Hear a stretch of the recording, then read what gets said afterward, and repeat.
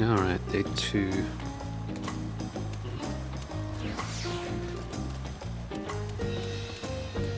Alphino. The Hanu's festival must be as central to their traditions as the Sundrop dance is to the Vanu. Alizé. I pray we don't cross paths with Okul Jaja at the next feat. Kryl. I noticed Zaral Jar was not at the Hanu village. Erinville. When Wuplamat declared her intention to save the festival, I feared where it would lead us. I'm glad to see my concerns were unfounded. Approachable Pelu. Oh, my belly. Long has it been since I've feasted so well. Wuplamat. And just like that, we found an elector and won our first keystone. I knew I was right to trust your instincts. Come on, let's keep things moving and march onwards to Urkopaka. Erinville, chances are good we'll find an elector there as well. Before we do anything, however, we should see what your opportunistic Pelu friend has to say.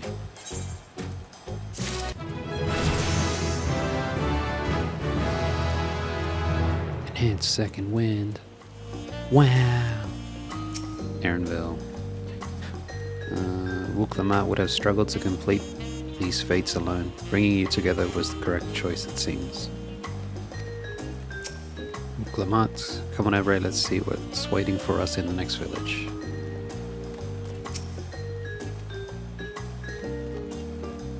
Alizé, without knowing how far the other claimants have progressed, taking anything other than a brief rest is out of the question. Half an hour. With one keystone already in hand, we've made an auspicious start to the contest. Hopefully our next attempt is equally successful. Kryl. The rules of the contest seem clear enough now.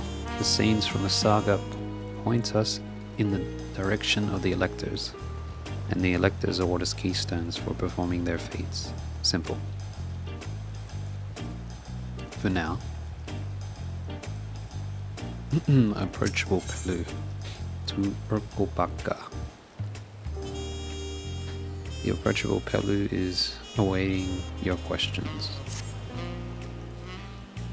I've been waiting for what feels like days, and eaten enough of Brook Ivu's tacos to feed an army. What is it you'd like to know? Erinville. Our main concern was confirming the state of the road ahead. As I recall, to reach Urkopaka, we depart from the Arch of the Dawn, then take the road west at the first fork. Should we be wary of anything along the way? Approachable Pelu. That is indeed the way to Urkopaka. After the damage wrought by the recent downpour, however, you'll be doing more stumbling than walking.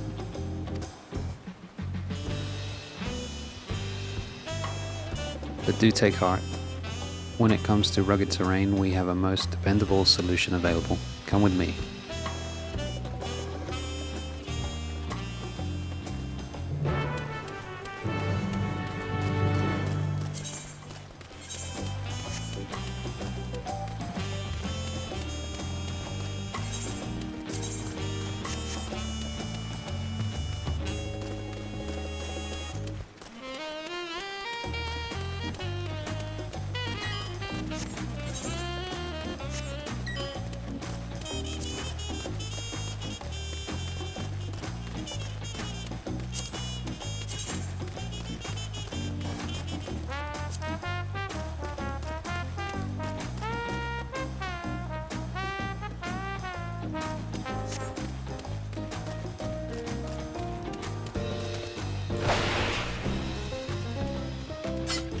Kryl?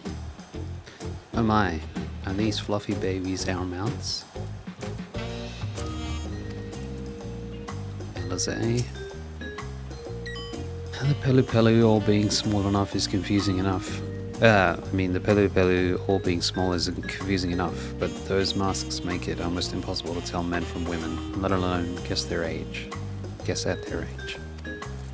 Now for now, talking to a Pelu before we departed was a wise decision. I for one would rather not brave a treacherous slippery trail on foot. Aaronville, the beasts are sure-footed, that's for certain. Ouklamat. Ugh, why did it have to be alpacas? Urkopaka. Approachable Pelu. May I introduce to you our most dependable companion, the alpaca. Debbie.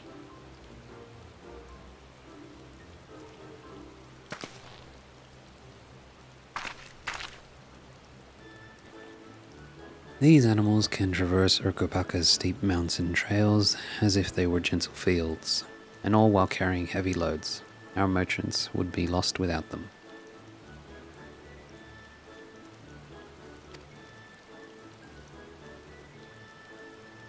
Kryl. So they fill much the same niche as our chocobos back home. Ouklamat. You don't have alpacas in Eorzea? Aaronville. Alpacas are native to Yogg-Toroil. Eorzea has its chocobos, and the eastern lands have their horses. Why go to the trouble of breeding another pack beast in a place which ill suits its qualities, and where it is not needed anyway? Ouklamat. But must we ride these little monsters? Kryl, I get the impression you aren't fond of alpacas. Ouklamat. When I was small, and being a bit naughty, I went around pulling on their wool. One of them spat on me, and it was the foulest stench you can imagine. Kryl. Haha, I see. Alizé, what do they like to ride? Aaronville, alpacas bred as mounts are inquisitive and docile. Even those without experience find them easy to handle. Ouklamat, we're really doing this then. Approachable Pelu. So, was my information useful to you? Ouklamat. Yes, very helpful. Even if it wasn't what I wanted to hear.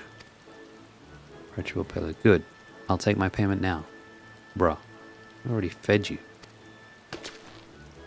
Ouklamat, you want me to pay you? Guess I should have expected as much from a Pelu merchant. Let me see what I have on me.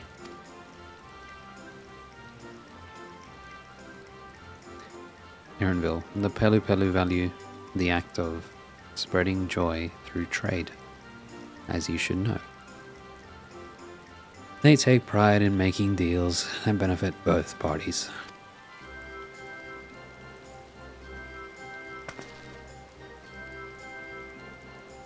Sounds like another the Numo in Lida Loran, Nilmeg. I think they were the same. Ouklamat, here you go. A fair price for your fair advice. Approachable Pelu, yes, I made a trade with the third promise herself. My friends will never believe this. I shall be on my way now. I wish you safe travels. Ouklamat, off you go then, and thank you.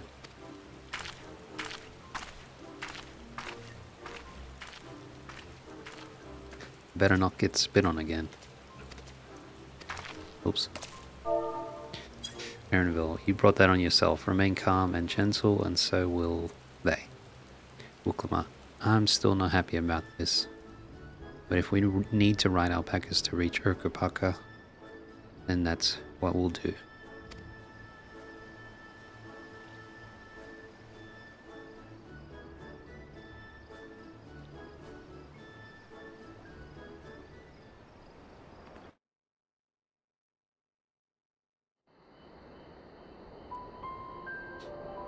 Cool. Turali poets of yore sang of a mountain that would stand tall, even should all other lands sink beneath the sea. Indomitable and eternal, it arises from Urkopacha, the 100 peaks of time.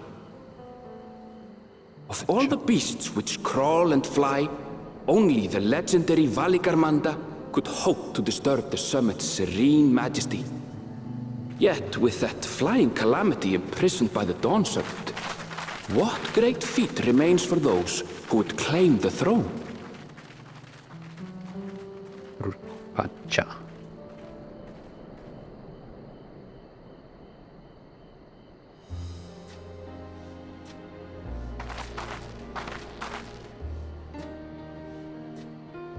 So this is Urkopacha. I've never actually been here before.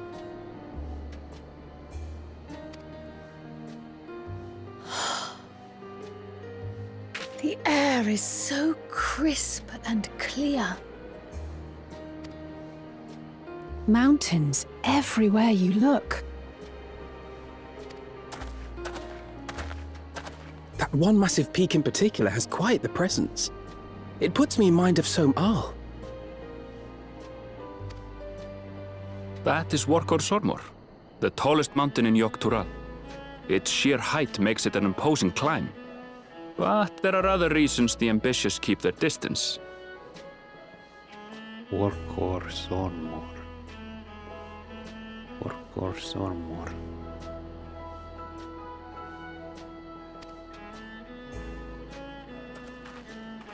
Oh? Do tell. Where to begin? Excuse me, but you're Wuk-Lamat, are you not? I hadn't thought to encounter one of the Dawn's promise here, of all places. I think they've done that like 3 times now. Every time he's about to start a story, they interrupt him. They did it on the ship. They did it now. And I think they might have done it in the other place I went to. I can't remember the name.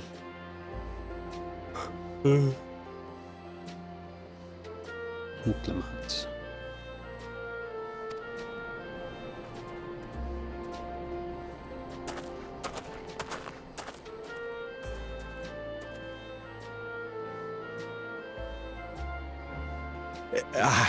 But I should introduce myself. I am Bol Nok, a weaver by trade. Bol Nok. Nok my bowl. Well met, Bolnok. We're on our way to Watchun Pello. Watchun Pello. Bol Nok.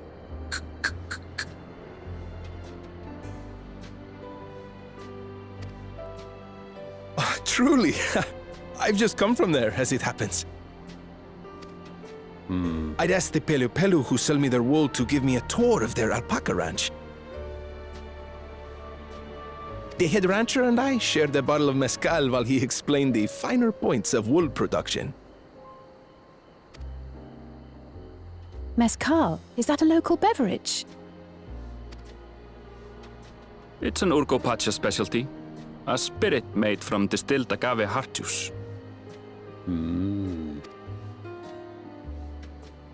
Yes, and it must have done wonders for my mood, for I tripled my usual order of alpaca wool. They did offer me a discount, though, so it wasn't a bad deal in the end. Got him. But listen to me, boring you with my tedious stories. I will leave you before you are lulled to sleep. Goodbye, and safe travels.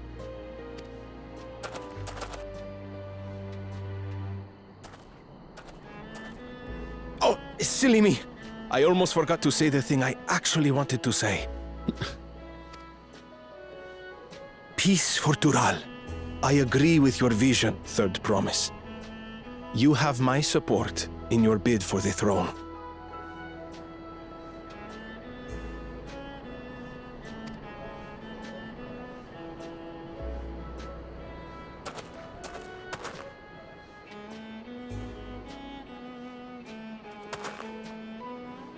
I gather from his tale we would be foolish to underestimate Pelu merchants.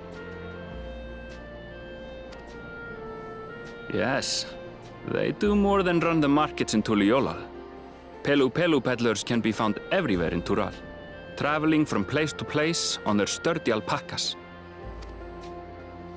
They are effusive and engaging speakers, and many's the customer who's been talked into spending more than they bargained for.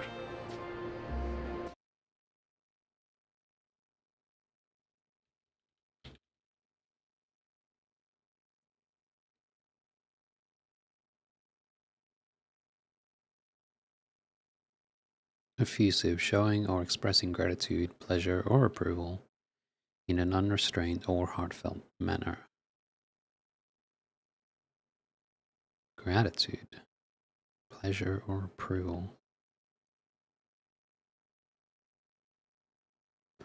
Marked by the expression of great or excessive emotion or enthusiasm. Aha.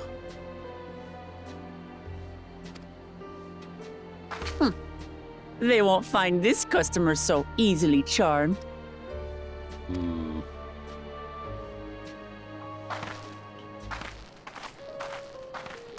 Watchun Pelo's down the path! Off the main road! Don't get lost! Wachung pelo. It's right there.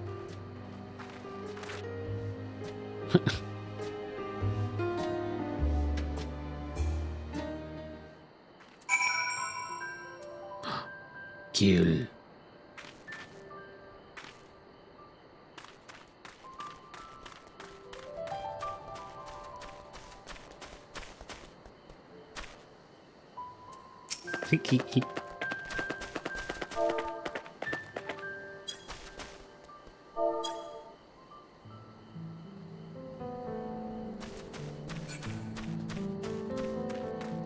What happened to our alpacas?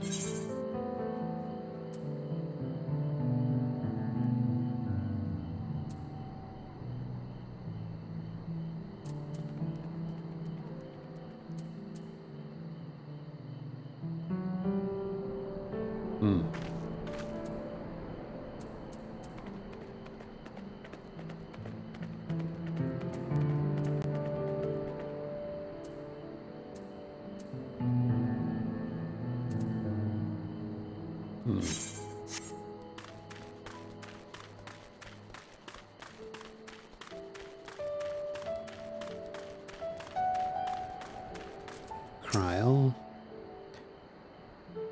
The palace crowds were more supportive of her brothers, but Wuklamad's peaceful politics do have their quiet adherents, I see.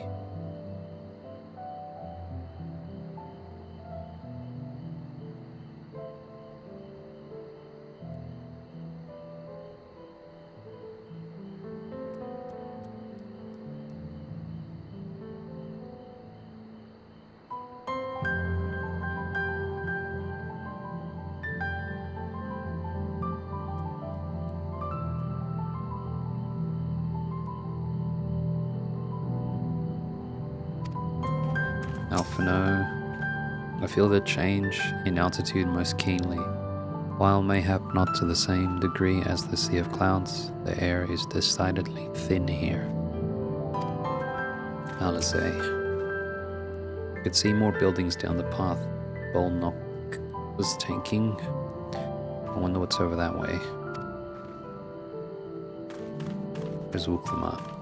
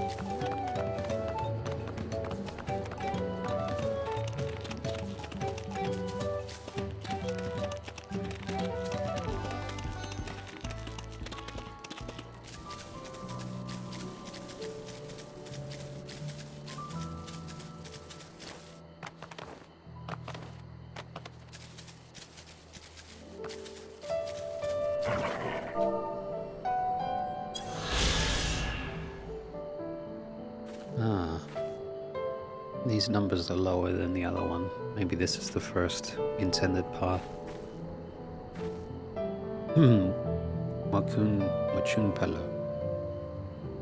Nestled in between the mountains, the dwellings of this village are noticeably scaled down to accommodate the smaller size of its inhabitants.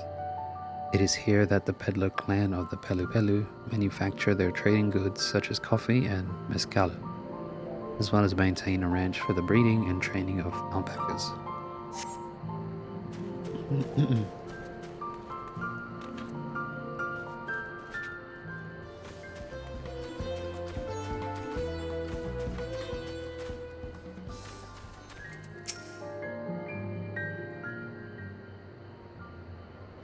Aaronville.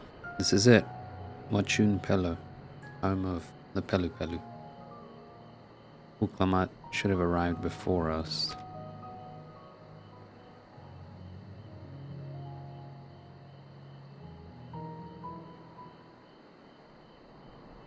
That's not good.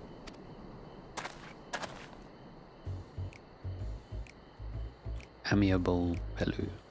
You've come all this way for the right of secession? Oh. So this means I'm exchanging words with a future Dawn servant. Uklamat. But please, the outcome is far from decided. But it is a possibility. Amiable Pelu. How fortunate then that I deal in cloaks woven from especially luxurious alpaca wool. Such a garment would look magnificent when draped over the shoulders of our budding ruler. And the nation's ruler should dress her best for her adoring people, yes?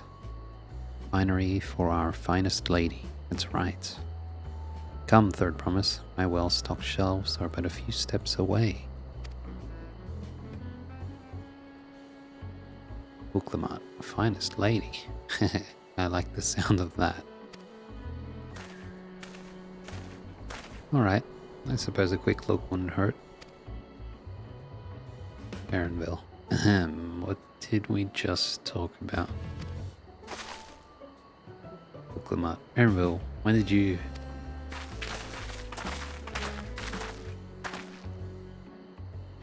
Amiable Pelu. Ah, a Shatana from far off Shakturao. Northern winters are bitterly cold affairs, I'm told. I cannot imagine how you survive them without a lovely warm cloak of quality alpaca wool. Aaronville. No, thank you. I'm not in need of new clothes at the moment, and neither is the third promise. Perhaps another time.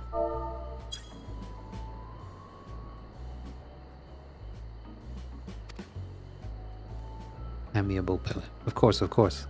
My shop door is always open.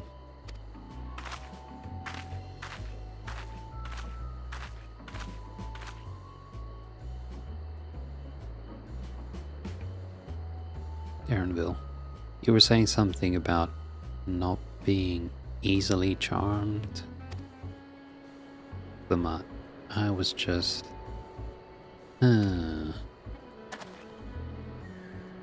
Aaronville, as I mentioned previously, the Pelu people live for bringing happiness through trade. They won't cheat you or sell you defective goods. They will, however, disarm you with their deft turns of phrase, and unwitting customers like Wuklamat fall prey to this affable approach time and time again.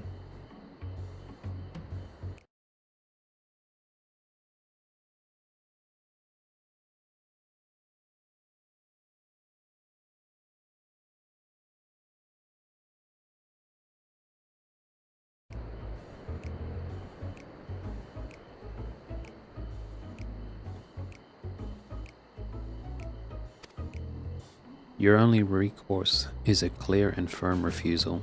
They won't pursue the matter should you make your disinterest plain. Alphino, a valuable insight into the minds of the Pelu Pelu. Let us all take Aaronville's words of caution to heart.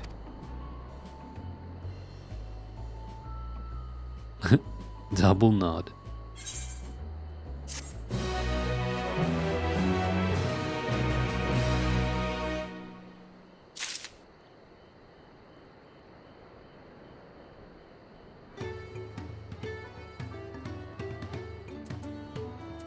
Erinville. I swear, I let her out of my sight for one moment. Kryl. Uklamat is lucky to have Erinville. Everyone, royalty especially, needs a friend unafraid to chide them when the need arises. Alphino. It would seem the Pelu Pelu are also partial to coffee.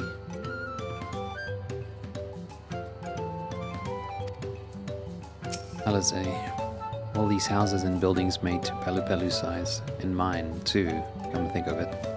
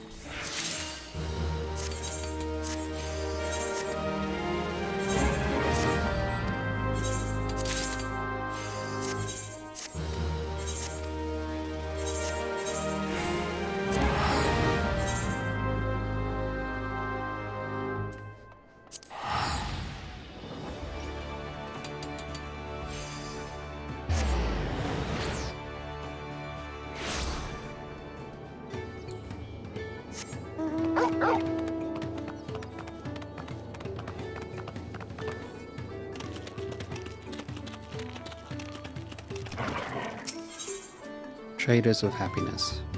Uklamat is ready to search out the Dawn Servant's Elector. Uklamat. Not my finest moment, I'll admit. But now that we're here, let's do what we came to do, find the Elector. Alphino. Allow me to propose a strategy then. Kryl, Alizé, and I will speak with the merchants. Uklamat, you, and Erinville might try approaching travelers and passers-by. Why does he refer to me as you? He's not talking to me. He's looking at Uklamat. So you would be her.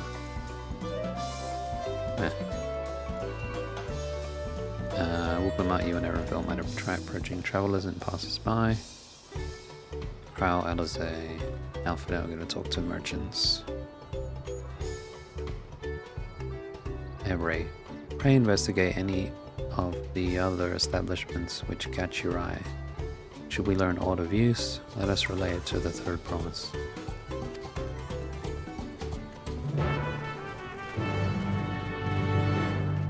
Oh, I read that wrong. It was... Allow me to propose a strategy, then Kryl, Alizé, and I will speak with the merchants.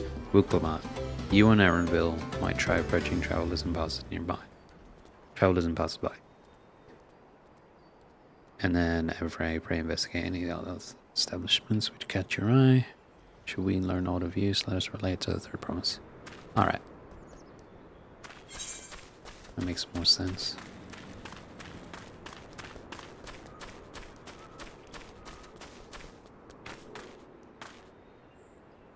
Mezcal Distillery. Distillery worker. The Dawn Servant's Elector? Ah, I thought you were a new face in town. Here for the right of secession, I take it. Me, I don't much care who sits the throne so long as they keep Tyrol peaceful. People tend not to be in the mood to relax and sip our excellent mezcal once arrows and spears start flying. If you know what I mean. Speaking of which, would you like a cup? Joy shared is a joy doubled, I say.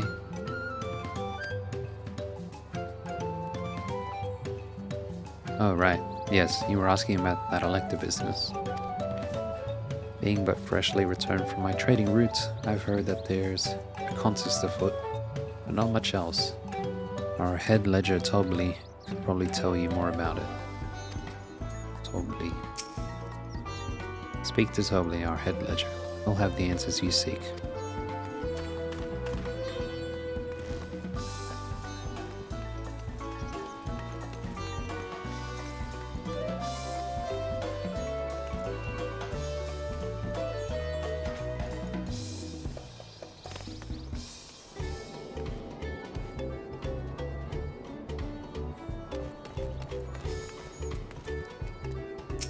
Lovely.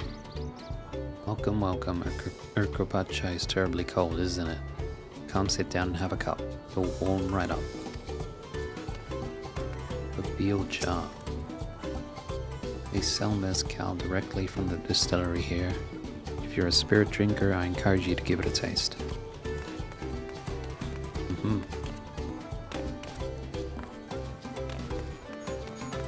So Suli. Have you been up the slope there? Take a look if you like and see how the mezcal is made. This slope?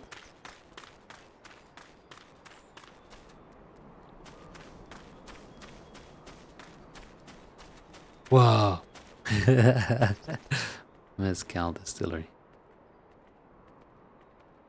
Aww.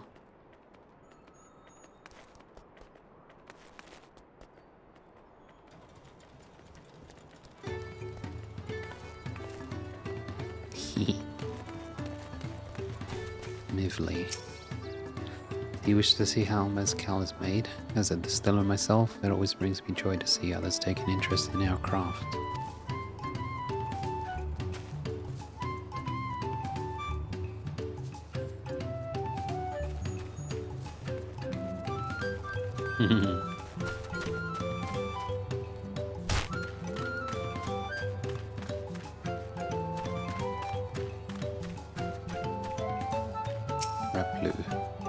You're wondering how we direct our alpaca wagons without reins? Well, the trained alpaca can be commanded tongue clicks and whistles. 2 sharp clicks means hold up, while blowing hard through purse lips means off you go. You should try it.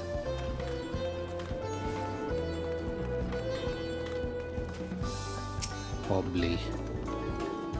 Can you smell that rich aroma wafting in the air? It comes from this here coffee, a delicious brew made from the coffee beans produced at Blue's coffee grounds. It's snowing. I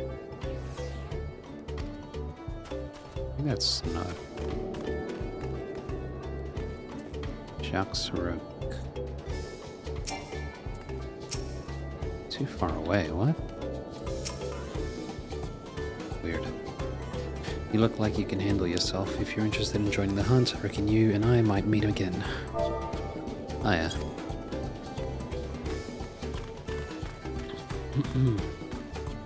I didn't talk to this guy softly. No, I didn't.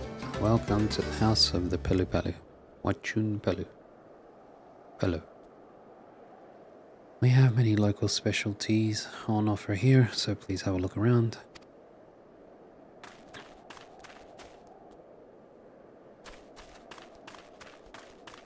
Sivlu. Storm may have damaged a number of our caravans. They must be inspected before they can safely be used for travel.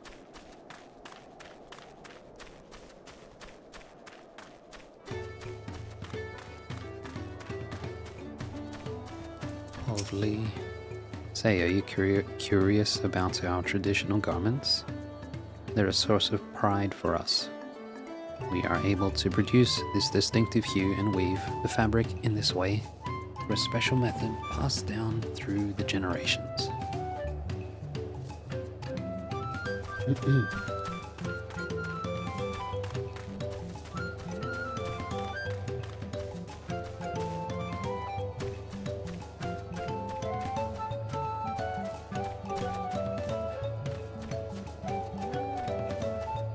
Lovely.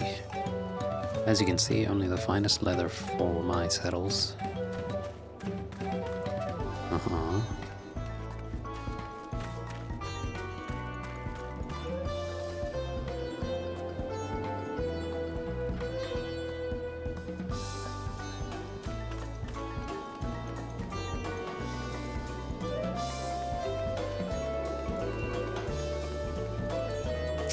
Blue. Welcome, friend, welcome. You have a question for me, don't you? I can see it in your eyes. What kind of place is this? This is Wachun Pelu, meaning House of the Pelu Pelu, in the common tongue. Most of the people you meet here are likely to be merchants, but you'll also find the occasional alpaca herder, or mezcal brewer. What do you do here? I deal in information. First and foremost, it is my business to know everything that happens here in Watchung Pillar. My husband, meanwhile, is a traveling merchant, and when he returns from selling his wares in various settlements across Tyrol, he shares with me more knowledge of recent events. Between the two of us, it's little we don't know of what happens in Tyrol. So this one's a girl.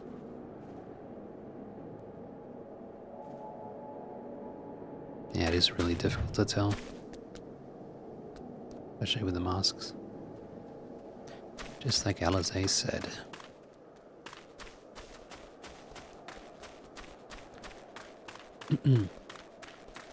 Blue. Agave Jaws. Agave Jaws lies north of here, but I must urge caution if you're headed in that direction. There have been countless sightings of monsters in that area of late.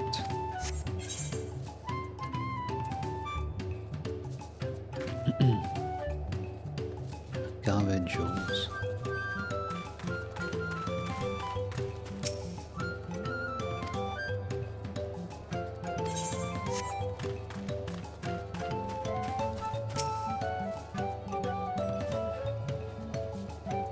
I'm pleased to report that my stall is open for business, though I do not accept Pell or Gil. Bicolored gemstones are most welcome.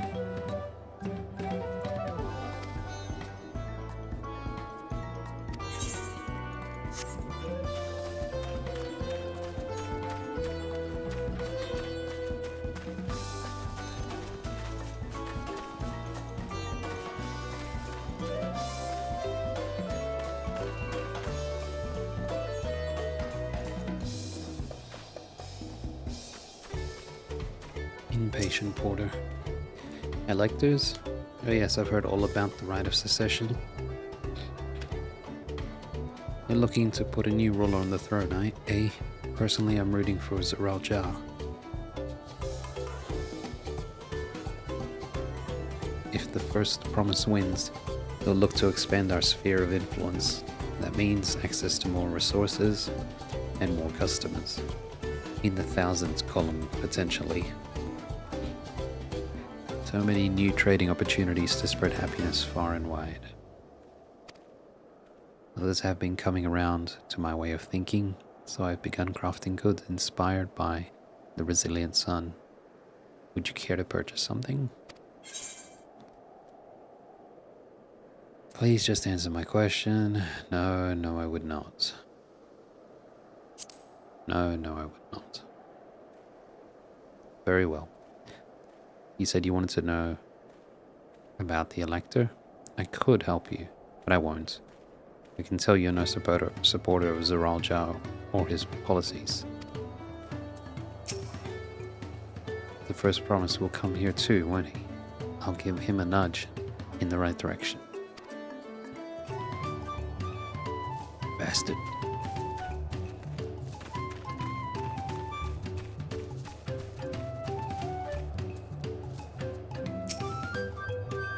Wavlu. Have you had a chance to visit Miplu's mate Mate Garden? Mate, yeah, that would be Mate. Miplu's Mate Garden. It's a little bit out of the way, but the Mate field is well worth seeing.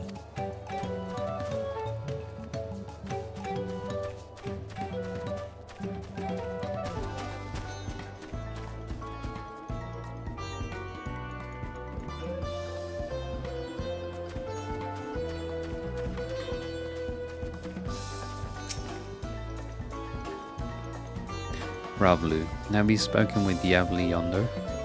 He loves alpacas dearly, but the feeling does not appear to be mutual.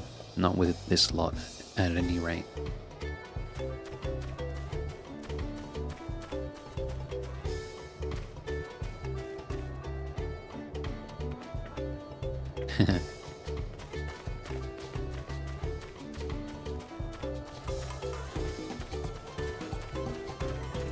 Yavli.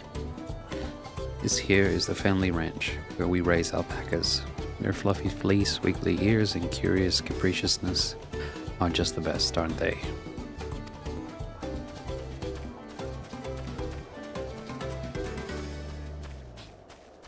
My blue. Oh, this one's pink. Hello there, I'm Mablu. Did you have a question for me? Where's the elector? Are you the elector? Sorry, I don't know about any electors. You should take a moment to see our prized alpacas before you leave, though. Oh, but be sure to admire them from a respectable distance. Get too close, and our nervous darlings may be tempted to spit on you, and that stuff stinks. It happened to a visiting buyer not so long ago. Tobley, it's the head rancher, was so mad at me for not giving a proper warning. No one makes a mistake without Tobley noticing. He knows everything that happens on this ranch. Well, it's back to work for me. I'll catch a scolding if Tobley finds me standing idle.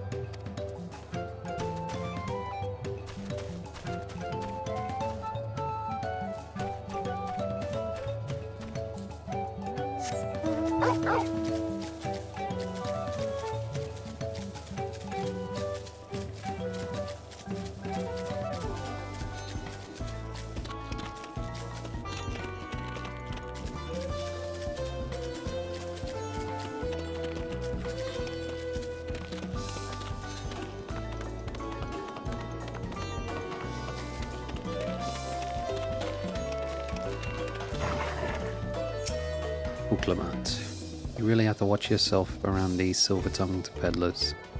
I almost bought a bottle of mezcal and a stack of blankets, and then there was this enchanting ornament. Anyway, I did manage to learn that Tobley is the man to talk to about the contest. Now, if only they shared where this head ledger of theirs is to be found. Really? He's also the head rancher? Well, the alpaca ranch is not far from here. I say we pay a visit before the others return.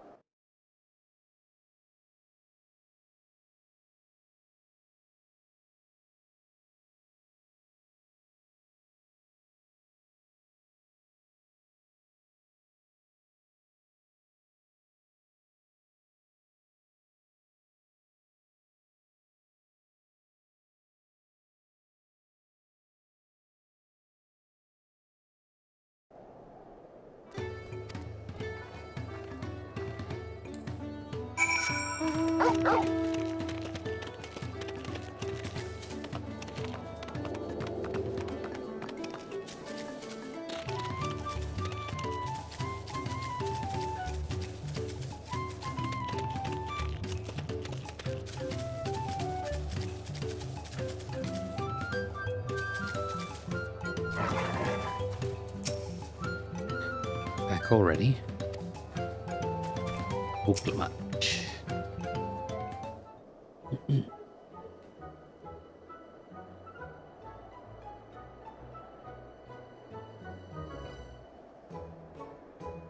Oh, Clement, that is a lot of alpacas. Still, we know the head ledger could be here somewhere. I can't let fear deter me. Not to say that I'm scared, of course.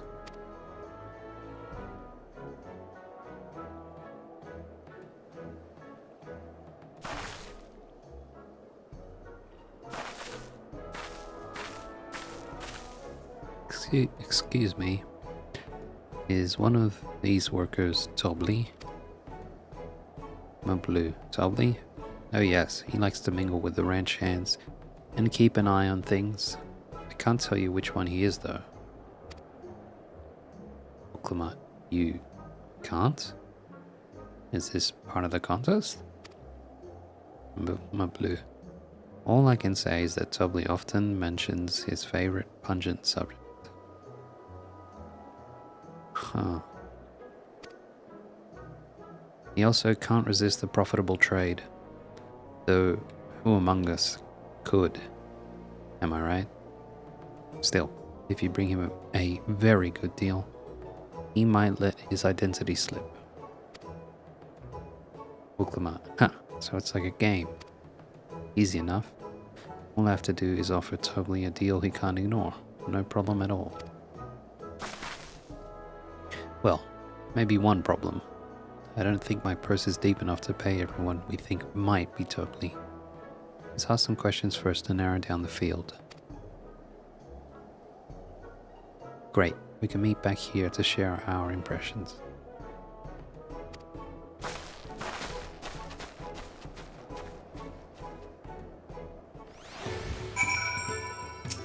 A blue.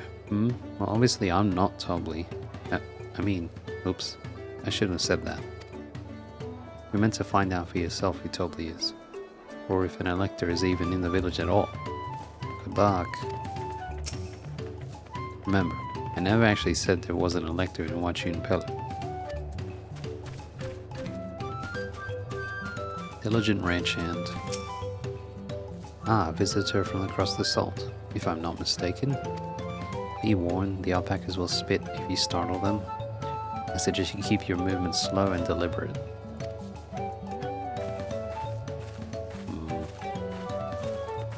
Mild-eyed alpaca. The beast regards you with wary eyes and a twitching jaw. Backing away slowly may be the wisest course of action.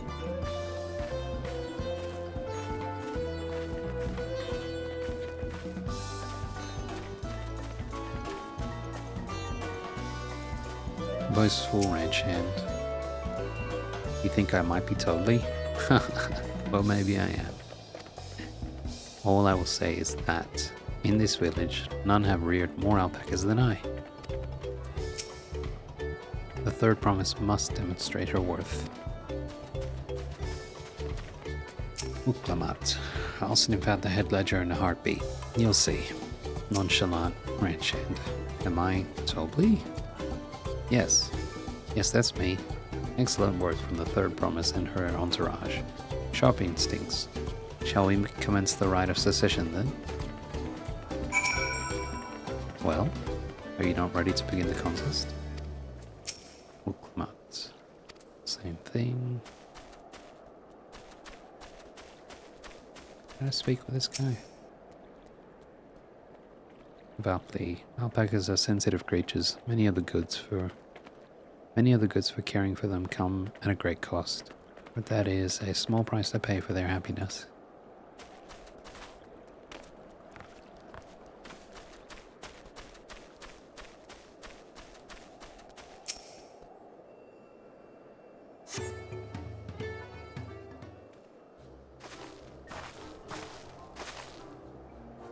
Uklamat, I see we're both done with our interrogations.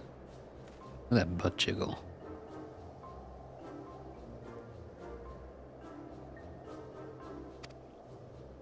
So, who do you think it is? I have my suspicions. Well, let's hear your pick.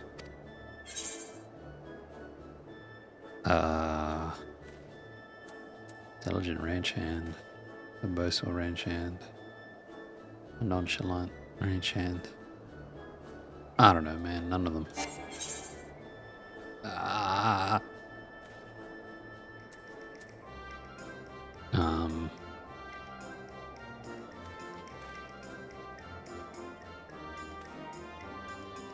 I think it's a trick. But let's go with the boastful ranch hand.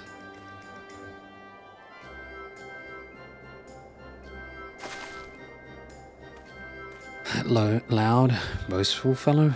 I suppose he could be Tobly. Only one way to find out.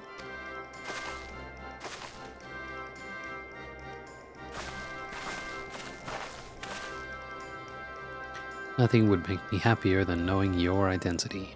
So how about we make a deal, and you tell me the truth? I have money. I thought these guys weren't supposed to be deceptive.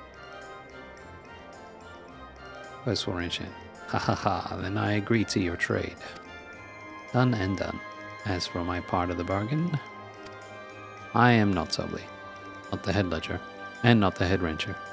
Just a humble ranch hand. Humble, huh?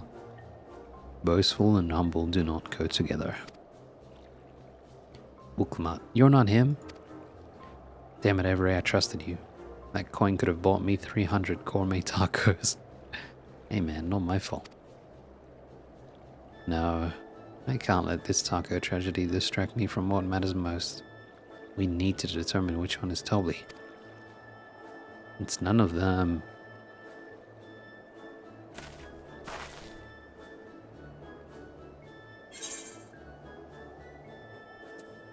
Alright, we'll go with the nonchalant ranch hand. I don't think it's any of them.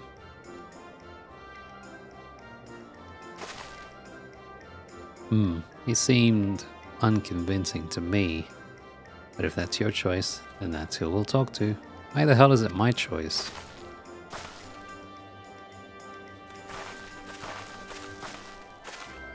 Uklamat. Tobli, I offer you a deal. The truth of who you are in exchange for a tidy sum. What do you say?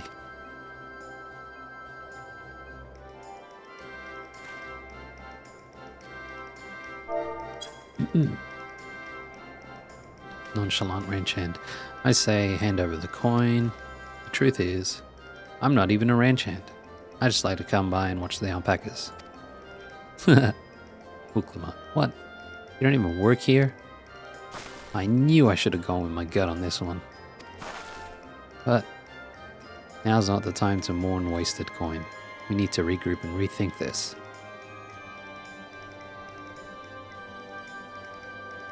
There's only one option left.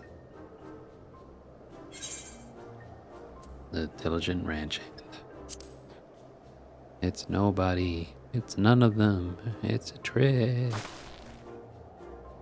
Ah, the work is so intense on stable chores. I had my eye on that one too. Time to rid the mask of off our mystery ranch hand, so to speak. Maybe it is this one, I don't know.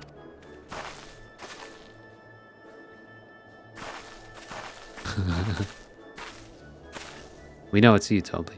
And to prove it, I propose a deal. A generous sum of coin for confirmation of your true identity.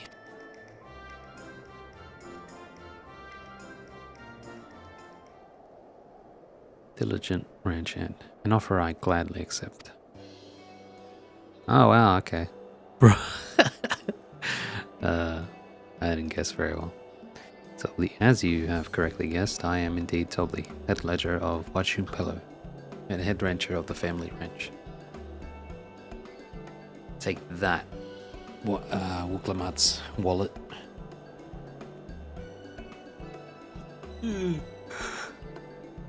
I am indeed Tobli, head ledger of Wachun Pillow, and head rancher of the family ranch. I am also one of Gulul Janja's chosen electors.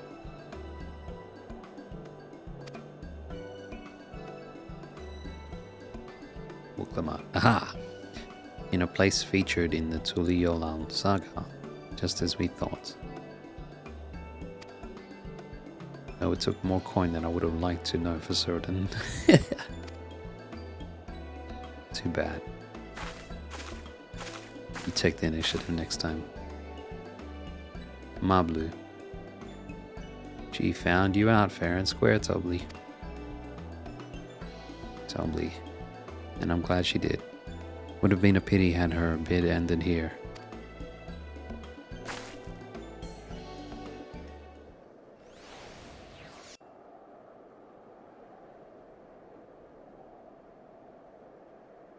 Deducing the Dawnservant's elector was the first step of the feat. Too simple a task for this aspiring ruler, eh?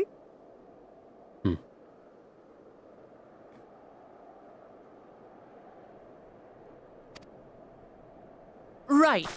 Not hard at all.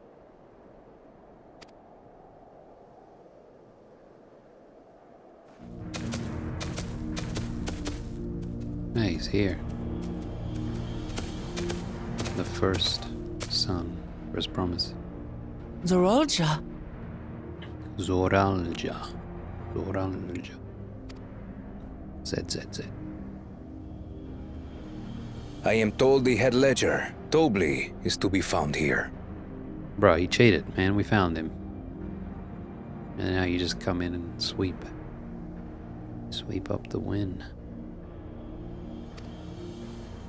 You have to guess which one of us is Tobli. That's part of the test. Hmm.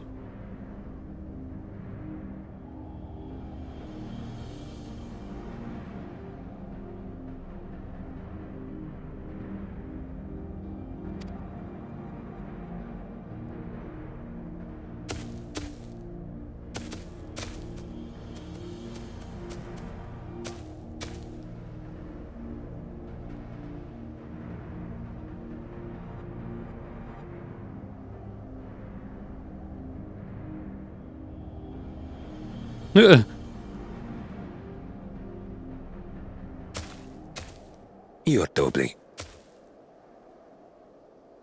Wow. It's cheating. That was pretty cool. It jiggles with the wind.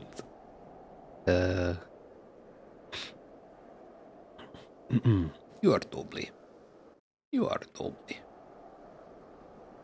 Zoralja. Without even asking a single question. Very impressive indeed. With that amusing prologue out of the way, we can proceed to the actual challenge.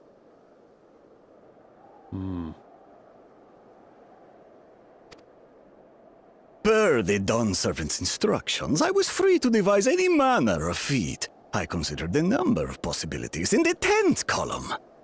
But I think I have a good one.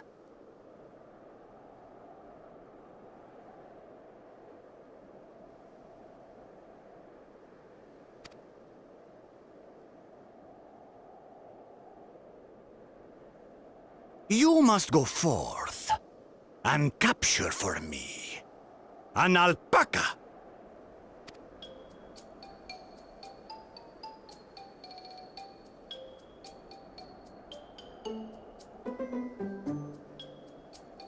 While I've not had the best experiences with alpacas, aren't they generally docile creatures? That doesn't sound like much of a challenge.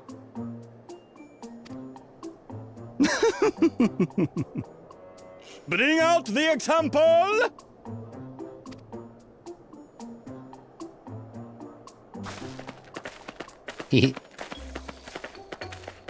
It's Debbie.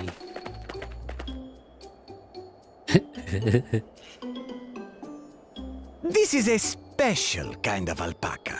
Would you please approach the animal, Third Promise? Oh. She's gonna get spat on. Who? Me? Well, it should stay calm if I stay calm, right? That's what Erinville said.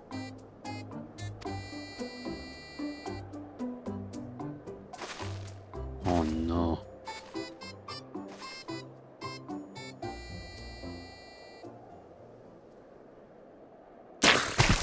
Oh, right in the face. Ah!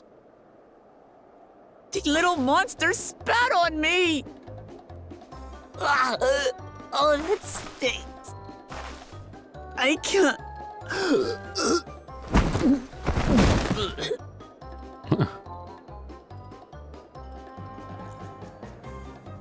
Alpacas are paradoxical creatures, being both extremely curious and extremely cowardly. Press your luck when they're frightened, and you'll get a face full of spit, as you've all just witnessed. Has an awful stench, their expectoration. The globs contain half-digested food, you see, making it an effective deterrent against perceived threats. Ew. Expectoration? It's a fancy word for spit.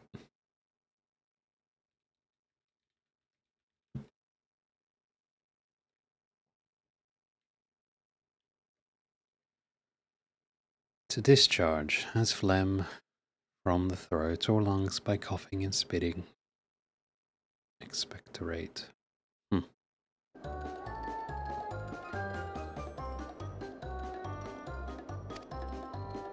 Wild valley braid like this one are especially timid and can therefore be quick to lash out.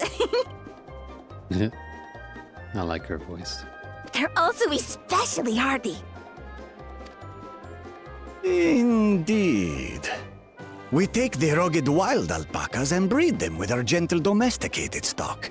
This produces the strong but beatable pack animals prized by our traveling merchants.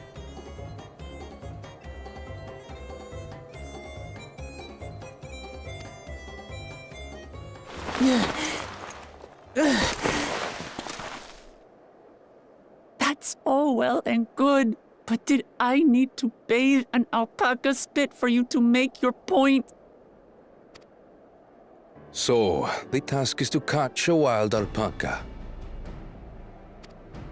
That is correct. But be warned that it is a feat easier said than done. I suggest you prepare well before you enter the valley where the creatures dwell.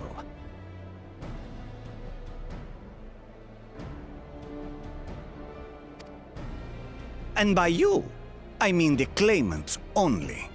Allies are not permitted to assist with the catching. The alpacas will help me judge which of you is worthy of receiving a keystone. So I'm to chase down a fluffy, spitting demon, and that somehow proves I'm fit to rule?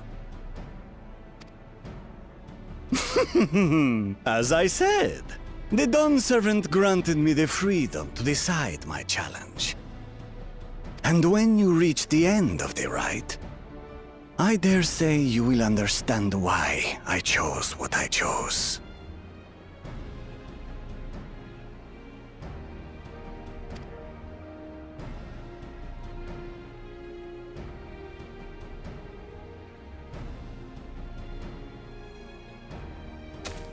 Very well. This won't take long. Wait! Didn't I warn you this was easier said than done? There are preparations to be made, factors to consider. A beast is a beast. All yield to strength. He's gonna kill Debbie. So far, this experience has done absolutely nothing to improve my opinion of alpacas.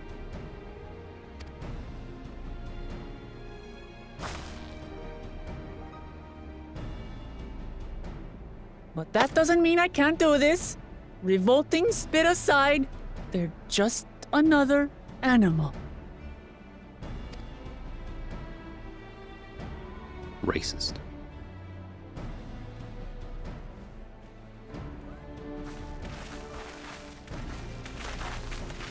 Are you all right, Orclamat? We thought we heard you scream. The third promise does not scream. It was more of a startled yelp. It's worse. Scream, in other words.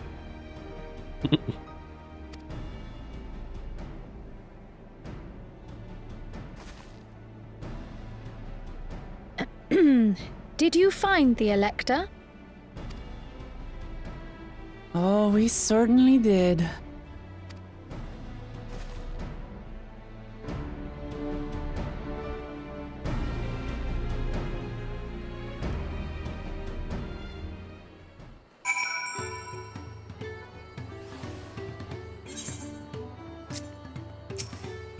Mablu. I was impressed with how easily Zaranja found Tobli, but also sort of frightened. Tobli. I've done my duty and assigned the claimants their fate. The rest is up to them. Alpha no. Judging by the volume of Wuklamad's scream, alpaca expectoration must have a nasty odor indeed. I'm content to remain ignorant of the smell. Alizé. Zaranja puts me in mind of Garlemald's own exalted son. Of the two, though, Xenos was undeniably more arrogant.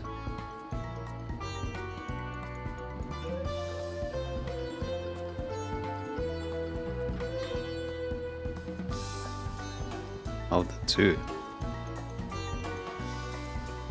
Oh, Zaralja and Lenos. I thought they were saying they were two exalted sons of Garlemald.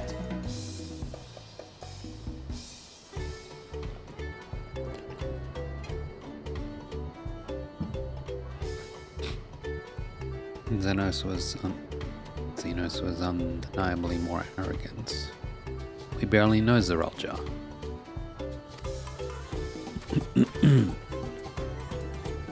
Cryo. So, this is our sought-after elector, Erenville.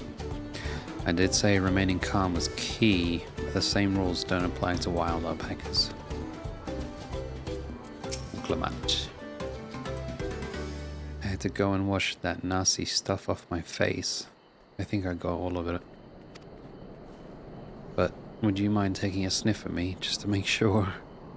The stench has ruined my sense of smell. Hey, I saw that look.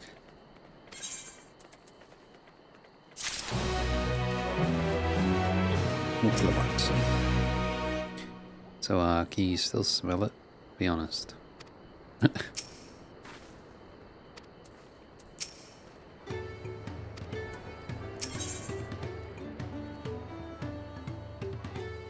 The Feet of Gold. Erenville wishes to discuss the Feet of Gold.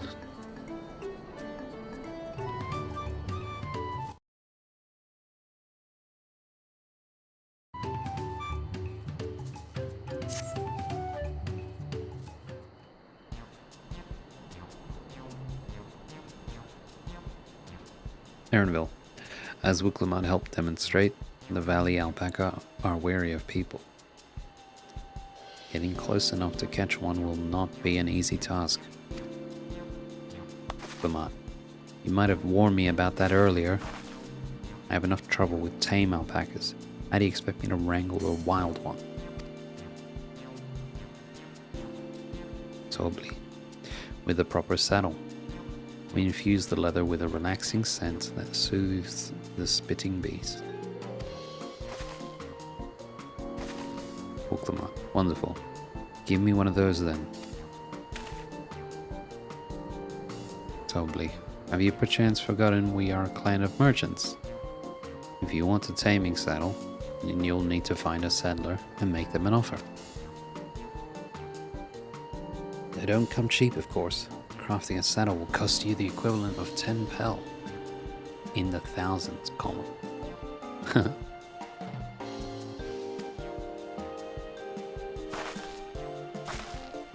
Wuklamad, you mean 10,000 pel? I don't know that kind of coin. Alpha note. Converting to gil, that comes to around 1 million or so.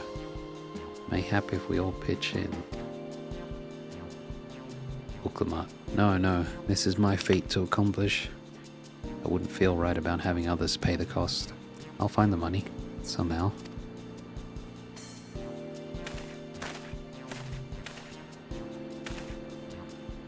Tobly, in that case...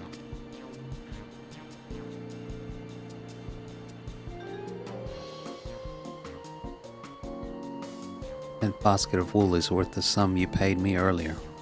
1 pel, in the hundreds column.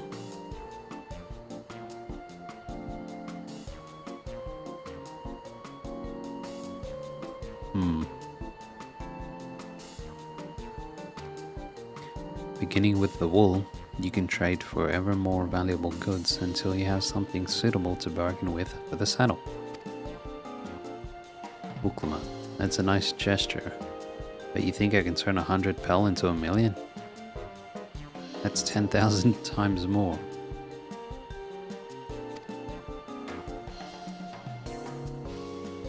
Erenville, we need 10,000 pel, not 1 million. So we're looking at 100 times more. Wuklamad, oh, right. I panicked and got confused with Alphino's million gil. With Alphino's million gil.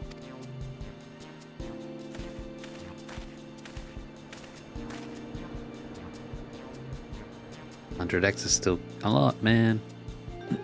Erenville, I'm not so sure about this trading idea. You were almost talked into buying a cloak you didn't need mere moments after you arrived. Uklamat. But I just... Gah, I hate it when you're right. Mablu, then let me help you with your deal making. Uklamat. Oh, hello again. Mablu. I work here as a ranch hand, but I've also learned a lot about the peddler profession. It's alright if I aid them now, yes? I guided the claimants towards the first feet of the I guided the claimants towards the first step of the feat, like you asked. Totally. As long as Uklamat goes alone to capture her alpaca, she is free to accept assistance from whomever she likes. Mablu. Hooray! Let's see about getting you that saddle then, third promise. Uklamat. I don't know why you made your offer, but I could use an ally with a beak for bargains. Welcome aboard, Mablu. Alpha no. Should the rest of us stay behind, perhaps? Maybe easier to haggle over prices without so many voices chiming in. Totally. Yes, stay here and pitch in with the ranch work. With Mablu gone, I'll need extra hands to tend to the alpacas. Kryl. Gladly. Although, Evray, I think you should go with Uklamat. You've seen markets and bazaars the world over, and surely have sage advice to share.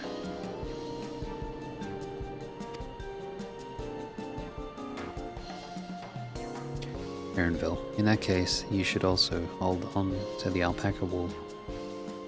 If it's misplaced or soiled in some way, you'll have nothing to bargain with. Oh.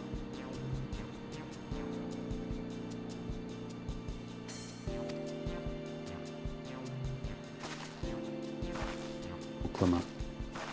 As if I'd do such a thing. But I'll leave the wool with Evray anyway. The better to keep my hands free.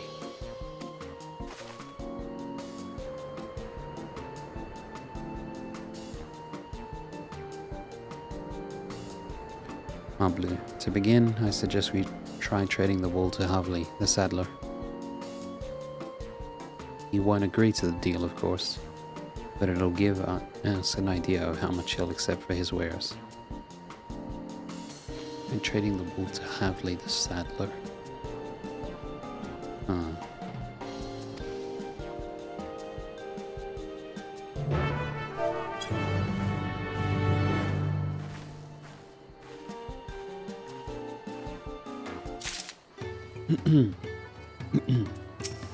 Totally. Mablu hasn't given up, I see. Alpha no. Turning 100 pel worth of wool into a 10,000 pel saddle is exactly the kind of suggestion I'd expect from the head of a merchant clan.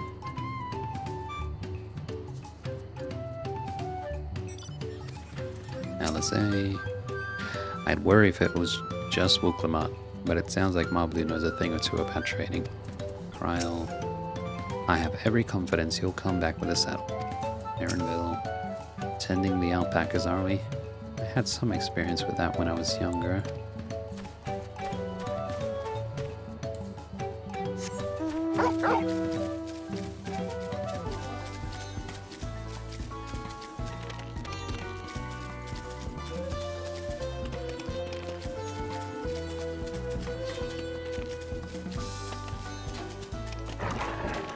Uklamat.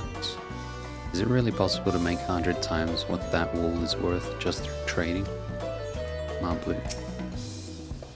This is the artisan who makes our taming saddles. Lovely.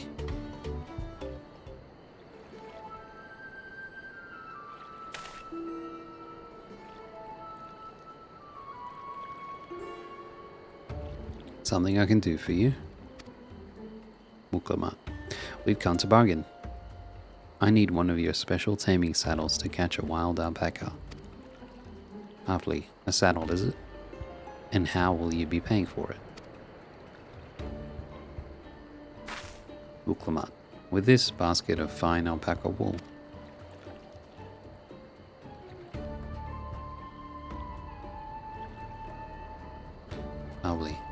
What use does a saddle maker have for wool? Besides, this would barely cover the cost of a single strap buckle. Offer me something I actually want.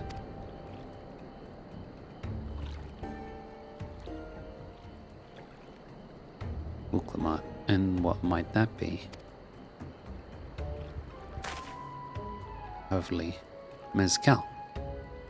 I would like to nurse a cup at day's end while I inspect my finished work. Bring me a jug of quality stuff, and you've got yourself a deal. Mablu. This bodes well for us, third promise. Such mezcal can be had for only 5 pel in the thousands column.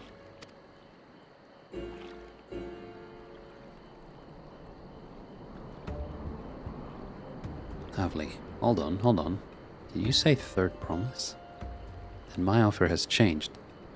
The saddle is going to cost you a jug of premium mezcal, aged 3 years at least. And it's cheating us, Mablu. 3 years? That stuff is valued at 10,000 pel or more. Why have you doubled the price? Havli. Because I must support the man of ambition who will see my business prosper. Zural Jah will go to war, and his cavalry will need saddles. Lots of saddles.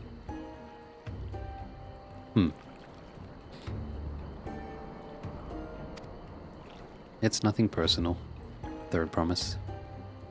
But I won't sell you my craft for anything less than my asking price. Nice one, Mugblue. Discussing trade right in front of the guy. That's never smart. Uklamat. I can't say that I blame him. I'm known for championing peace, and peace is unlikely to bring him more customers. Mudblue. Those of our grandparents' generation remember the dark days when the clans were at war. Many of these Pelu pray for your victory, Wuklamat.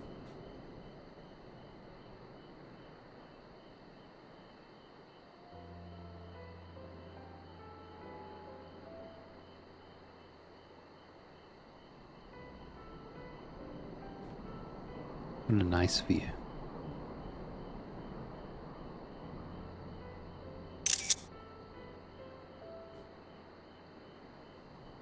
Those of our grandparents' generation remember the dark days when the clans were at war. Many of these Pelu pray for your victory, Wuklamat. The younger ones, though, to them strife and bloodshed are as children's stories. They think themselves safe from these horrors and take the peace we now enjoy for granted. Still, others are unsatisfied with this quiet prosperity and crave the future the second promise envisions. They have become obsessed with innovations like the dirigibles that have made trade swift and easy. Then you have those like Havli, convinced that the first promise's plans for conquest will afford them opportunities for great profit. Uklamat. What about you, Mablu? Aren't you of the younger generation? At least a year or two younger than me, I'd say. Mablu. I was raised on the old tales. I've memorized the accounts of what it was like when the Yokui ruled our village. Oh, the giants. That's why I offered to help. I want you to become Dawn Servant, to keep our nation from going back to the way it was. Well, then I guess I'd better make sure I win the contest. Mablu. But the type of mezcal the saddle maker wants is so very expensive. Uklamat. Weren't we expecting to need 10,000 pel from the outset? Nothing's changed. We just need to get on with it. I may not have a head for trade or the stomach for alpacas, but I won't give up with the peace of Tuliolal on the line. Tuliolal.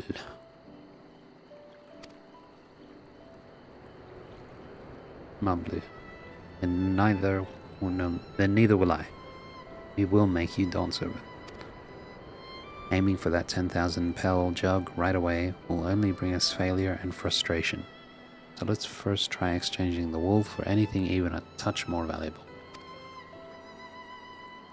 The trick is to find someone who needs alpaca wool and is willing to trade at a loss to acquire it. Someone who supports your bid for the throne, for instance.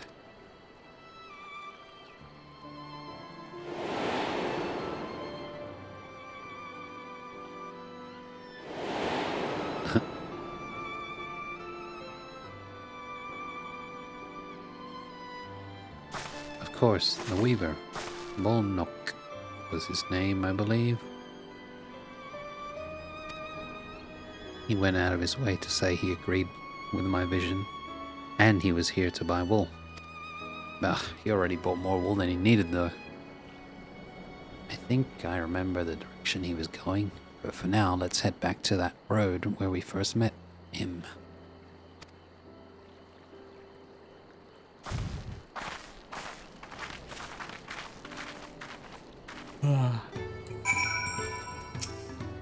Lovely. As you can see, only the finest leather for my saddles.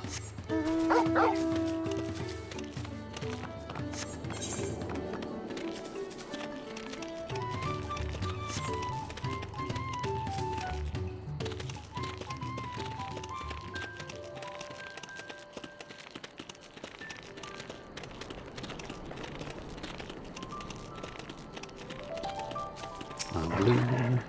Is this where you met the weaver? Uklamat. This is the spot. After Bolnok talked to us, he walked off to the south. My blue. Then he was probably going to Ikulo's Inn. Most visitors to Wanchun Pelo end up staying there. Let's go and check, shall we?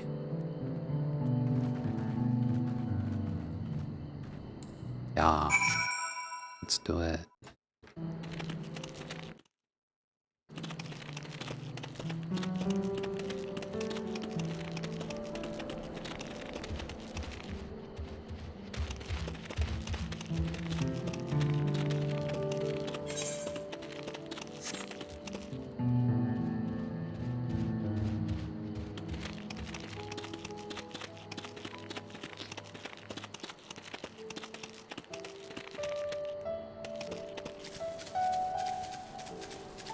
Chabayukik.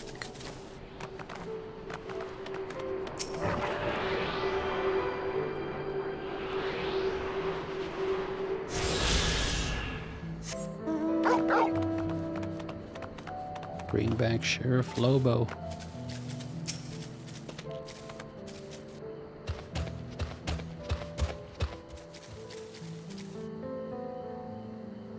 Whoa.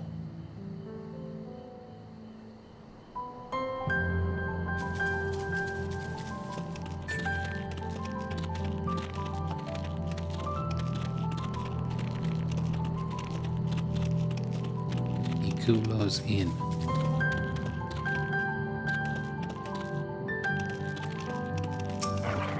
Lovely. Hey there, friend. Is there something I can do for you? What kind of place is this? Merchants and mercenaries often stop here at Ikulo's Inn to lay their heads before traveling elsewhere. I always recommend they spend the day at Panakpelu Retreat. Hot springs do wonders for my back. If you plan to stay at the inn, you simply must try it. What do you do here? I was a merchant peddling wares once upon a time, but I hurt my back carrying one too many boxes that were just a little too heavy. Now I mostly serve as a guide to travelers passing through. We Pelupelu endeavor to make every trade an amicable one and spread happiness through our business.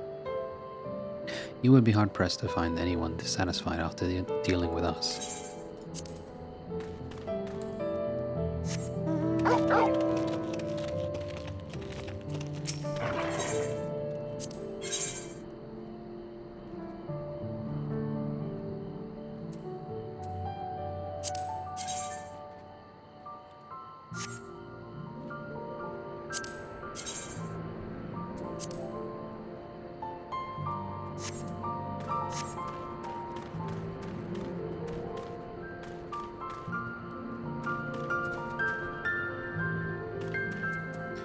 Ukilja.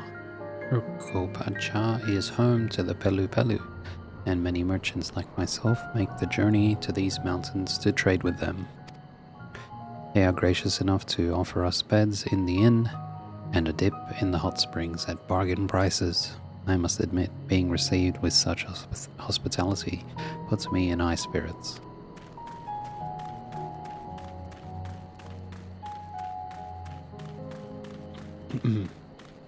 My blue.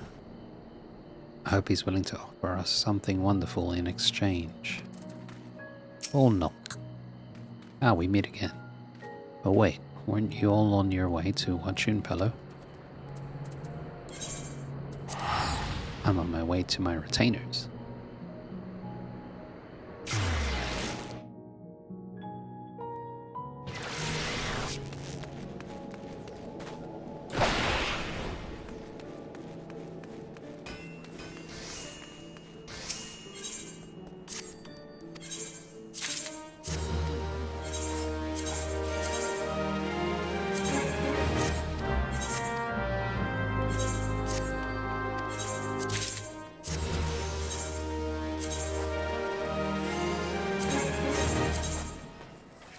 Ooh.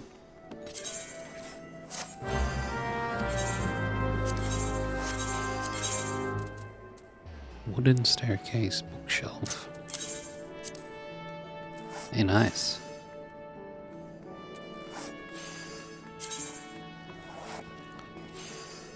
Pretty good.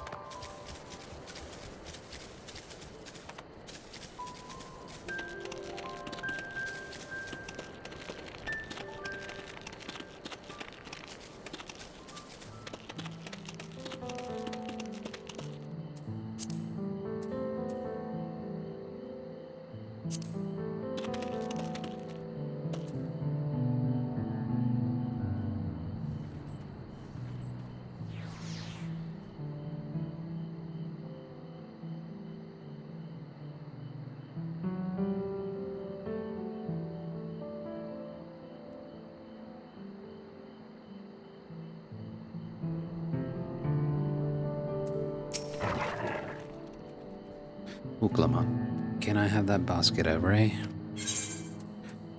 Alpaca wool, a basket of standard quality wool you received from Tobley. Worth 1 pel in the hundreds column.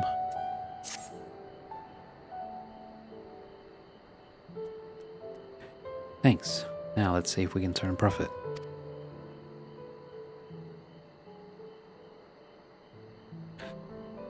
Volnok, I'm glad we found you. Are you interested in making a trade? Volnok, third promise. You wish to do business with me? Might I ask what this is all about? Give me your money.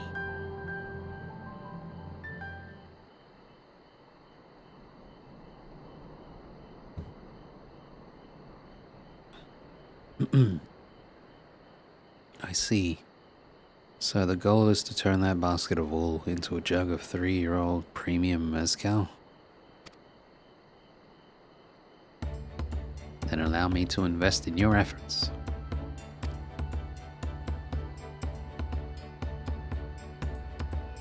peace into role is what allows me to cross freely into the lands of my suppliers. Naturally, I would prefer that one pledge to preserve that peace with the throne.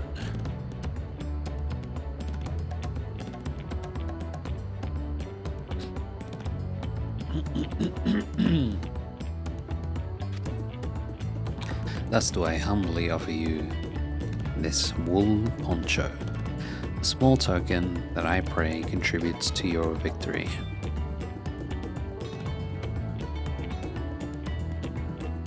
Mablu. Oh, that's fine craftsmanship. A garment like that would easily fetch 5 pel in the hundreds gone. Uklama. That's very generous, Volnok. Thank you. I promise I won't let you down. Volnok. I have every faith in you, Third Promise. May fortune bless your future dealings. Muchas gracias. Mablu, I can't believe you quintupled your investment with your first deal. We're off to a spectacular start. Uklama. Only because Avery remembered our weaver friend. All I did was hand over the wool. Mablu, that's not true. The connections you build with people are vital. This is one of the most fundamental precepts of trading. One which you've instinctively mastered.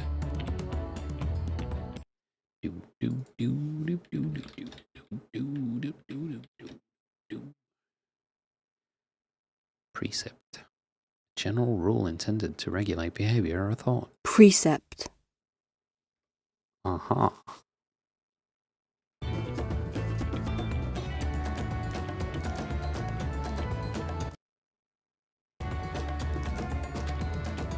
Uklama, you think so? Mablu, I know so. Now, let's take our 500 pel poncho and trade it for something even more valuable. Uklama, here, Evray, you take the poncho. If I lost it somehow, Aaronville would never let me hear the end of it. Poncho. Mablu, all set? Our next deal is waiting to be found.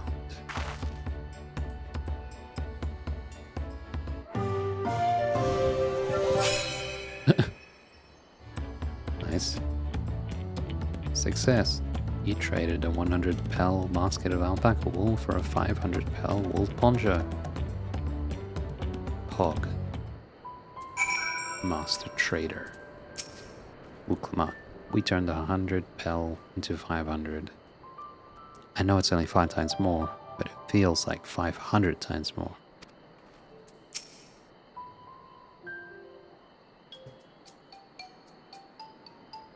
Mablu, leveraging connections is a sound strategy, but we should also consider supply and demand. An individual in urgent need of a good poncho will offer more than a merchant simply looking to stock his shelves. Wuklamat, that makes sense. But how do we know if someone needs a poncho? They aren't wearing one? They have a fabulous sense of style. They have a fabulous sense of style.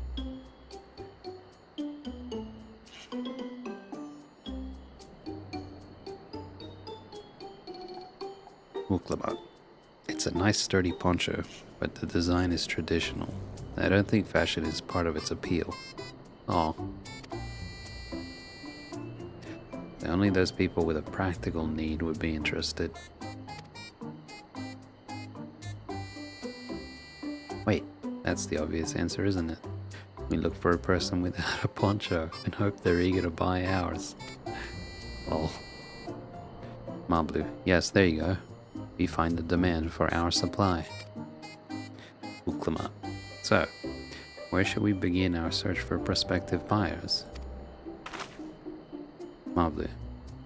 There are any number of places, but we could do worse than starting right here at the inn.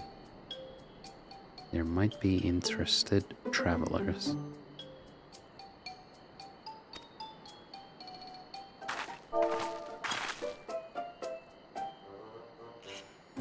Uklamat. Who here needs a poncho? A lot of Mamulja hardly wear anything to begin with. Mablu. Those are probably lance guards. Lance guard or sell swords. Mamulja who soldier for a living prefer not to wear much above the waist. It hampers their movements. Buklamat. So even if they have bared shoulders, Mamulja carrying arms can be struck off the list.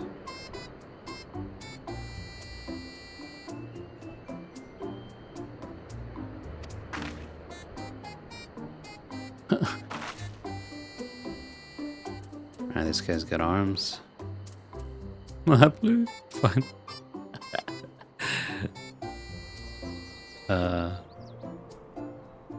I want to see what happens. No, but tell me, who among these gathered travelers do you think might be amenable to a proposal? Aw. Uklamat. So professional fighters like those at the Lance Guard would have little interest. And the same could be said of any Turali who prioritize the ease of movement in their work. Alright, this guy's got arms. Disconcerted. Ubigo. Resting Ubigo. Well, it looks like he's already wearing a poncho. Hard-bitten Ubigo. He's got arms as well. I guess we try this dude.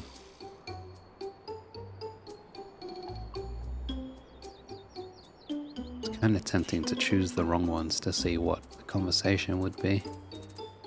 We'll just go for what we think is the right one. Uklamat. Let's see. No coat or cloak, but also no weapon. Oh, we might have a winner.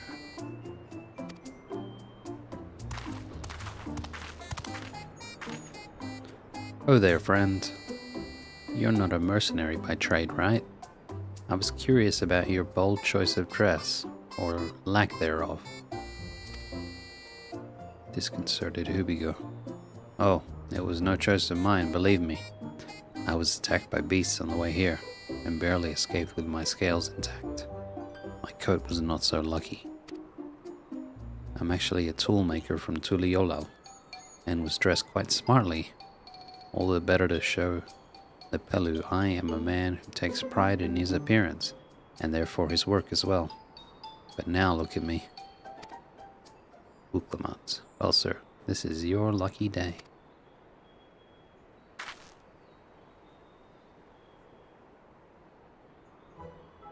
Disconcerted Ubigo. What a splendid poncho. This would be the perfect replacement for the coat I lost. Uklamat. We'd be willing to part with it if you'd like to make a trade. For one of your fine tools, perhaps? Disconcerted Ubigo. What about this hatchet? I crafted it myself and will vouch for its quality.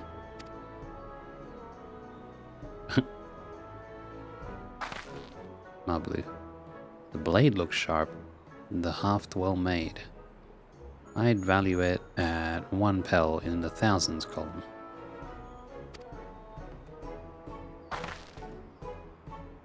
Oh, from 500 to 1,000? We have a deal. Disconcerted Ubigo. Wonderful.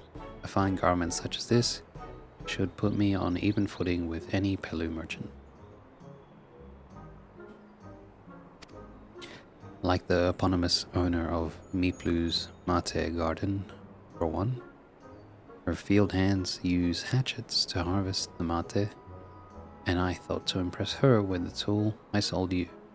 Ooh. So maybe that's where I can go next to trade. Miplu.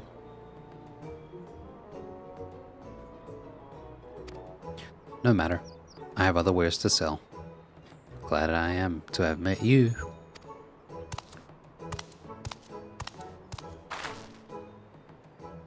Uklamat, did you hear that? We've already found our next buyer. To Miplu's Mate Garden we go. Mablu, yes. But it's a fair distance on foot. We should take alpacas.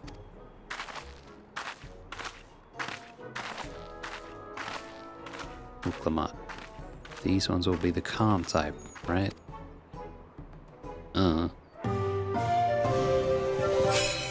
Hell yeah. Success. You traded a 500 pel wool poncho for a 1,000 pel hatchet.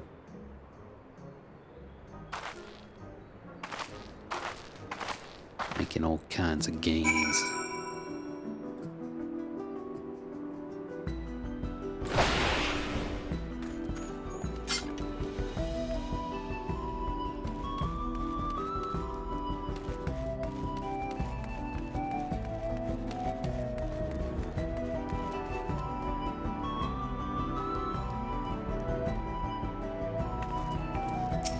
Beverly, greetings. I take it you're a traveler? If you are looking for a place to rest this eve, we have beds of varying sizes to accommodate guests of all proportions.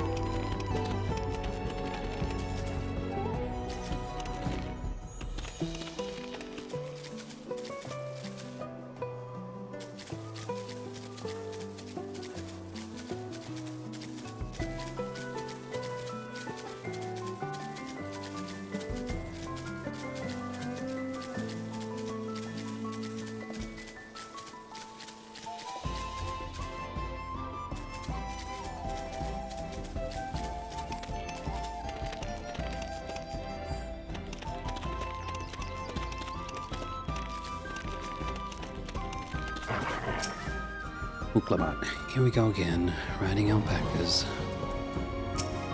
Blue, well done recognizing that toolmaker as a potential customer. If you've a mind to change professions, you'd make an excellent merchant.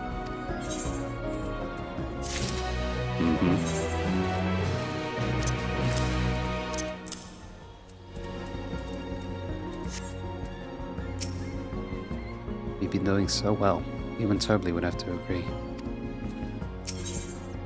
Blue's dream, Uklamat steels herself for the ride to find your next trading partner. Uklamat, before we get moving, you should be the one to hold this.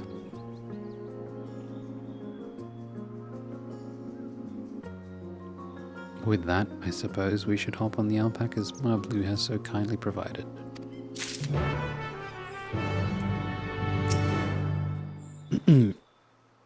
If I'm going to catch a wild alpaca after this, can't be shying away from the tame ones. Not that I'm scared of them, you understand, or their nasty, disgusting, foul-smelling spit. Blue, ready to go? Let's mount up. And it's off to the mate fields we go, said Mate. Uklamat, please don't spit, please don't spit. Blue, you'll be fine. These ones are accustomed to people. Uklamat, I still don't trust them. Blue, you have a knack for riding, no matter what you say. Blue, without our alpaca friends, we probably would never have become traveling merchants. Can you imagine walking all the way across Tyrol?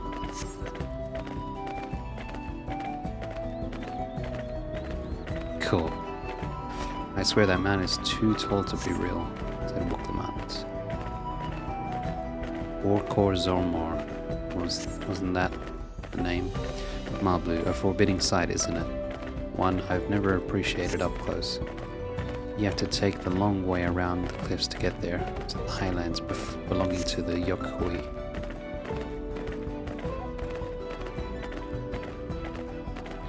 So, Uklamat, so Blue, you said you were learning about the peddler profession?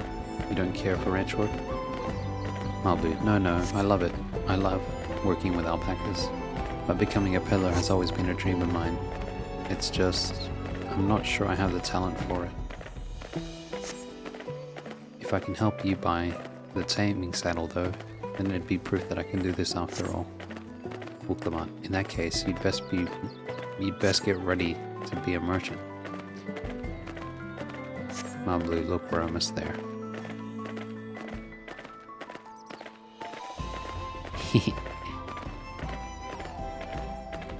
Yay.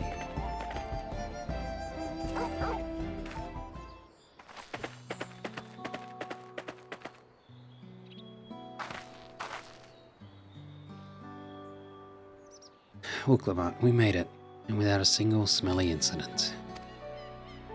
Marblu, I sent the alpacas back to Ikuvulo's Eden, so we'll walk along the main road when we return to the village.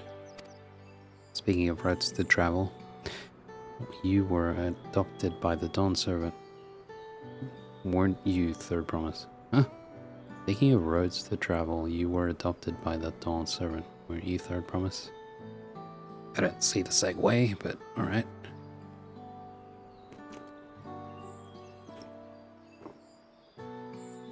Maybe they'll elaborate. Uklamat, that I was. Marblu, then perhaps you understand. I was an orphan too, you see. Tobli took me in. He took in all the ranch hands, actually.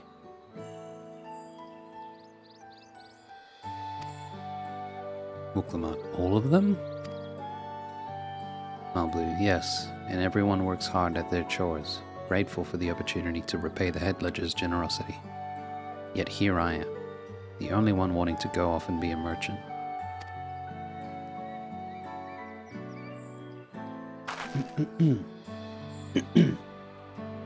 I'm sorry, I don't know why I'm telling you this. We need to keep trading things for your saddle, if you are to prepare for the feat of gold.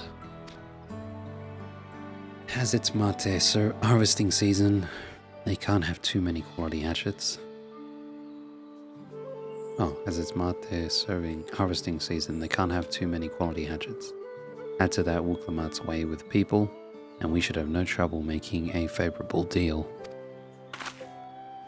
That's Meatblue herself over there. Pass the hatchet to the Third Promise and let's get to bargaining.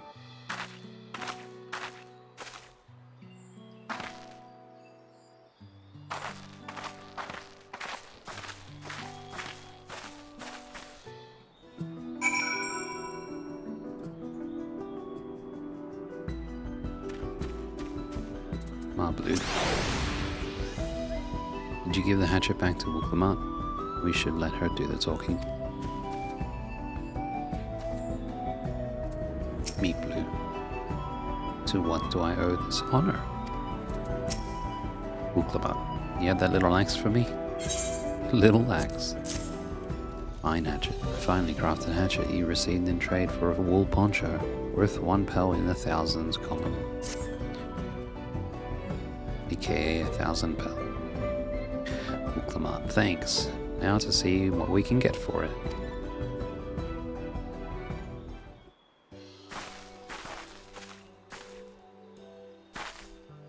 You're Meatblue, the owner of these fields? I have a mind to trade. You're interested? Meatblue. Well, well, the Third Promise. I might be convinced to entertain a proposal. What do you have on offer? Uklamat. This hatchet, forged by a seasoned artisan. The razor edge of this exceptional tool will make light work of your crops.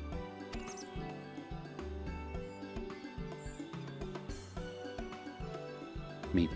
The quality is acceptable, I suppose. I offer you a large sack of mate leaves in exchange. A sack of mate leaves is valued at 1 pel in the thousands column, the same price as the hatchet. This deal would bring us no closer to the mezcal. If I may, Mistress Meatblue, it's harvesting season, is it not? Does not the demand for hatchets afford them a higher value?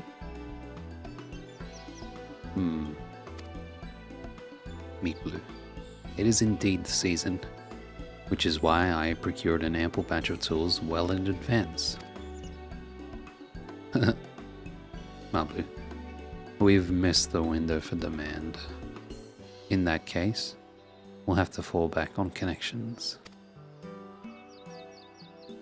Think of it this way. A generous deal here will put you in the Third Promise's good graces. Surely that's worthy of consideration? Blue.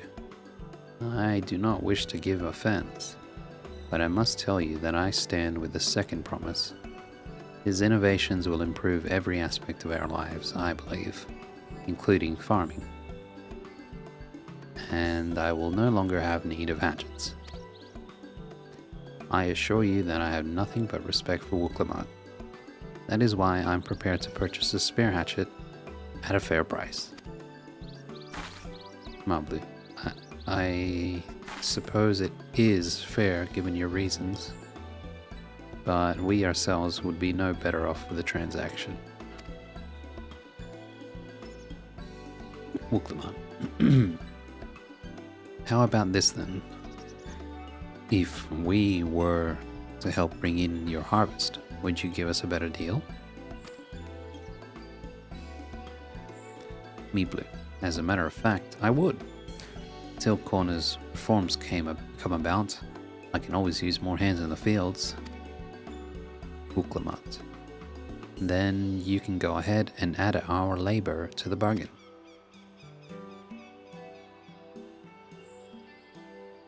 Mablu. Added value to tip the scales. How could I have forgotten one of the most basic rules of trading?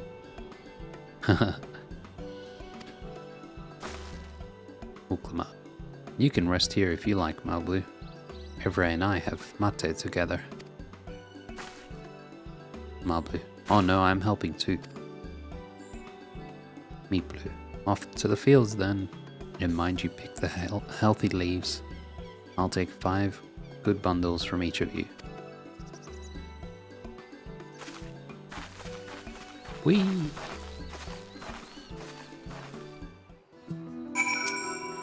Blue. Isn't it splendid? Go ahead. Drink in the verdant vista of my beautiful mate garden.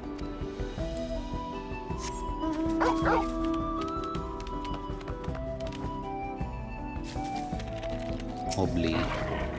Hello friend, it pleases me to see a traveler come visit us here, so far out of the way.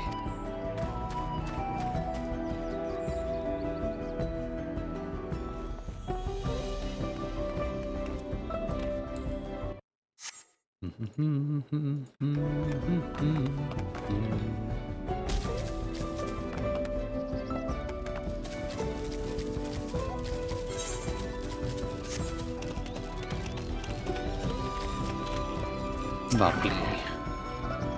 What is it? Is there something?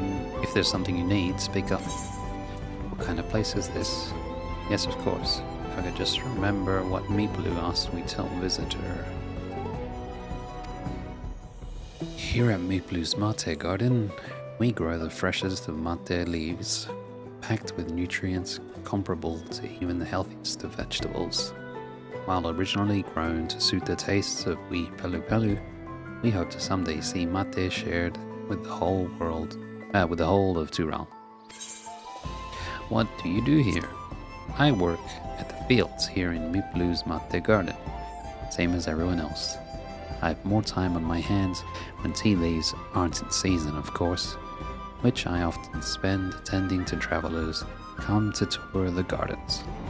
While I'm not the spry young woman that I once was, the mate keeps a spring in my step.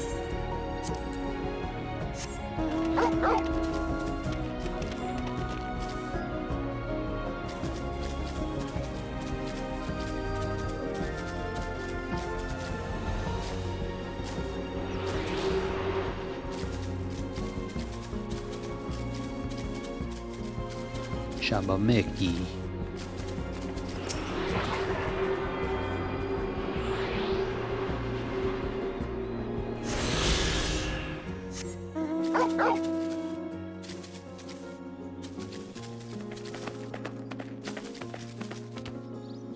Meeploo's mate garden.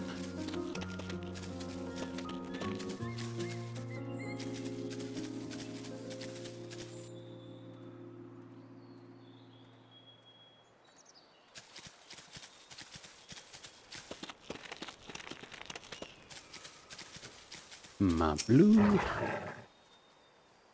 Did you see how Wuklamot came to my rescue there?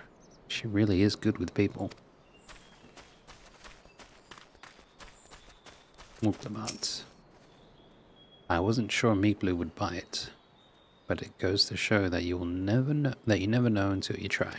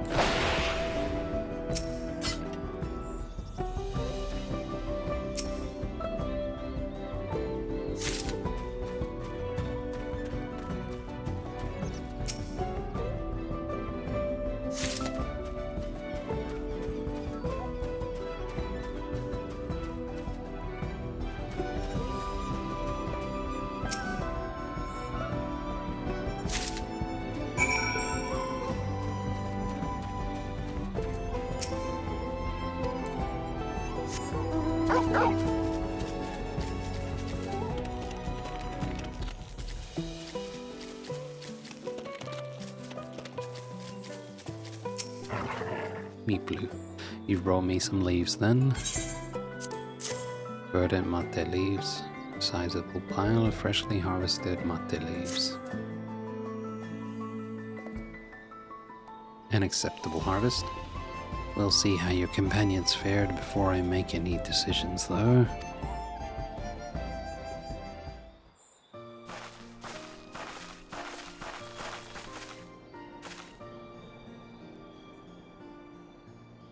Muklamat. Here, we've brought our share as well.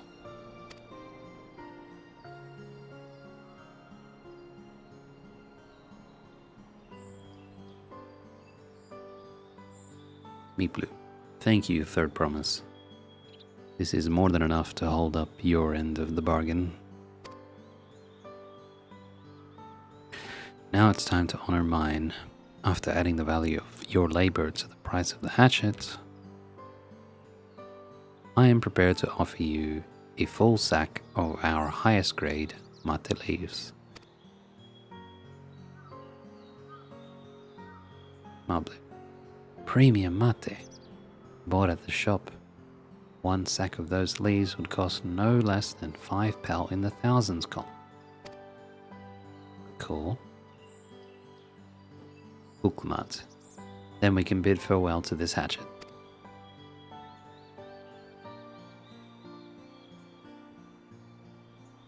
Meatblue. I'll give it a good home. Talk of the contest aside, I'm glad we could come to a mutually agreeable trade. Uklamat. As am I. All the best with the rest of your harvest. Bye bye.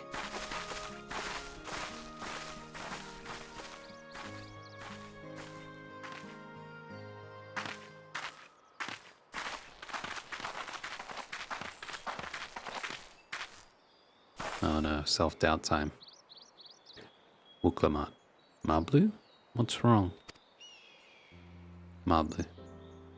As I was saying before, even after everything Tobli's done for me, I'm planning to abandon it all and become a merchant. But then I needed your help after forgetting a basic rule of trade.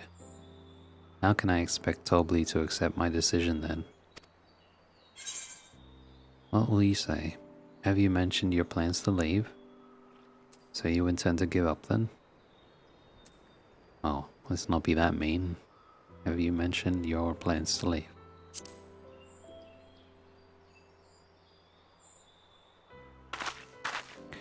Mablu, not exactly.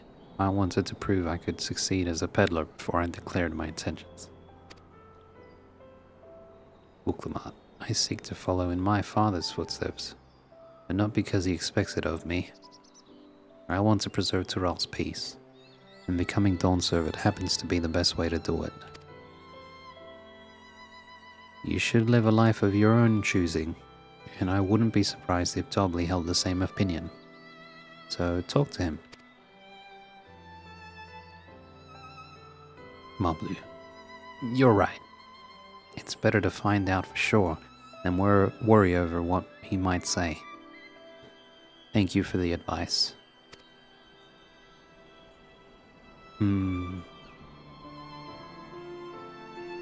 But first, we have a saddle to buy.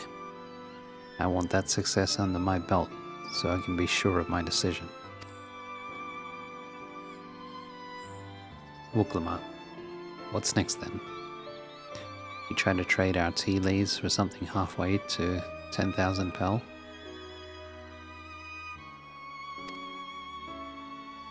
Malbu. No, I think we're close enough now. I say we go straight for the premium mezcal. Wuklamat. Bargain our way into double the value, huh? Think you can do it? Malbu, trust me, I will make this trade work. I admire you, Third Promise. That you're holding your own against such strong competition for the throne is inspiring. Wuklamat. Am I really holding my own against Kona and Zaralja? Kona.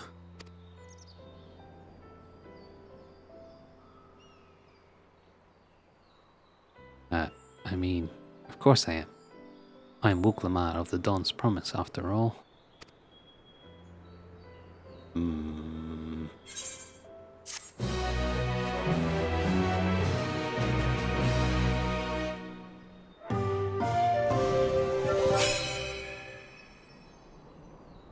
Success. You traded 1,000 pel hatchet for a 5,000 pel sack of top grade mate leaves. Mate.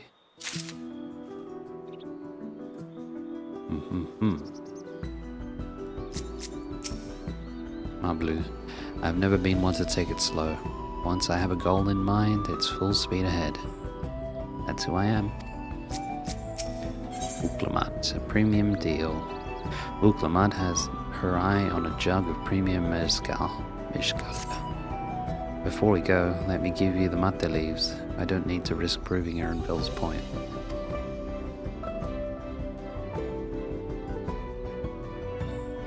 Mablu, ready then? Our next stop is the Mezcal Distillery.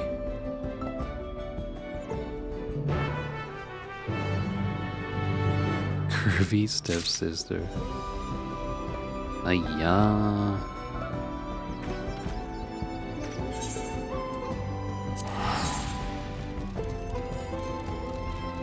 Wow, we traveled far.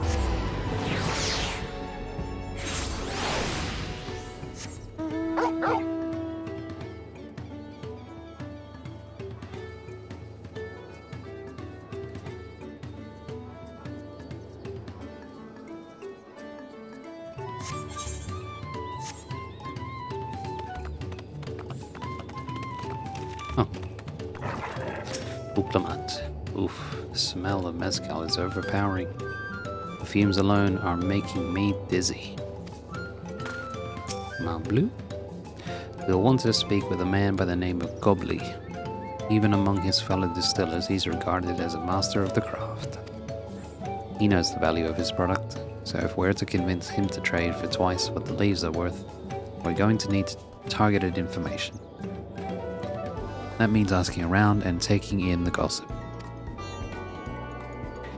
If you could talk to people here in the distillery, Evray, perhaps Wuklamat could do the same at the village entrance. Meanwhile, I'll head to the north side and see what I can learn.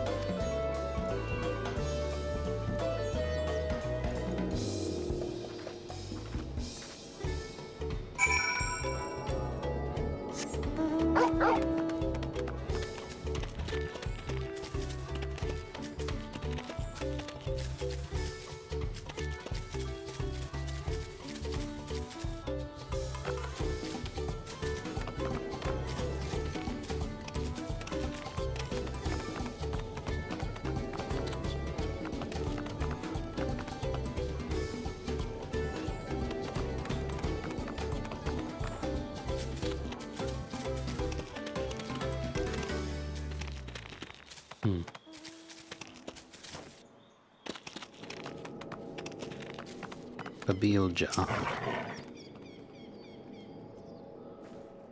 Me? I'm a chef from Tuliolal.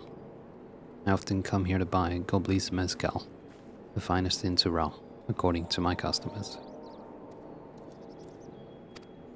He always brings out a jug during our dealings, but I can't handle the stuff too well myself. I take small sips, not wanting to be impolite, you understand, but still end up so addled as to agree to whatever price he quotes me. It would be nice to have less potent refreshments during such conversations. Else I might have to seriously reconsider our arrangement. His spirits are excellent, I agree, but they're simply too strong for me.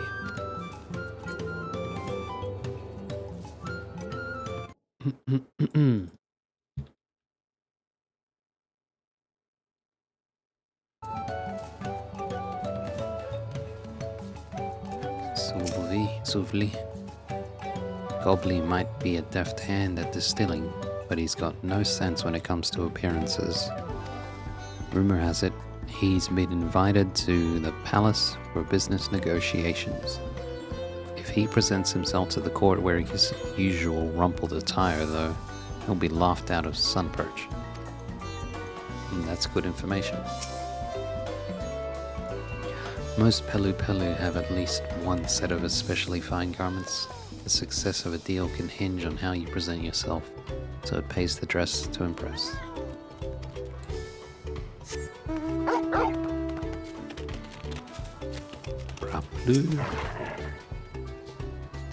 There's not much I can say about Gobli, but I can tell you what Gobli's been saying. The other day he was muttering about monsters prowling around agave shores. That's the field where they gather ingredients for the mezcal.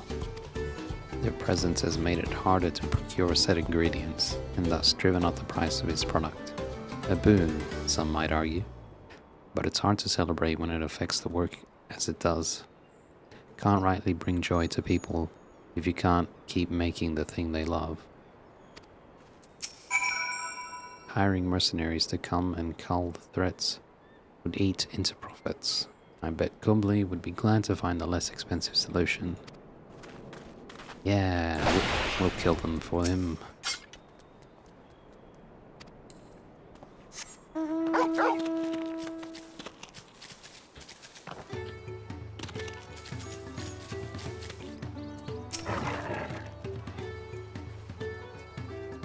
Mablu, so what did you find out?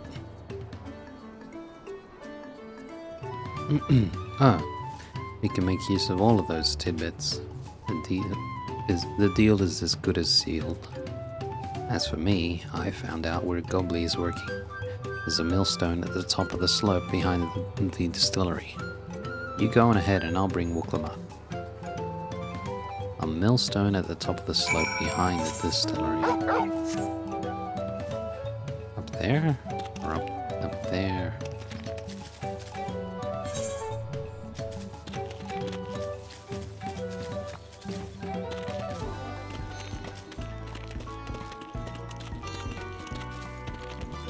Oh, yeah. I thought this was the distillery. Yeah. Behind the distillery. It is the distillery.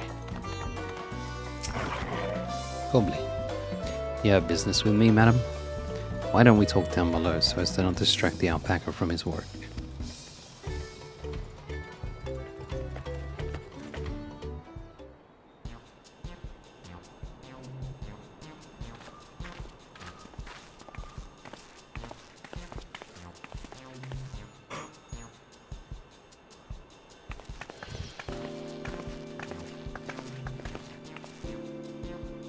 Gobli. Now, what's this about? Keep it brief if you would, I'm a busy man. Wuklamat, we're in the market for a 3-year-old jug of premium mezcal. Assuming you have any on hand, that is. Gobli, an excellent choice. I must warn you though, it doesn't come cheap. Wuklamat, we don't have Pel, but we can offer a sack of mate leaves in exchange. It's top grade stuff. Like the mezcal. Gobli, No deal. Mate leaves are well and good, but I don't have any use for them.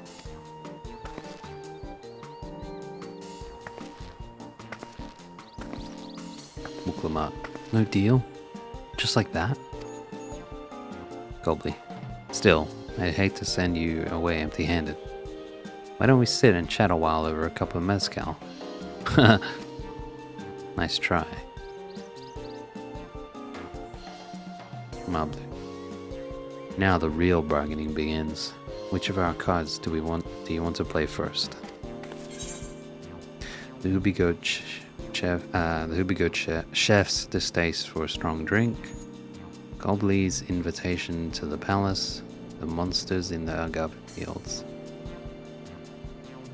Well, I don't know if we have to play all three of them, but this one's definitely the best one. I'm just gonna go with this.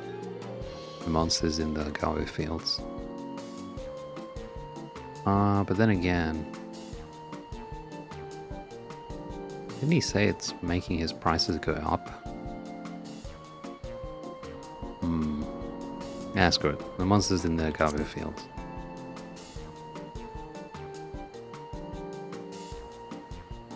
Yeah, I knew it. It's too strong. We have to hold on to it. Mablu. Let's hold on to that one. We need to consider our timing. Alright. Didn't think it'd be that big a deal, but looks like it is. If we're starting with something weak, then I guess, yeah, the Hubigo chef's distaste for strong drink.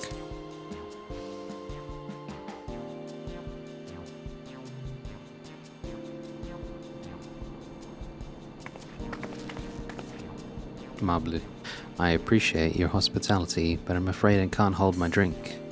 I've heard one of your regular customers, a Hubigo chef, is the same. Seeing as not everyone can enjoy mezcal, I wonder if you might benefit from having other refreshments to offer. Something like mate tea, for instance. And brewed from the finest leaves, of course. Oh, Gobley. Ah, you're right. Absolutely right. I had noticed a growing reluctance on the part of my Hubigo friend, but did not realize that I myself was to blame. I must endeavor to be a better host.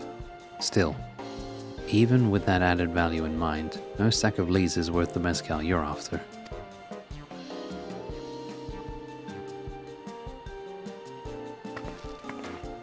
Buklamat. Should we offer to call the monsters causing them trouble? Not yet. Mablu. Not yet. We'll keep that card up our sleeve until we need it. It's our trump card. As I expect you're aware, the rite of secession is currently taking place. That's why the third promise has graced us with her presence. When the contest is decided, the subsequent ascension ceremony and banquet will be a prestigious affair. If your mezcal were to be served there, it would bring your distillery immeasurable fame. Wait, could it be that your rumored invitation to the palace is to discuss that very possibility? Gobley. As a matter of fact, yes. I must admit, I'm still reeling from the abruptness of it all. It would be a great honor and opportunity, if I can secure the deal. Mablu. Well, I should think your exceptional mezcal would speak for itself. That said, there's no such thing as being too prepared, and first impressions lost. You'll want to be wearing your very best when you walk into Volok Shunsa.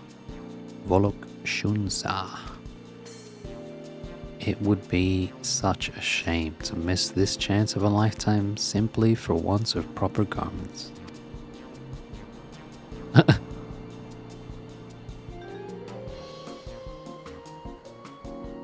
Gobley. That it would. Are you saying you have garments to offer?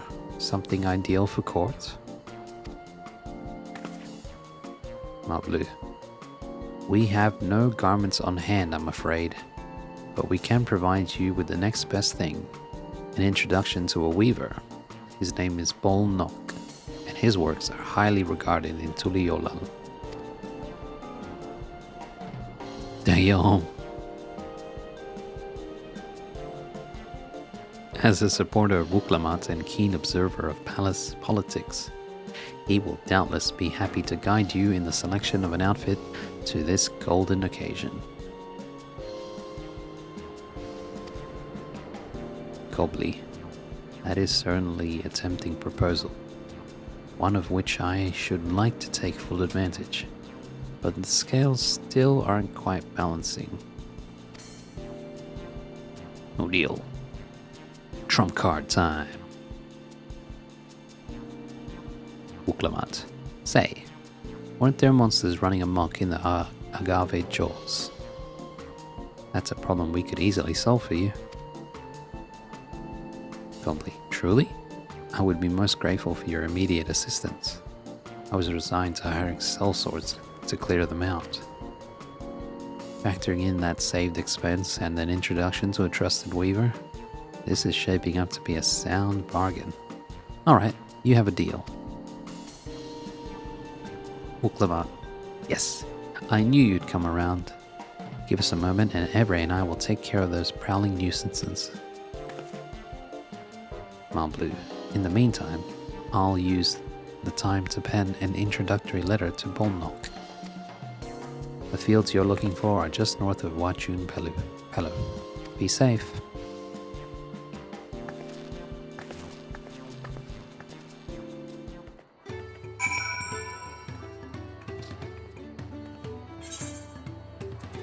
Mablu, please be careful out there. Gobly, that young woman is one formidable traitor.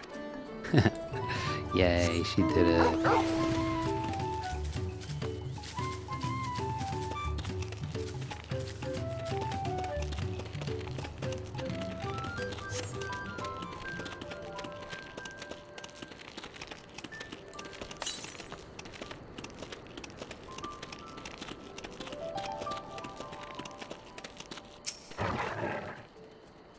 Wuklamat, that should be agave jaws just out over there.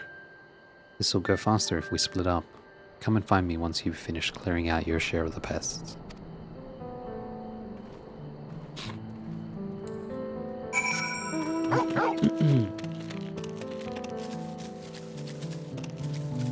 Solely. Ah, traveler. Welcome to Agave Jaws, friend. How can I be of service? What kind of place is this? Why, it's an agave farm, of course. We collect their sap and distill it to make mezcal. As for the farm's namesake, well, just look at how neatly we have the plants lined up. Doesn't the view remind you of a wild beast's gaping maw? Not that I've seen one up close. What do you do here?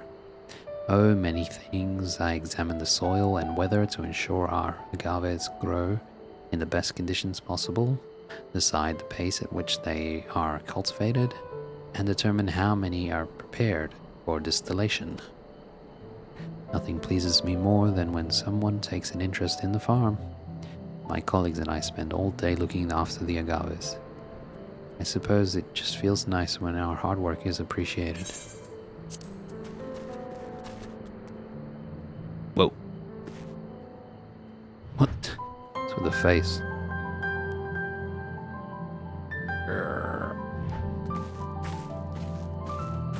Okay.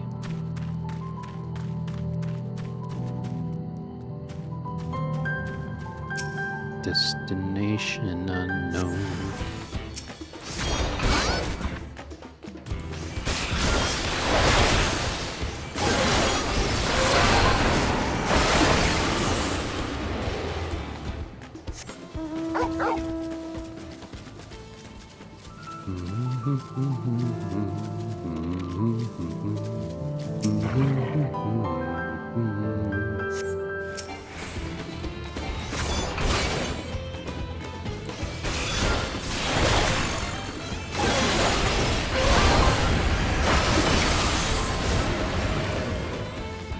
Rise of the Dragon.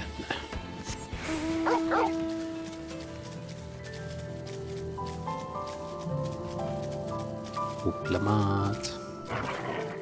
Easy as picking mate leaves.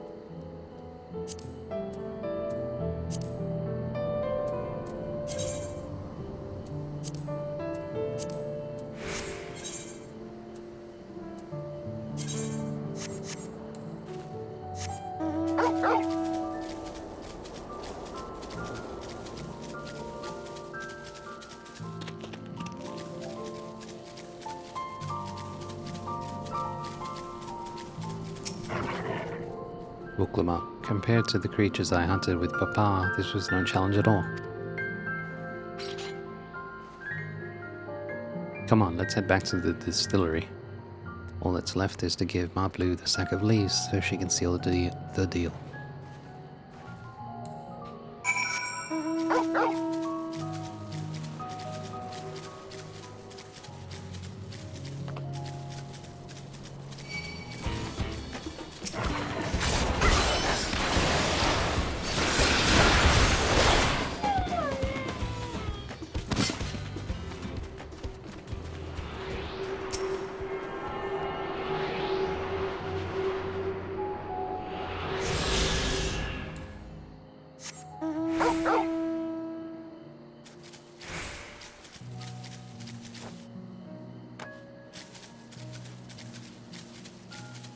Mad McGoy. Cool B rank.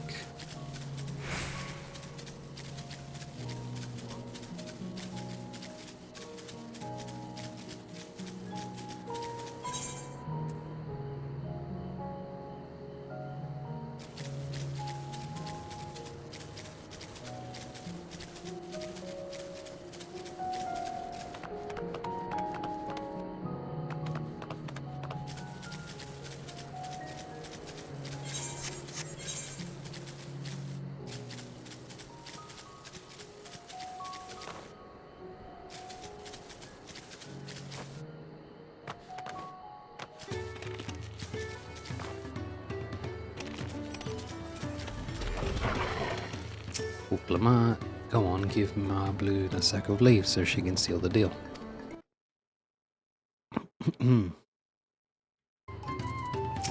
Gobbly, finished already? Even hardened mercenaries would have taken longer. Ma Blue, those monsters were no trouble for you, it seems. Now, if I could just have the sack of leaves. Top grade mate leaves. Large sack of premium mate leaves you received in trade for 5 fine hatchets and an investment of labor worth 5 pel in the thousands common.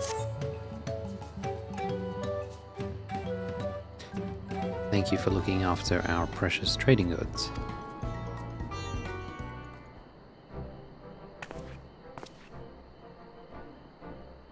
Your monster problem has been resolved, Master Gobbly. Here are the mate leaves and a written introduction to Bol Nock, as agreed.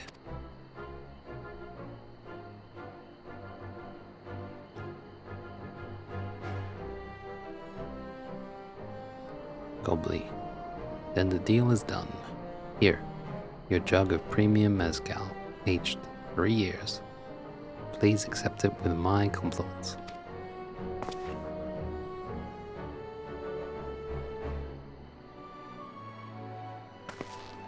Uklamat. Yes, we finally had the mezcal. Great work, especially you, Ma Blue. Ma Blue, you were the one that inspired me to come this far, third promise. let's not celebrate until we have the saddle in hand. Cobbly. Marblu, is it? You drive a hard bargain, young peddler. I look forward to doing business with you in the future. Marblu. Thank you, but truth be told, I'm just a ranch hand. For now. Should I ever become a proper merchant, though, I'll be back to strike more deals with you. Nice.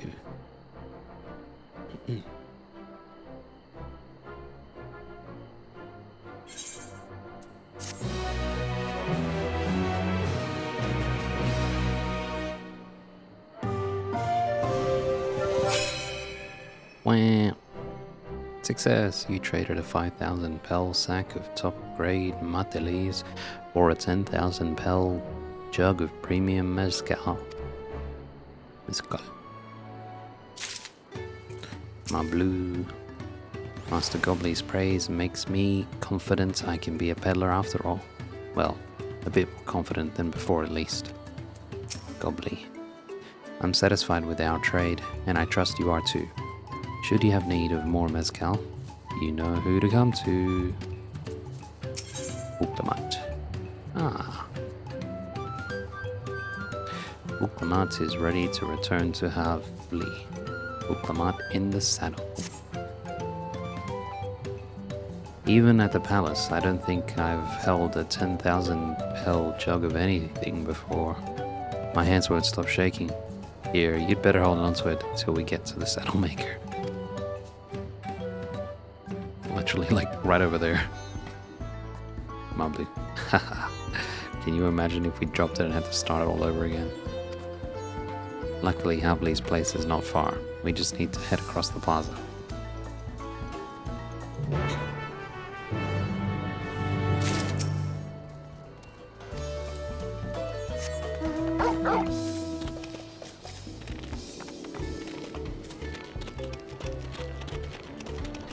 Marblu.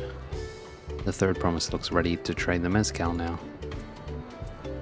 Havli. My price is final. Bring me a jug of premium mezcal. Or go bargain with another saddle maker. Uklamat. This is it. The trade we've been working towards. 3-year premium mezcal. A high quality jug of mezcal you received in trade for premium mate leaves, introductory letter, and the swift culling of hostile pests. Worth 10 pel in the thousands column.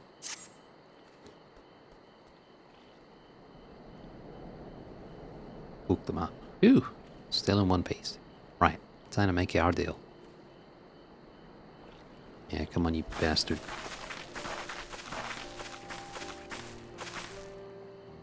Get your tools ready, settler. We've brought your precious mezcal.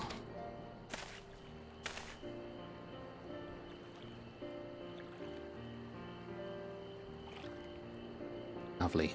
Wait, you actually got your hands on the jug? But you had nothing. You measly clumps of wool. Uklamat.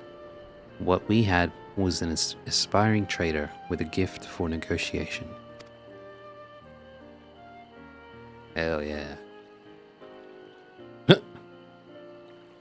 Oh, you.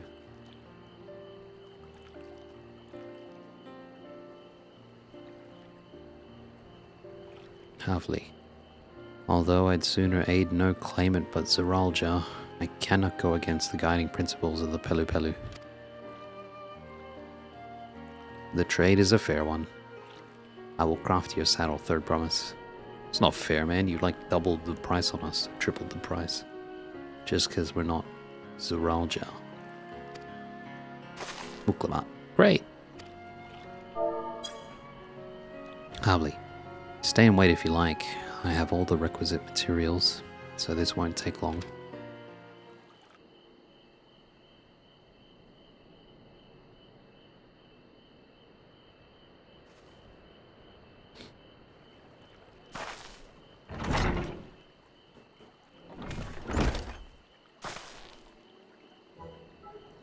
Havli, your commission is ready. Catching a wild alpaca is never a simple affair, but you'll have an easier time of it with one of my saddles.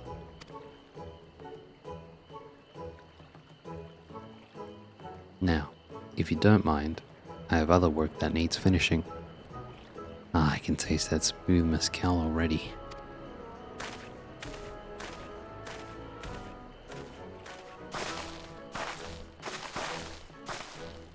We did it! The saddle is ours. And to think we started out with only 100 pel basket of alpaca wool. Mablu, you are going to be an incredible merchant.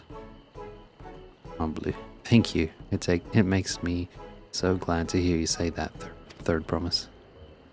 Wuklama, we got what we came for, so let's return to the ranch. The others will be waiting.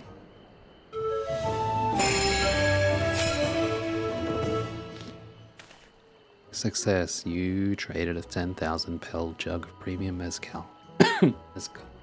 For a taming saddle. Yeah.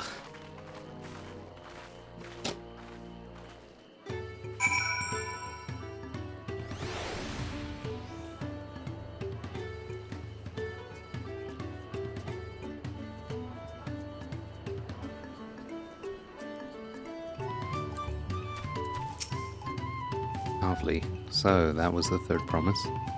She's not the spoiled, untested daughter I was expecting.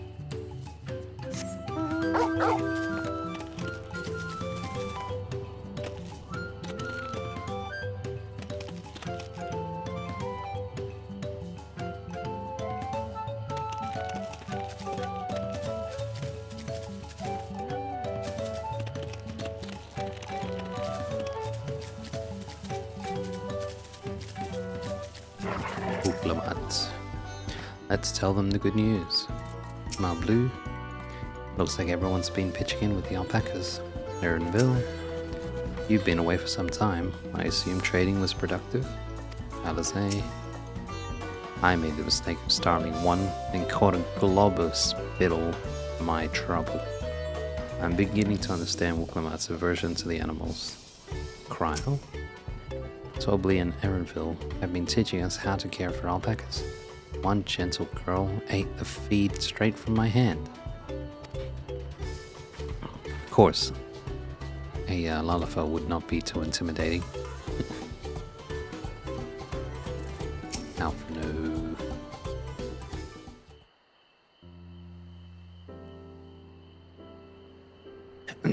Alpha, no, you've acquired the saddle then? Wuklamat, yes, and thanks in no small part to Mablu. Mablu, before you rush off to catch an alpaca though, let me teach you how to saddle one. I'll bring out one of our wild-born friends so you can practice.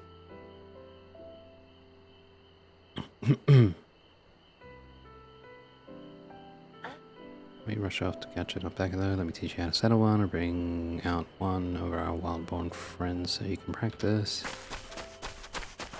Wild-born, okay.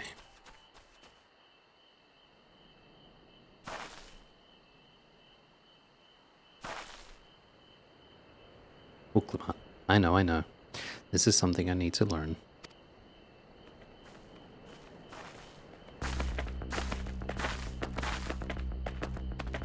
The music.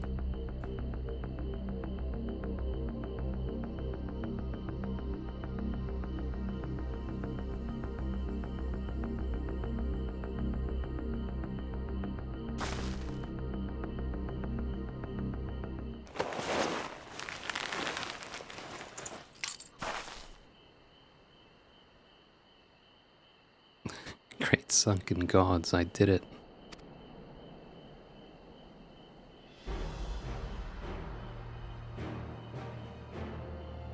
Erinville. He hardly seemed bothered, much less inclined to spit.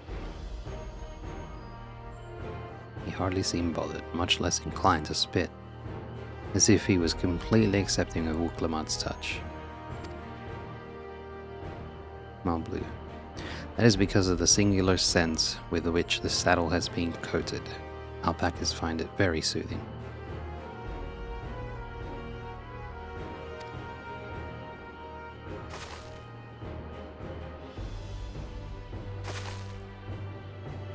Uklamat, you know, I've never taken a good long look at one of you before, but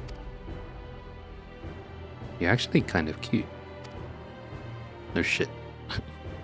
Mabu, you're only now noticing that?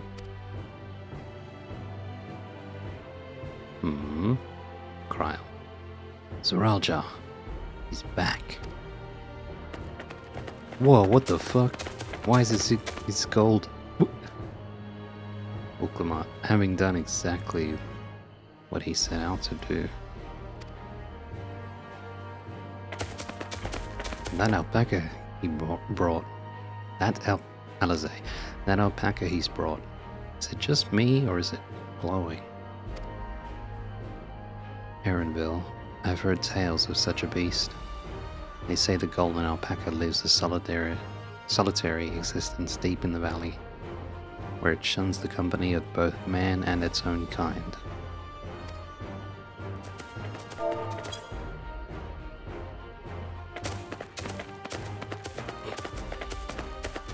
Wow.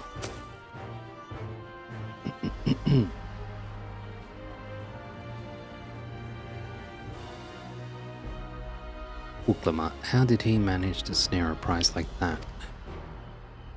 Surreal Jar. The beast knows its betters. Faced with overwhelming strength, it will yield rather than risk death. An apt illustration of how greatly the power of the first promise exceeds yours, Uklamat.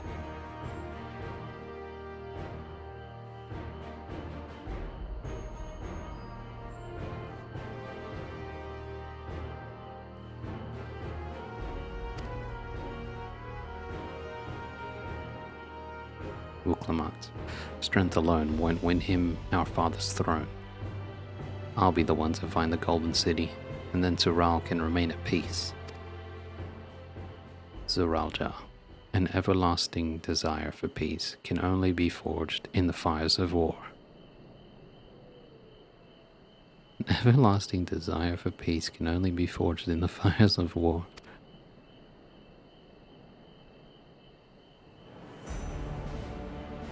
To unite as one, the people must be taught. They must suffer the horror and hopelessness firsthand.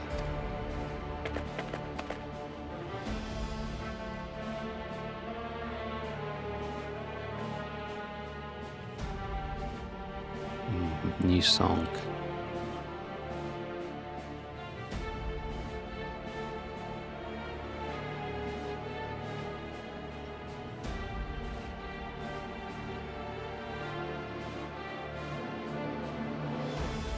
It's a real job.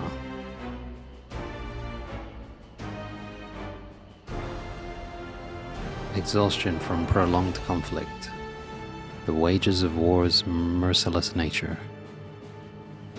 These are what moved the clans to join in the founding of Tuliyola all those years ago.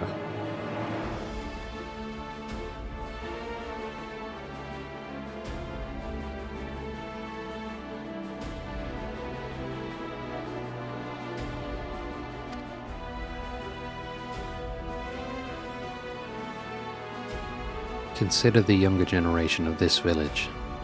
Since birth, they have basked in unbroken harmony, and behold, they regard war not as tragedy, but opportunity. Thus does the resilient son seek to provide education. He offers much-needed lessons in the realities of conquest and the renewed appreciation for peacetime.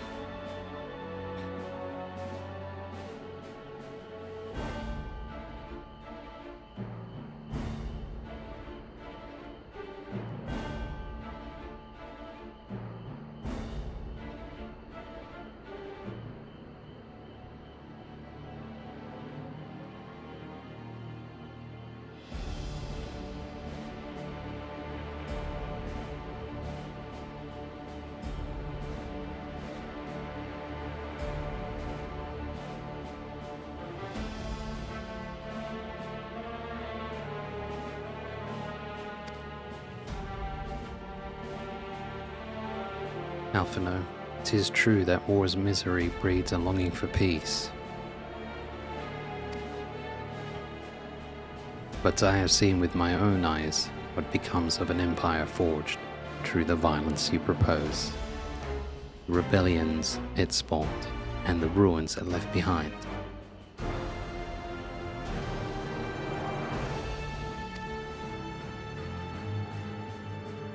Yeah. Zeralja.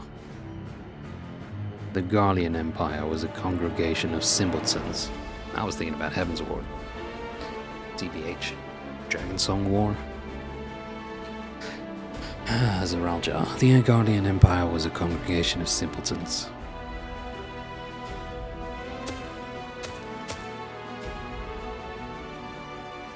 The oppressed fought back against their oppressors, as well they should.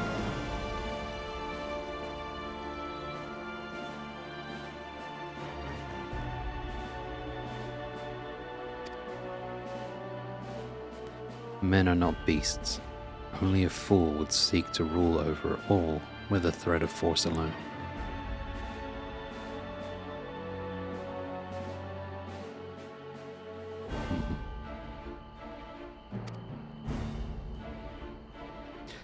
Zeralja.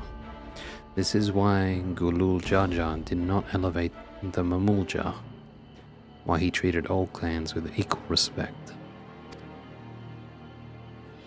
However,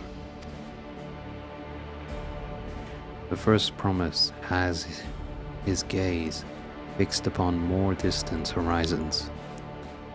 He would unite not only Tuliolal, but the star in its entirety.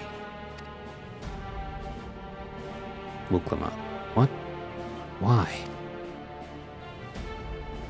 Zeralja, I need not explain myself to you.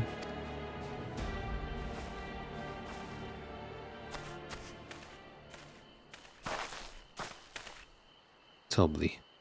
Oh, well done. Well done indeed. First promise has completed the feat of gold with an appropriately golden flourish. May I present to you your much-deserved keystone. Candy.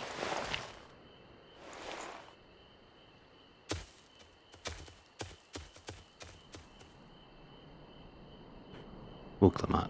He's always been like that, never sharing his innermost thoughts with me, or even with Kona. It's like we're not even family.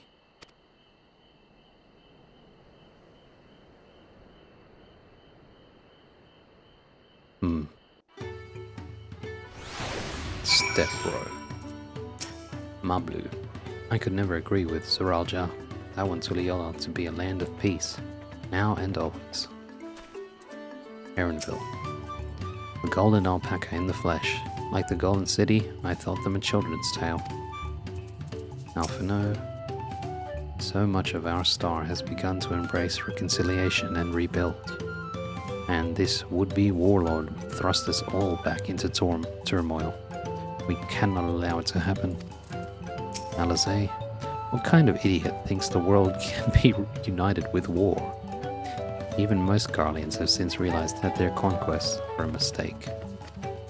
Cryle. Zeralja is willing to go to war for his twisted vision of peace. But should he achieve this peace, then what? Wuklamat. I'll ponder Zeralja and his mysteries later. Right now, I need to think about finishing the feat of gold. I have my saddle. I've practiced how to use it.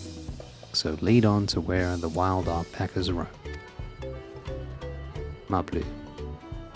The valley of Urankanka is northwest of here. Urankanka. Northwest of here. Come on everyone, even if we can't enter ourselves, we can see Wuklamat off on her hunts.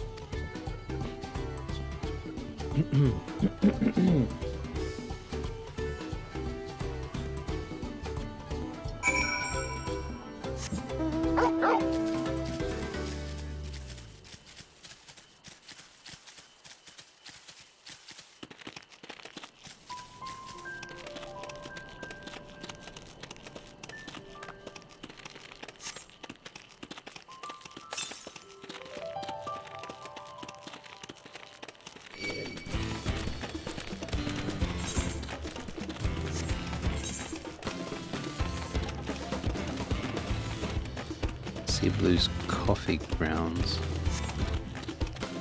Huh.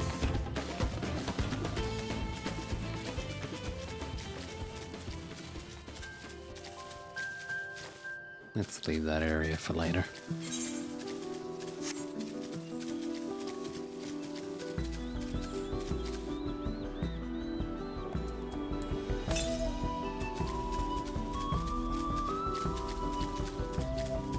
Found you.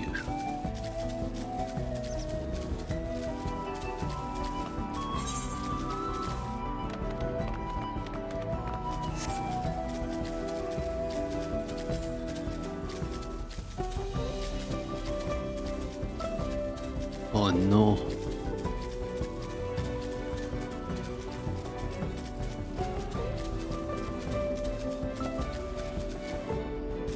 Oh man.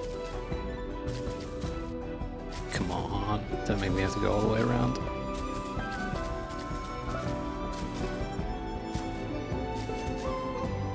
Hiya.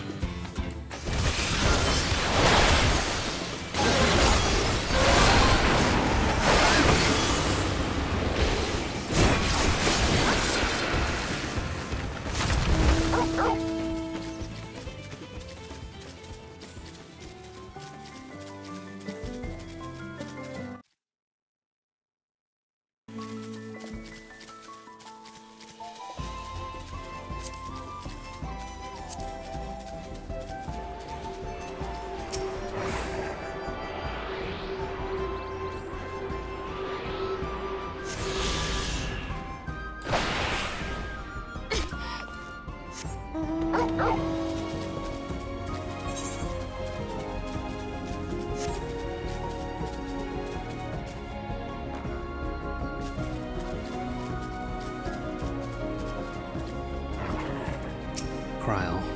Mablu's right. The least we can do is let Wuklamat know we're cheering for her. Mablu. Urankanka is a steep and treacherous place, so only those with the head ledger's blessing are permitted to go there. Erinville. I've never set foot beyond this point. The valley is said to be home to fiends far more ferocious than spitting alpaca. Alphino, how deep do you think the valley is? I glanced over the edge on the way here, but the mist was too thick to even speculate. Alizé, Zuralja may have caught his alpaca first, but that doesn't mean Wuklamat is out of the running. She can do this. Wuklamat, I can do this. I know I can. Cheer on Wuklamat as she marshals her courage to attempt the harrowing task of capturing a wild alpaca. Do this, I know I can. Cheer.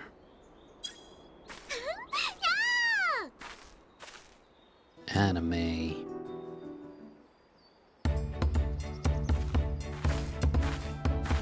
Good luck there, Promise! Thanks. I'll need it. Truth be told, still not sure about alpacas. I'd rather not go near one if I can help it. But if I'm to rule this nation, then I'll need to learn how to live with them. Tural is their home too.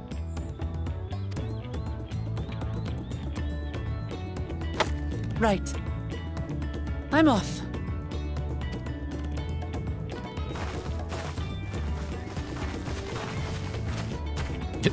That run animation. So, shall we head back to the ranch, or...? I'm staying here. As will I. Wuklamat is alone in this. The least we can do is stand watch and await her return. Yeah, Alpha, no.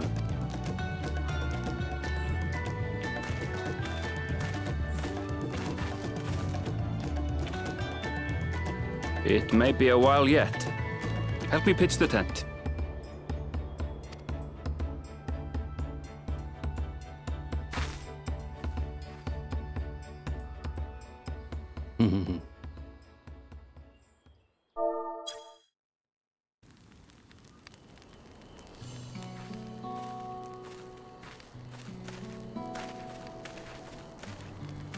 Trust a gleaner to come prepared for anything.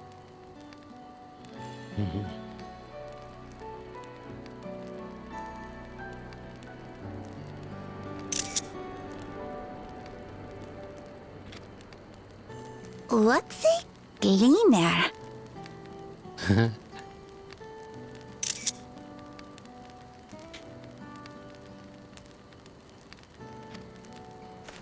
Someone whose job it is to travel the world and procure uncommon things for their employers. Erenville specializes in finding animals, I believe.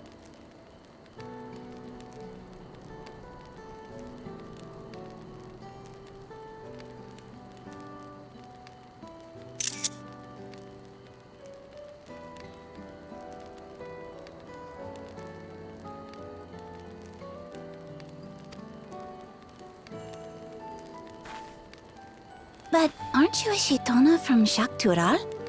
Why did you cross the salt?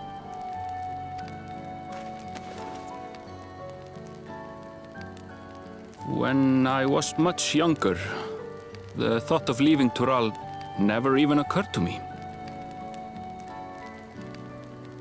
But then, some years ago, my mentor tasked me with a difficult hunt.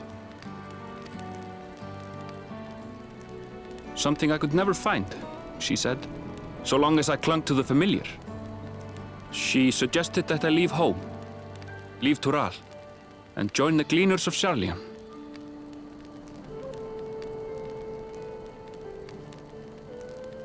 As one of their number, I could experience the world, immerse myself in myriad cultures and customs, see the many faces of nature.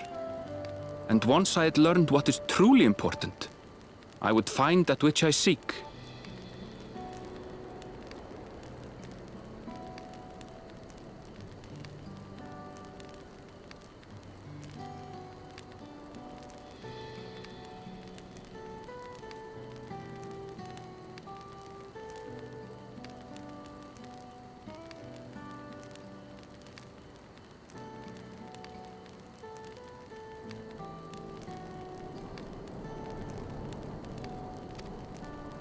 My younger self took those words to heart, and off I went to become a gleaner. Sound like he's a cleaner.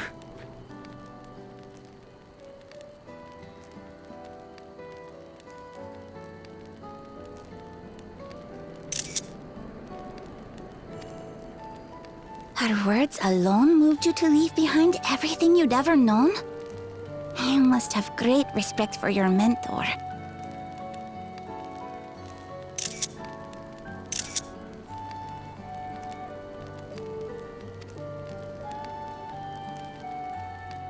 As it happens, gleaner work was much to my liking. And I all but forgot why I had pursued it in the first place.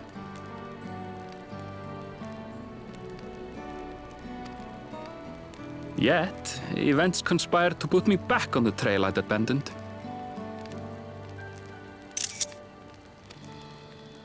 Wait, are you saying you were tasked with finding the City of Gold?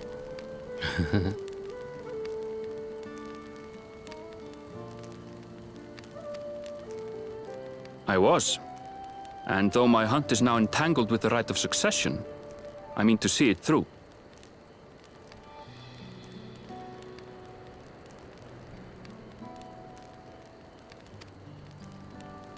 Well then, I understand completely. We all have our reasons for seeking the Golden City.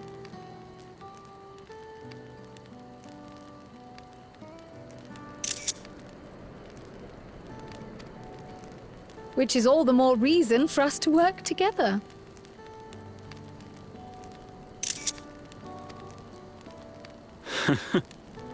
Just so.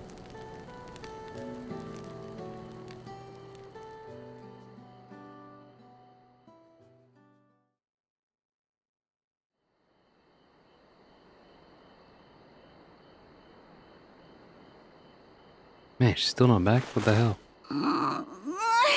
She should have been back by now. What if something's happened to her? We need to tell Tobli and arrange a search party. Wait. Do you hear that?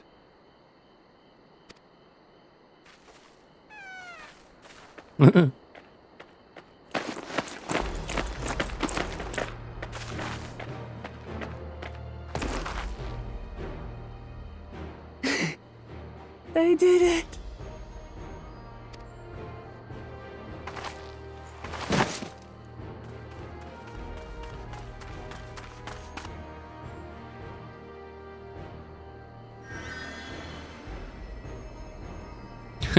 You're utterly spent. And small wonder. Yeah.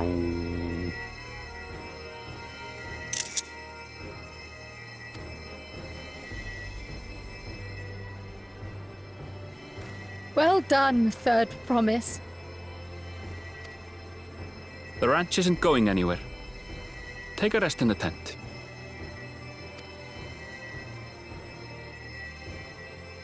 I think I will. Thank you all for believing in me.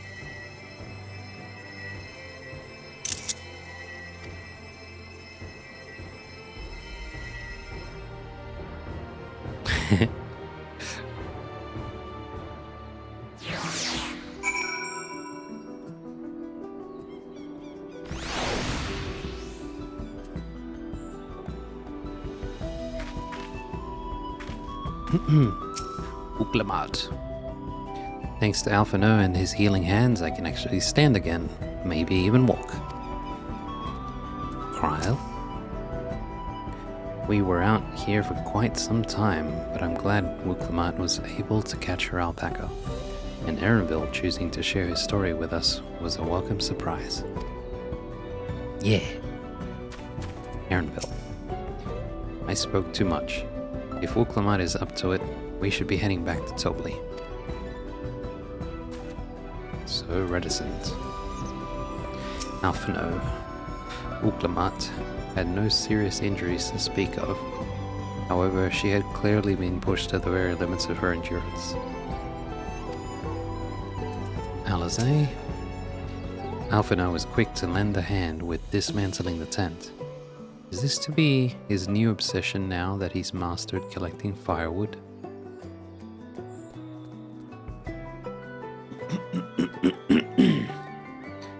Quick to lend a hand dismantling the tent. Now this is referencing, I don't know what this is referencing. One of the many times we made a campfire and tent. Can't remember which one though. Mablu, I'm so relieved the third promise came back to us safely. And the alpaca she tamed is a healthy looking beast. Surely this will be enough to satisfy the feet of gold.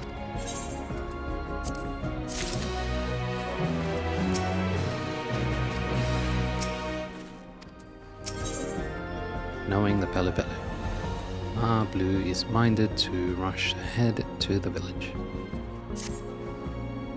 Mablu, Uklamat still seems a bit unsteady on her feet, hardly surprising after she spent the night chasing alpaca. You know what will melt away fatigue like magic though? Matiti. I'll run to the ranch and get a pot brewing. That way you can take your time, and the tea will be ready when you arrive.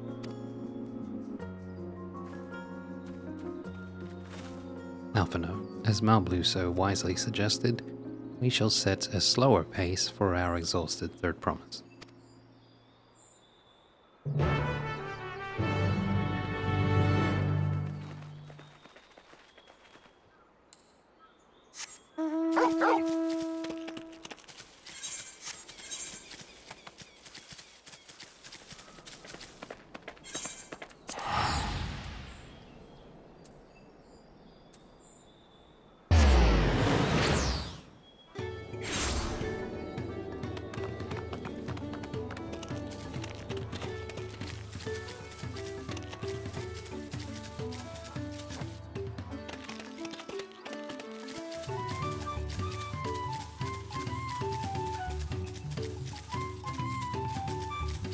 Totally.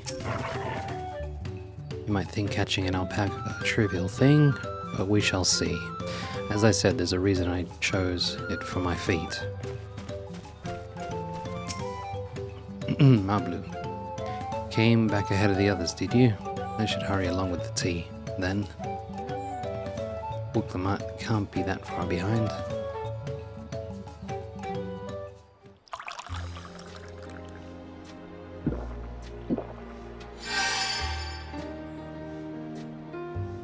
Tea. Buklamat. Oh, that tea really is magical. I feel better already. Mate. Cryle. I see you've become more comfortable around our fuzzy friends. Buklamat. Watching this one taught me a lot about alpacas. What grasses and fruits they eat, what sounds they react to, their adorable little quirks. I guess I've grown kind of fond of them.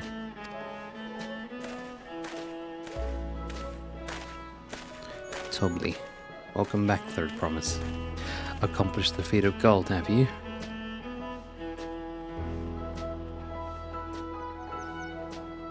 Yes. There is no mistaking a valley alpaca.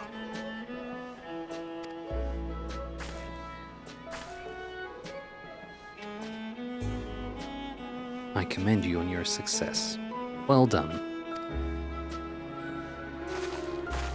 Diplomat. Yes, we did it.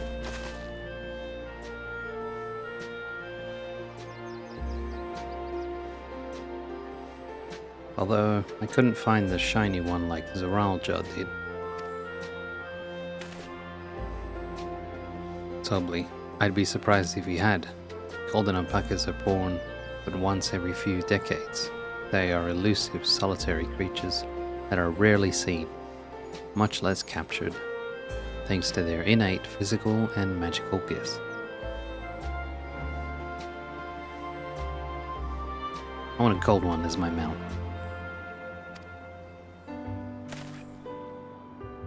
Only a single other person is known to have caught one before, that being Gulal Jaja himself. Oh no! Buklamat. Papa was chasing alpacas too? Tobly. So my grandfather's stories say. Hehe. Look at him.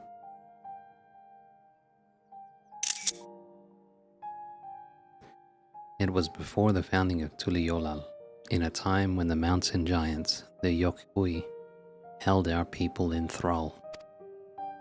Compelled by their overlords, our forebears would ride their alpaca mounts to the highlands to deliver gifts of food and other tributes.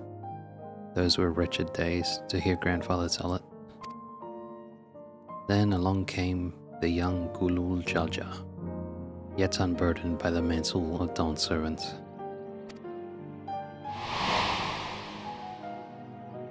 Ooh, there he is.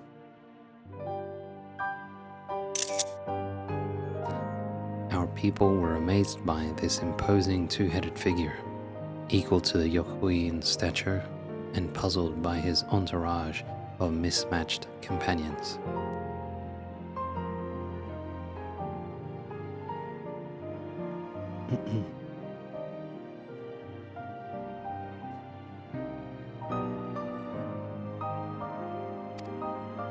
Some trembled in fear, believing a new conqueror had come. Yet Gulul Jaja showed no such inclinations. He sat and spoke with us, sipping from the cups of mate tea we offered him, and grew somber when he learned of our plight.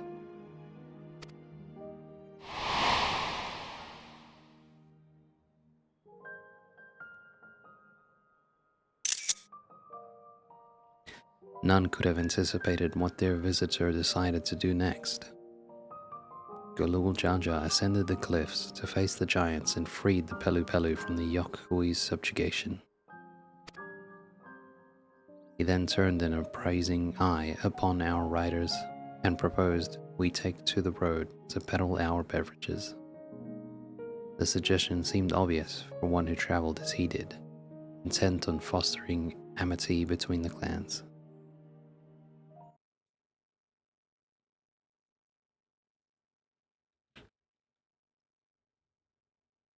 Amity. Friendly relations.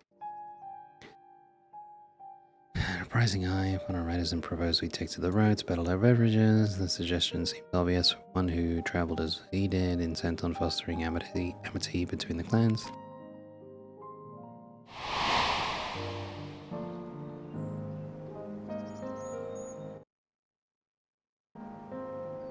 So it was that a few words from Gulul Jaja transformed us into a clan of itinerant merchants.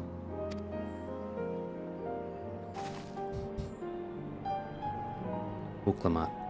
I've never heard the bond Papa forged with the Pelu Pelu spoken of in that way before. The saga is not so detailed. Tobli. Then you may not know that Gulul Jaja sought a sure-footed guide for his trek up into the highlands. Thus did he capture a golden alpaca.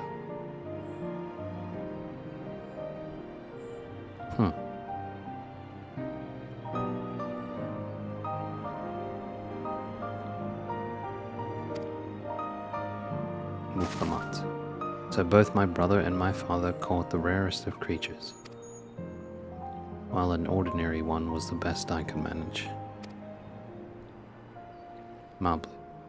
The feat required no more than that, third promise, and you brought back a perfectly wonderful beast. Uklamat. Mablu's right.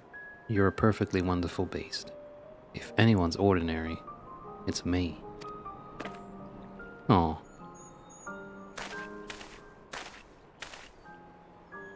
Tobli. Not only did you accomplish the feat of gold, you also made many trades and brought joy to many people in true Pelu Pelu fashion. I sorely doubt your sibling could have achieved the same result. True.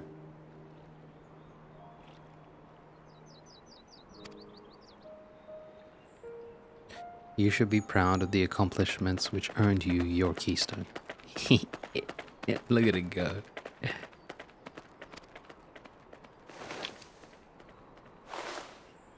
Candy.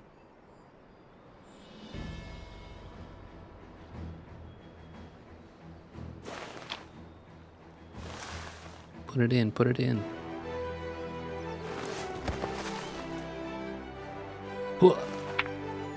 iPad. Uklama. 5 more to go. Mablu. You're well on your way, third promise.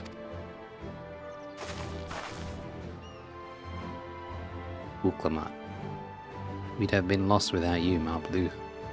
Thanks to you, I learned so much about the Pelu people and your customs. It might seem obvious, but I've come to realize the importance of properly knowing something. It was because I didn't understand alpacas that I was uncomfortable around them. Mablu, I'm thankful to you as well, Wuklamat. You've given me the courage to say what I wasn't sure I could ever say.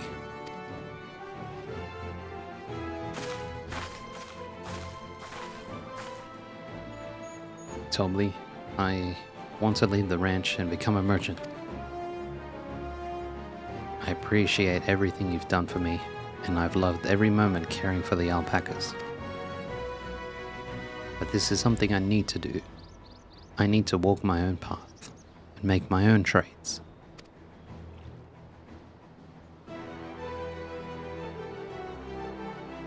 Tobli, as your parent, allow me to say one thing. I've always tried to give my wards lives filled with as much happiness as I could provide. Yet never once have I wanted that to be the only happiness you knew.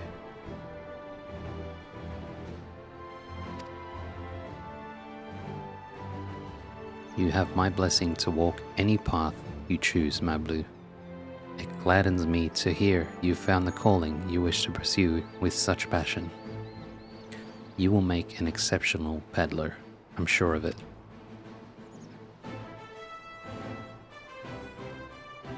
Mablu. Thank you, Tobli. Wuklama. What did I tell you, Mablu?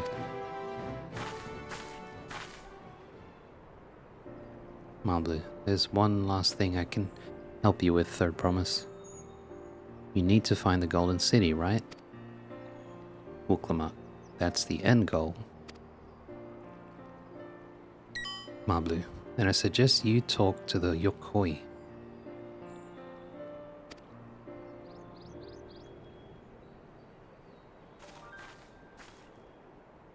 They once ruled over far more than just Urkopacha. They once ruled over far more than just Urkopacha and the Pelu Pelu.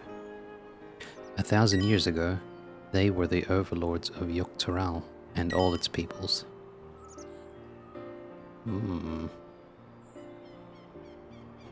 Far more than just Urkopacha. Pelu Pelu. 1,000 years ago, they were the overlords of Yoktural and all its people. Yoktural.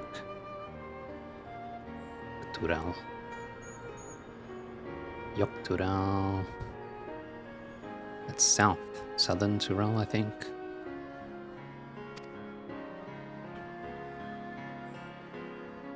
During that era, the Pelu Pelu were commanded to search for a city of gold.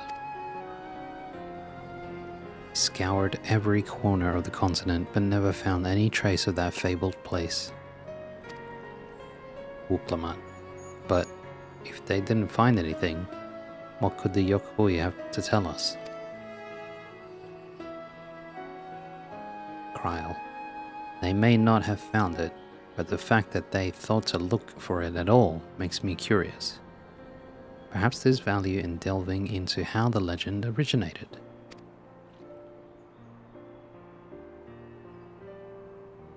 Erenville. We lose nothing from asking the question. Besides, if we're determined to follow the path of the saga, we'll be visiting the giants eventually.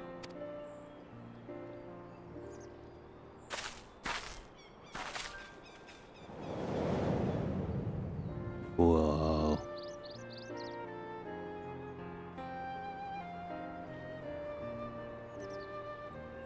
Mablu. Oh, Kryl. I have a question I'd been meaning to ask, and since we finished with the feat. Where did you acquire that earring? Kryl. My earring? Do you recognize it? Mablu. Yes. Pieces just like it first became fashionable in Yoktural around 20 years ago. Since then, it's become common to wear one as a charm for safe travel. Ha, cool.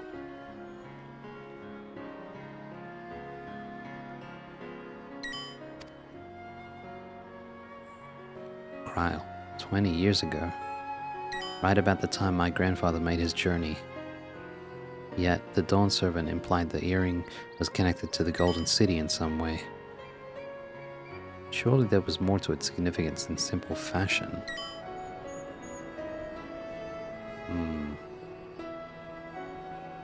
He implied that?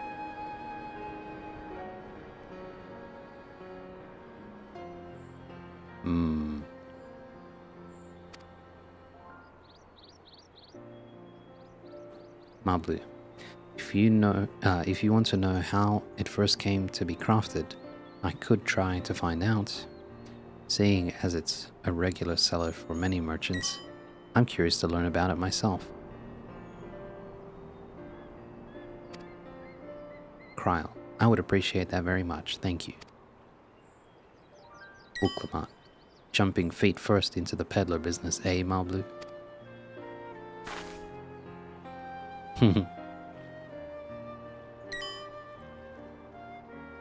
Right then, that's 2 keystones down. I say we head back to Tuliyollal and plan our next move.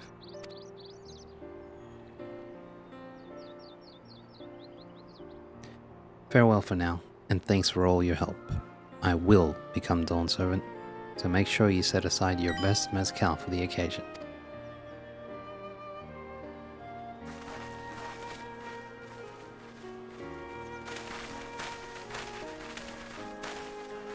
Tobly. She has a fearsome opponent in that brother of hers. He even brought a golden alpaca to heal. Mablu. But you've heard Zeraljar's supporters talk. They might see opportunity in his expansionist ambitions, but they find the man himself intimidating. Terrifying even.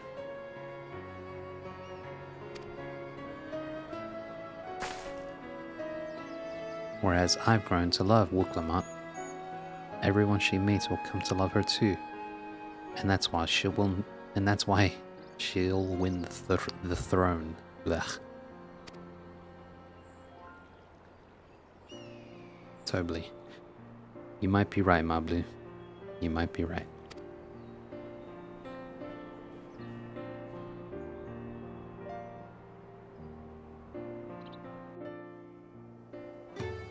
Hooray!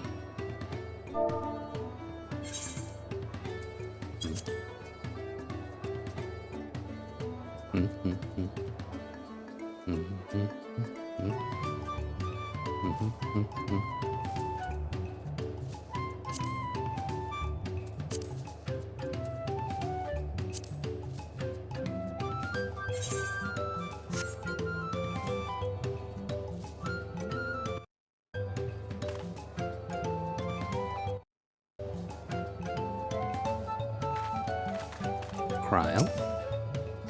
I never dared hope we would find the lead for this earring mystery so quickly. Erenville? That makes 2 out of 7 keystones. So far, so good. Alphino? The Yokboi once ruled the entirety of Yoktoral. I'm curious to see what has become of them. Alizé. I expected as much from the moment I saw him, but winning the contest against Zeraljar will not be easy.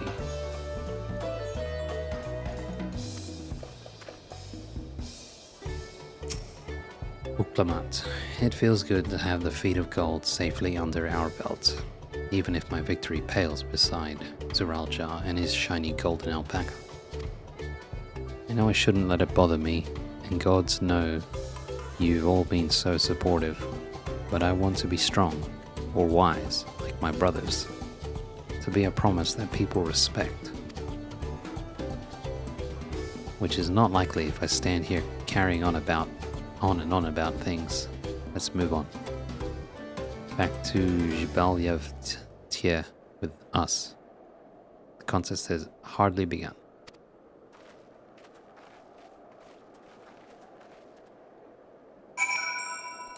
Ah, shit. Time to do the side quest for the ether currents.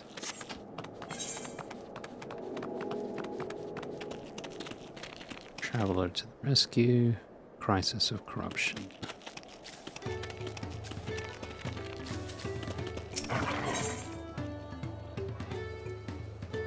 Crisis of corruption.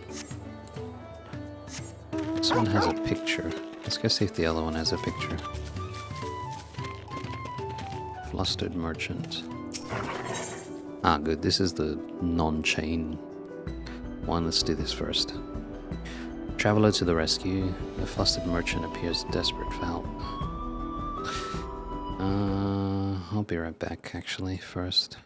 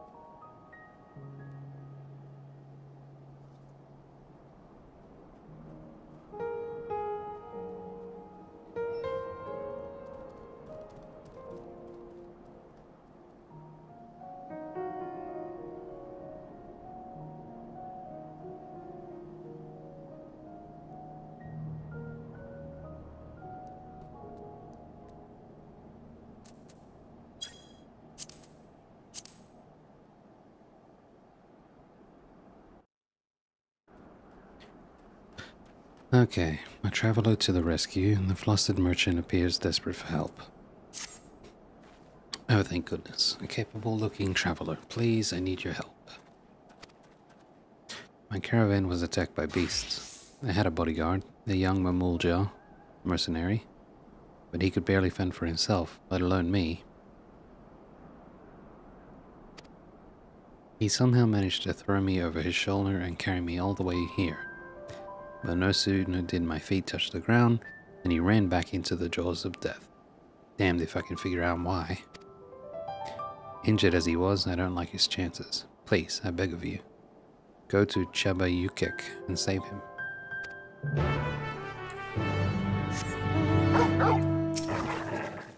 Please, he's in danger. You must go to Chabayukek and save him. I beg of you.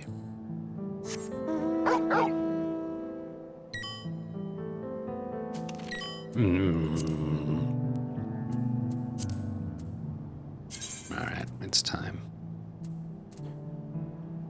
Where is it? Notification sounds. Press rolling channel 1. Off.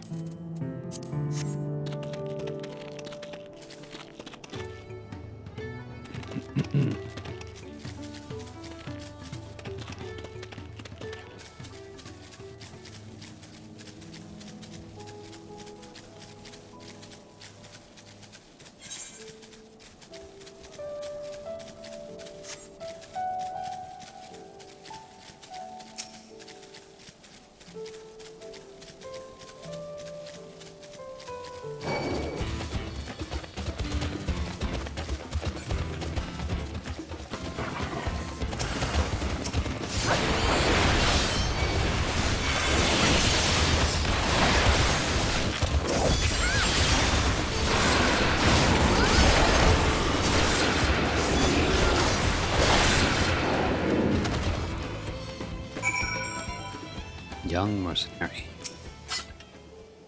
Oh, poor guy.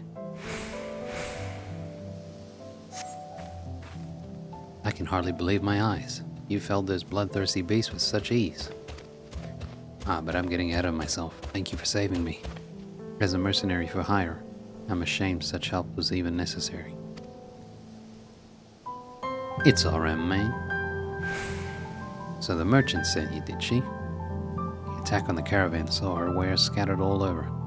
Figured the least I could do was retrieve as much as I could. Thanks to your timely rescue, I can still do just that. No need for you to stay with me, friend. Go and let her know that I'm safe. I'll grab what I can and be along shortly.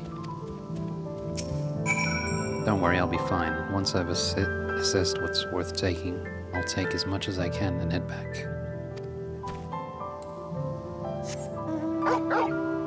Back in the day, they would have made me pick it up.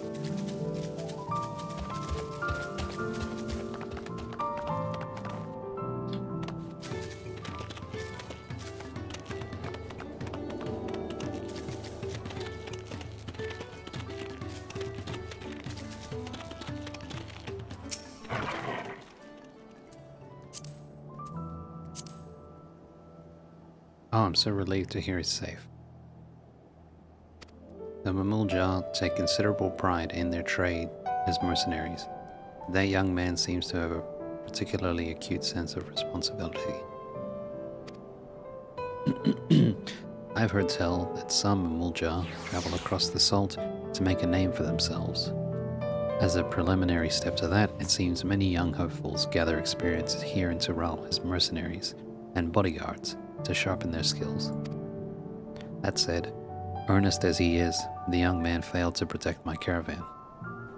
We will have to discuss some form of compensation for my losses. I'm not heartless, however. He saved my life and risked his own to reclaim my wares.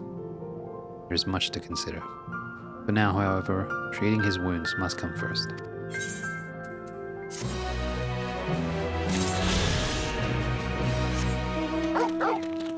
Alright, time for the side story chain quest. Quests. Quest line. Crisis of corruption. Nopley is rubbing his hands together.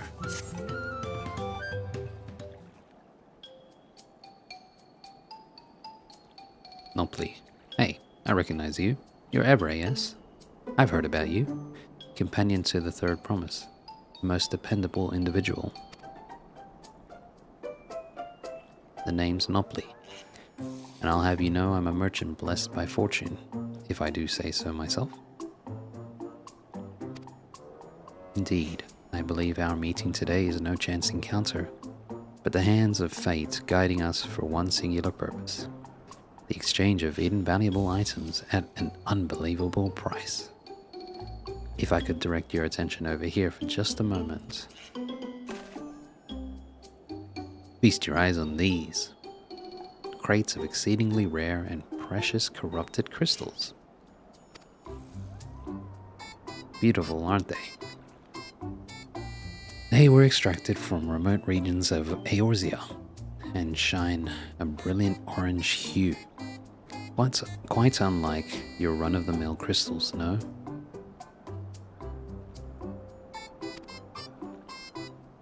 For you, I'm willing to offer them for the low, low price of 1 pel.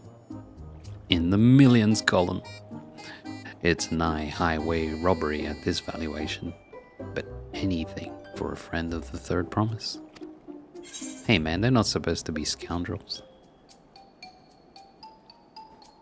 What will you say? Sorry, I clearly misheard you. It almost sounded like you said 1 million. They're not worth even a fraction of that price. Well, for such a low price, I'd be a fool to refuse.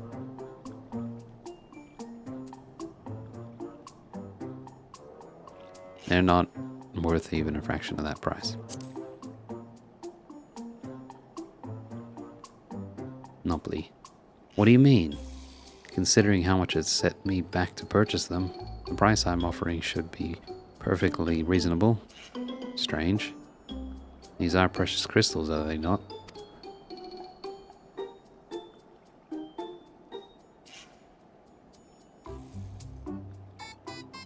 Just to be certain, these crystals are considered priceless treasures in Eorzea, right? I don't think so.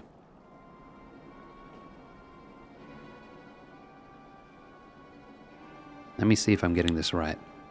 Not only are corrupt crystals commonplace across the salt, but they're also highly volatile. And in the past, you once used such crystals together with an elemental converter to do battle with powerful entities you call primals? Yeah. What's more, you kept them in a warded container at all times to protect against their deleterious effects. All of which is to say, no practical use for such crystals has been discovered, meaning no one with sense would ever bother to mine them. The peddler who sold the crystals to me never mentioned a word of this. He claimed they're extremely rare in Eorzea, which is why I decided to purchase them in the first place, even at the exorbitant price he offered. Naturally, I believed him, having never seen crystals of their like. Could you blame me? But if they really have no use...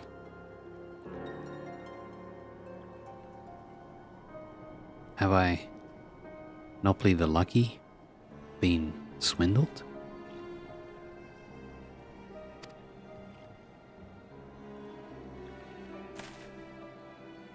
Well, at the very least, I was able to learn about the crystal's true nature before selling them to some poor soul.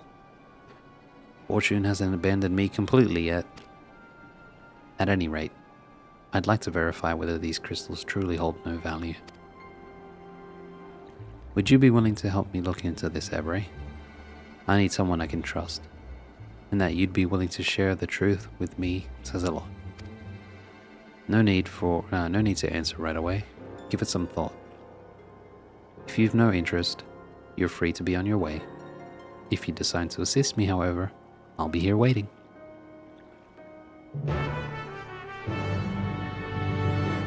Quest accepted. You're willing to help me then? Wonderful.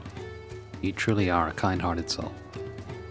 Now, before I go and confront the merchant who sold me these crystals, I'd like to look into potential uses for them in Tyrell. For instance, crystals are in high demand among Tyrelli mages, who make extensive use of them in their rituals. And I just so happen to know a spellcaster among the distillery's guard. I'd like you to speak with them about the corrupted crystals and gauge their interest in purchasing them. In the meantime, I will see about procuring a container to ward off the crystal's harmful effects. Per your explanation, preparing an elemental converter with my skills is likely impossible, but finding the requisite materials for a warding vessel should be well within my abilities. The mage you're looking for is an individual of the Buniwa tribe. If you happen upon someone wielding a staff, chances are you've found them. Remember, look for an individual of the Buniwa tribe holding a staff. I wish to know if the corrupted crystals garner their interest.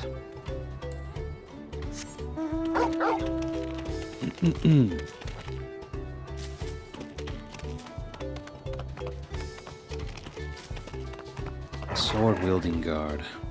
Well, this can't be him. Huh? I don't know the first thing about crystals. I'm not an artisan nor a mage.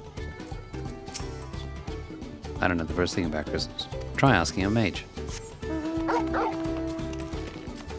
Bow-bearing guard.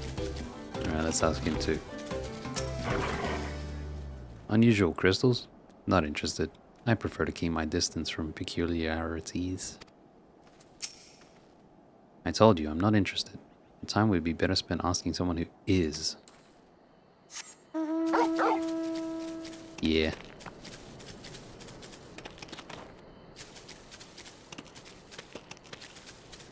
Stave bearing guard. Yeah, that'll be it.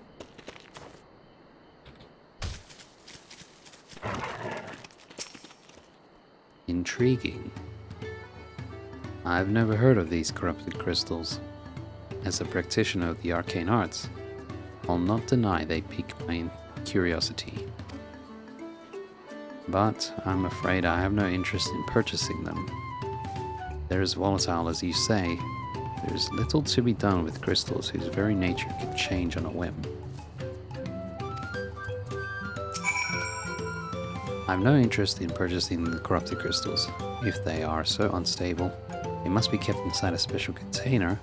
How could I possibly assure my own safety when using them?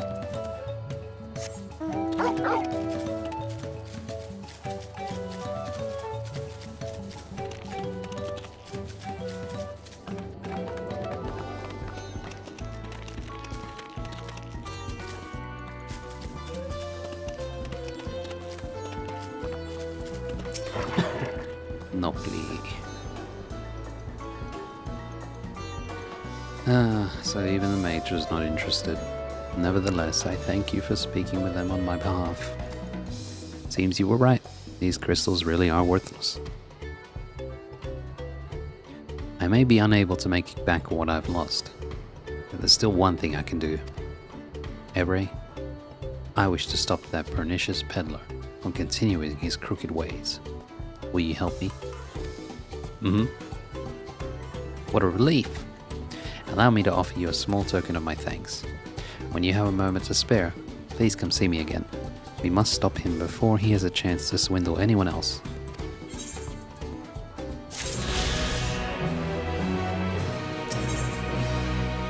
To catch a merchant.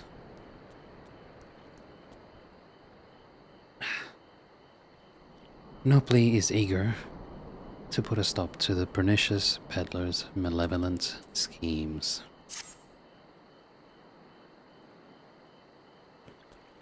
Every moment we leave that peddler to his own devices is another opportunity for some unsuspecting traveler to be hoodwinked. We need to figure out where he's been and where he may go next. I'll ask around in Wachunpelo if anyone else has had similar run-ins with disreputable merchants. In the meantime, I'd like you to find the scoundrel and keep him in your sights by whatever means necessary. We can't have him leaving before we've had the chance to settle this matter after all. I expect he's still in Pacha, visiting the markets to use his ill-gotten pel to stock up for his return to Eorzea. Like as not, he's inspecting the stalls at Ikuvlo's Inn. Ask after a Lalafell by the name of Gigimolu, but be discreet. Once you've found him, try to keep him occupied for as long as you can. Always a Lalafell. Evil merchants.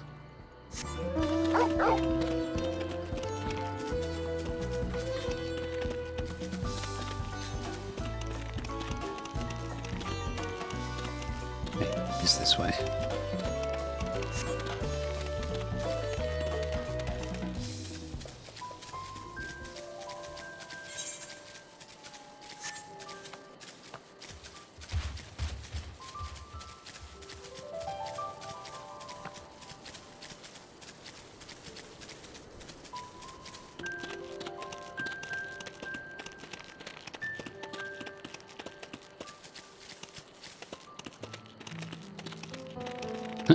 There he is.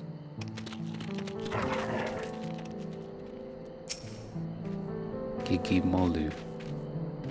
Ah, well, this is a pleasant surprise. To think we would meet again here of all places. You do recognize me, don't you?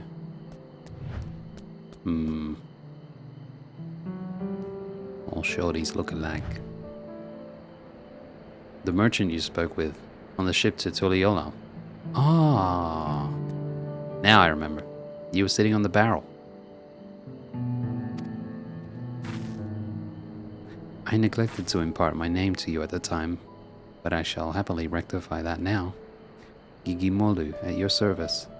Since my arrival on the continent, I must say business has been booming. I'll spare you the details of my most recent transaction, but suffice it to say, I earned quite a handsome sum from a most generous young merchant. Truly makes the lengthy voyage here feel well worth the trouble. All that remains before I return to Eorzea is to purchase some commodities. Alas, ever since I've felt the soothing waters of Penakpelu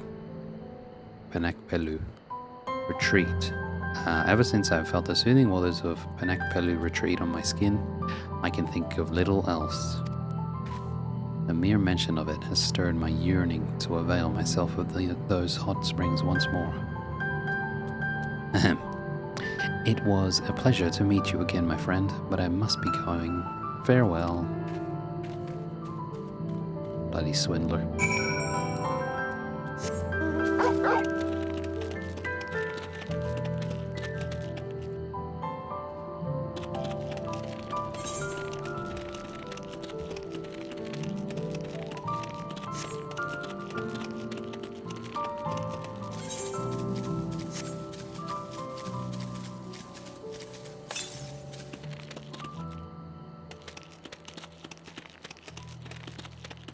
Ooh.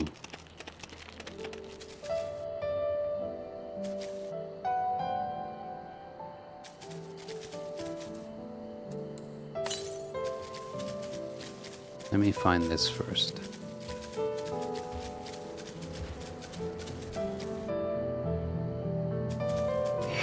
Ah.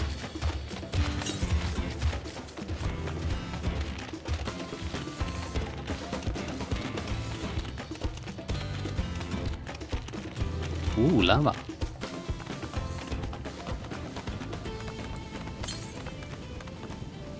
South. Oh, okay. I guess I can't get there. Oh well.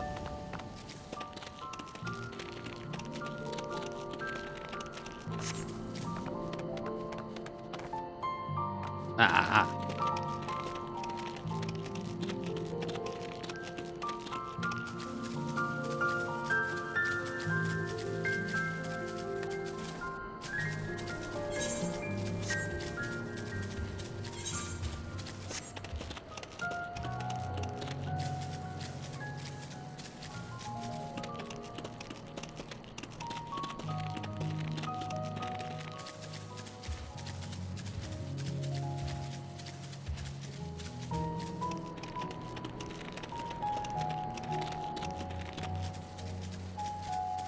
Huh.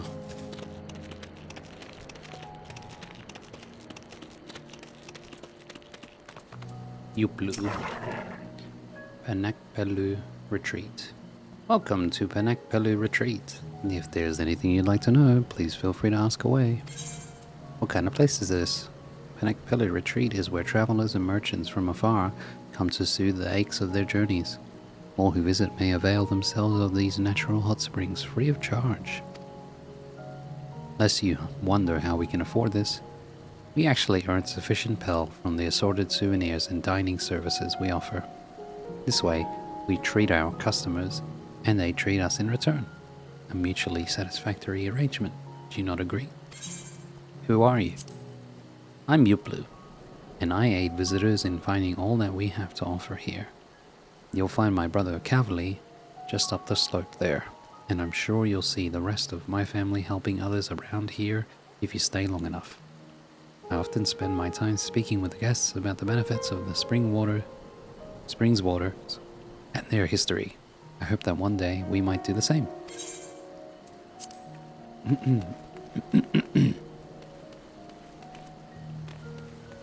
Let's speak to his brother, Kavli. He never tires of this place. ... Kivalja. One may immerse their body in the heat of these springs whilst feeling the gentle brush of the wind on their face. Gazing upon this vista is in such a state brings complete peace of mind and soothes the spirit.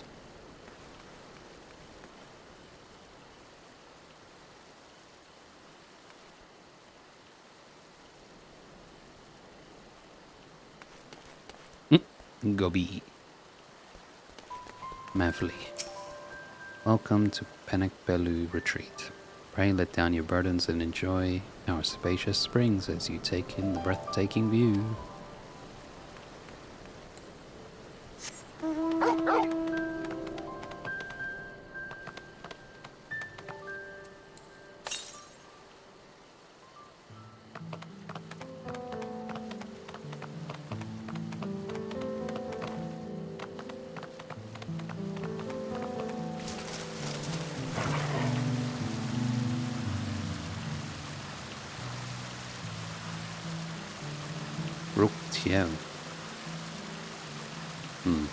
Name seems kind of familiar. Probably because there's a place that ends in that. I don't know, so many similarities between names in this place. Ruktiev, a merchant, hired me as a guard to protect him and his wares on the journey to these mountains. But he bade me rest in the springs while he attends to his negotiations. I do not look forward to leaving this place.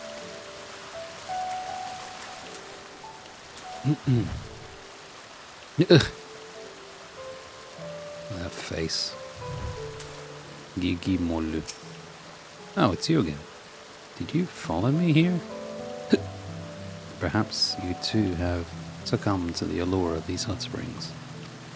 The water is the perfect temperature, and the view ravishing. All my worries seem to just melt away. But I suppose I've also Kavli to thank for that. He's been the perfect attendant, taking care of my every need. I am surprised you're still listening to me ramble on. If I didn't know better, I might think you came not to enjoy these springs, but to speak with me. Igimolo is growing suspicious of you. Perhaps it would be best to speak with Kavli instead. It is thanks to Kavli that I can relax without a worry in these waters. God, I could get used to this. Kavli.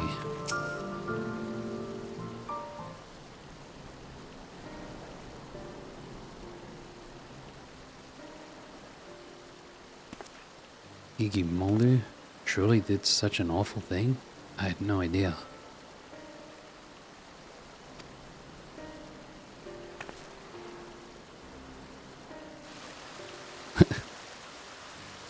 He only recently began to visit these springs, and hired me to take care of odds and ends for him during his sojourns.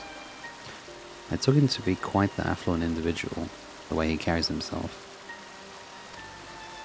My heart goes out to poor Nopli, but as a Pelu, I am quite intrigued by Gigi Molu's trading practices. Nah man, they're evil. Allow me to explain.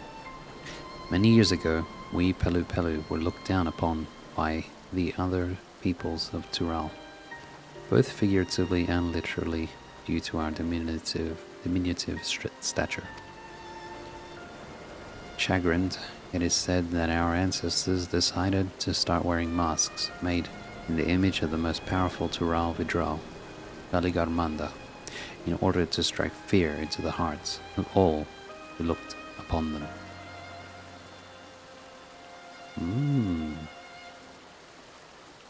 Valigarmanda. Today, however, the meaning of the masks has changed. After becoming peddlers at the Dawn Servant's suggestion, the masks have come to symbolize fair transactions. Indeed, they are now proof of our reputability.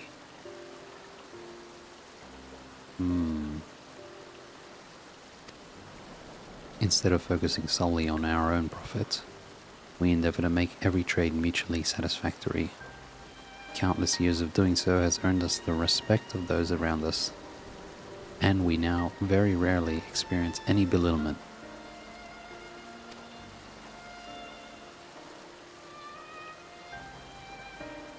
Yet it seems Gigi Moldu wishes only to fill his own coffers, even at the expense of those with whom he does business. It's a shame. After what he's done, no Turali will wish to barter with him again, no matter what quality of import he has at hand. I will keep a close watch on him from now on. I don't want to see anyone else swindled out of their hard-earned pelf.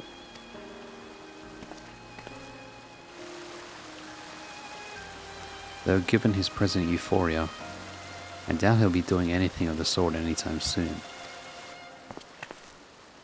That said, I'm sure Nopli must be anxious to hear from you. I have matters here well in hand. Why don't you return to him?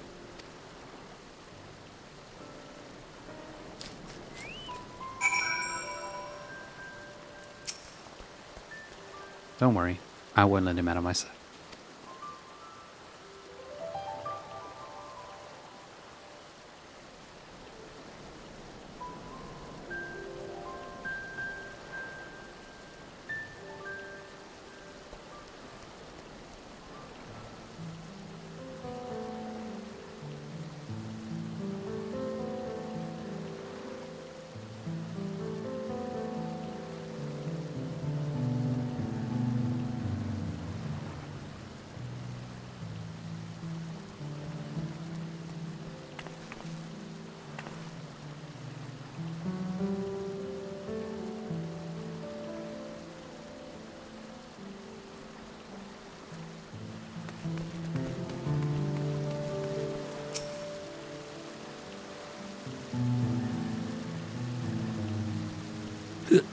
Here I am enjoying myself while everyone else is working so hard.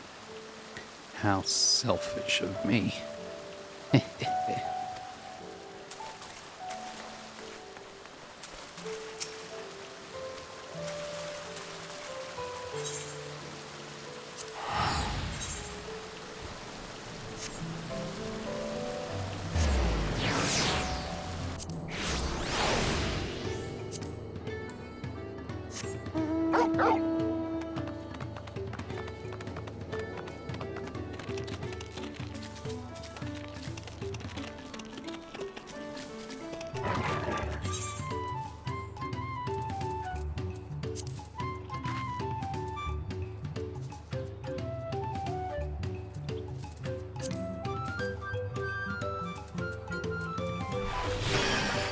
Oops.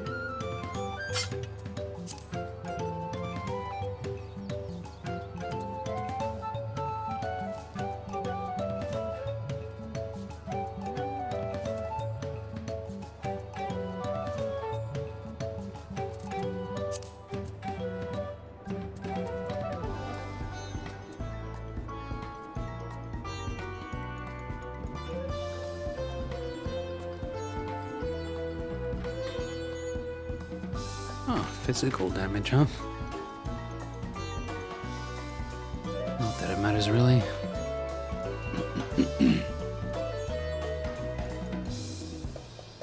$550. Quite potent. Start over 620. Hmm.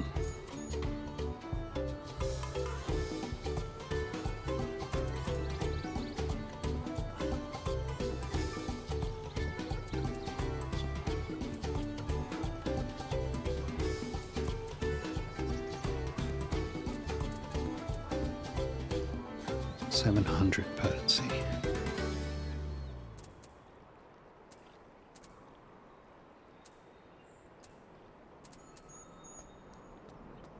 Ooh, 500 potency on this now. This is stronger than high jump. Cool.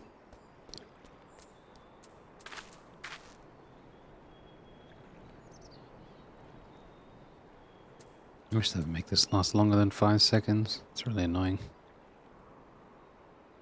I mean, it's not like you should hold it, but still. Oh, this is so cool. 440. Wait a minute, 440? Is this stronger yet? Yeah, there we go. Probably because of this. Mm-hmm.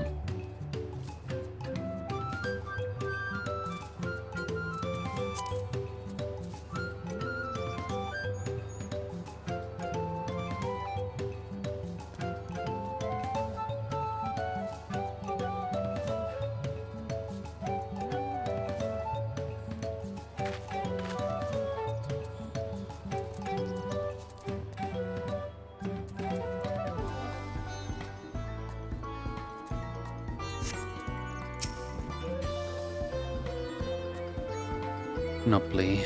What? You met Gigi Molu during your voyage to Tural? What a small world. In any case...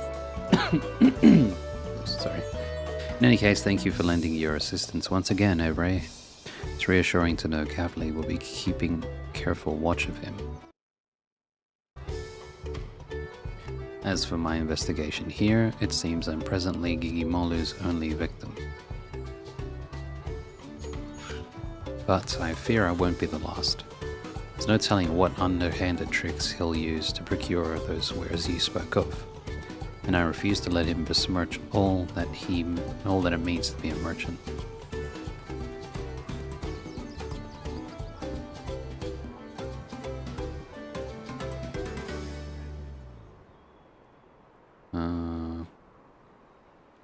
Procure those wares. I mean, what did he say gets a bunch of random commodities or something? I don't remember what it was. Let me see. All that remains. Require return to Eorzea is to purchase some commodities. Yeah, that's all he said. Alright. There's no telling what underhanded tricks he'll use to procure those wares you spoke of, and I refuse to let him besmirch all that it means to be a merchant. I have a plan, but I'm going to need your help. Finding bait. Longplay appears to be deep in thought. No, Longplay appears to be in deep thought. Longplay, I'd like your opinion on something, Evray. Should word spread of Gigi Molu's underhanded practices, it won't be long before there's not a soul in all of Tural willing to deal with him. How do you feel about that?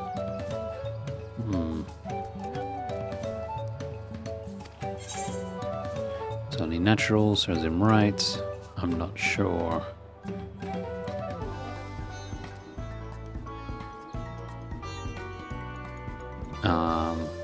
I'm not sure. It's a bit of a conundrum, isn't it? But from my perspective, such a conclusion would be troubling. After all, we'd lose one of the few merchants willing to voyage across the seas to do business with us. If he is to remain a potential trading partner in the years to come, he needs to be made to see the errors of his ways. I suspect a few words of warning will do little, however. He needs to be taught a proper lesson, to feel the sting of being swindled for himself. And we shall make sure that he does, the Pelu Pelu way. First, we'll need an alluring piece of merchandise to serve as bait. Hailing from across the salt yourself, I can think of none better suited to finding something that might garner his interest.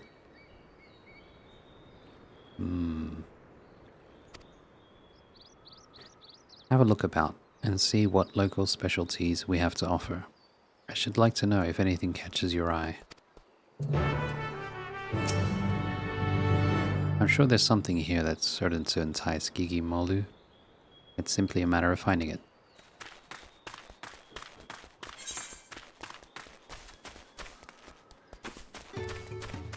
Cobbly? Something rare? I can think of nothing better than coffee plants. They'd surely fetch a handsome price, seeing as you most likely can't find them where you're from. Oh, so you can find them there? Well, in that case, I'd like to try to get coffee for myself. Oh, what I would give for even a sip of coffee from across the salt.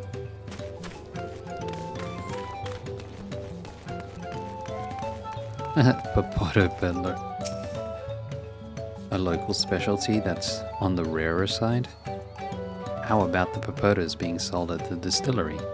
It's one of the few vegetables that can be cultivated at these altitudes. We have those over in Eorzea. They were brought over by that dude. Kennigram or something. Oh, you already have popotas aplenty in Eorzea. Ha, well I'll be. They're popular across the salt as well. I couldn't be prouder. To think popotas have become so commonplace beyond Tural. I wonder how people across the salt cook them. Chippies! I want chippies. Doll peddler. If it's for a merchant, they might be interested in our traditional dolls. They're believed to be good luck for business. I carry one around myself, as it so happens. Whether or not someone unaware of its origins and significance will truly appreciate it is another question entirely.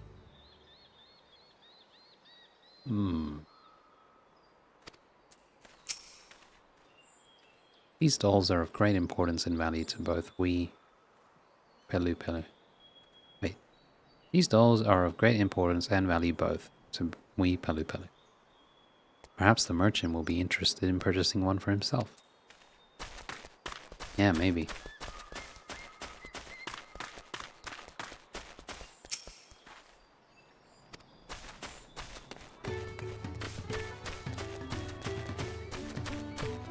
Vapli. If you're looking for something out of the ordinary, I'd have to recommend an Oolong bristle hairbrush. They're good to keep the alpacas free of fleas, and they help prevent skin conditions among other things. And while you'd expect them to turn and spit on anyone tugging on their hair, the alpacas seem to enjoy the grooming. It's a simple way to help keep them healthy and happy. People can use the brushes too, obviously.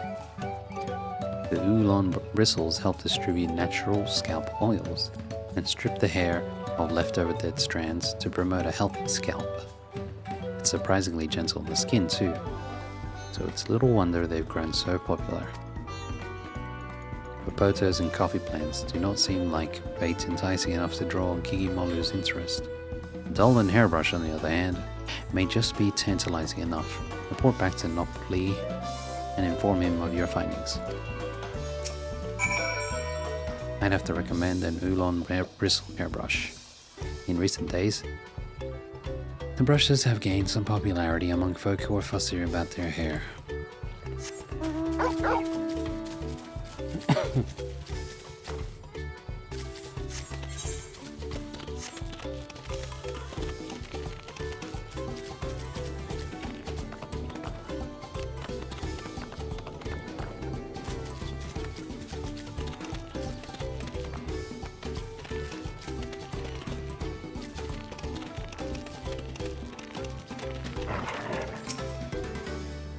Nopley, you are returned.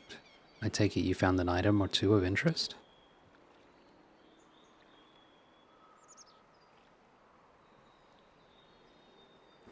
I see. New long bristle hairbrush and one of our traditional dolls.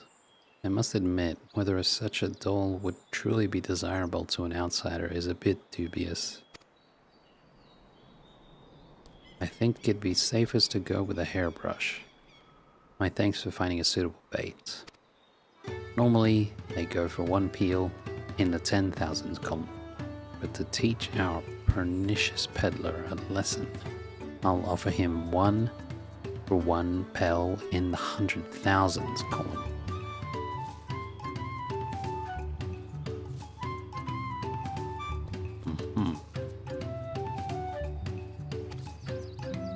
Lest you worry, I won't actually sell it to him.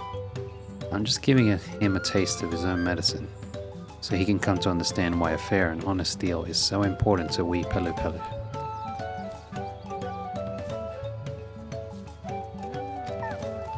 More importantly, I wish to convey something to him, merchant to merchant. So what do you say? Will you lend me your aid? Yes. Thank you. Let's give Kikimolu an offer he can't refuse.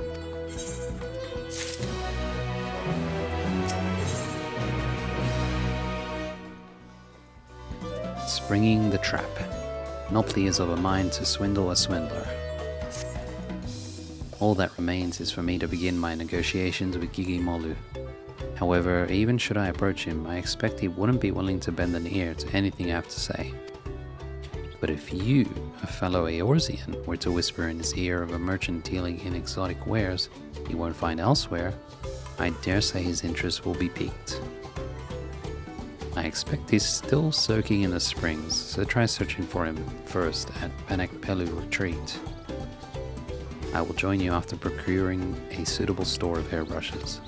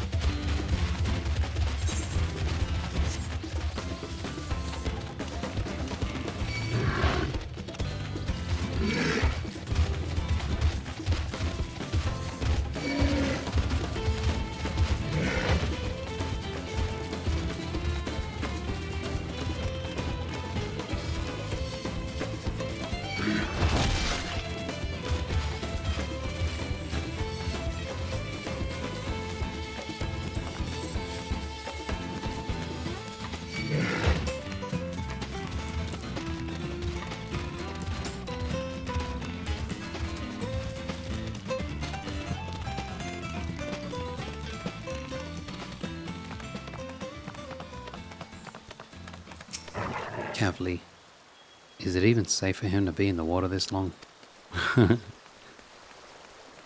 Igimolu. Ah, it is you again.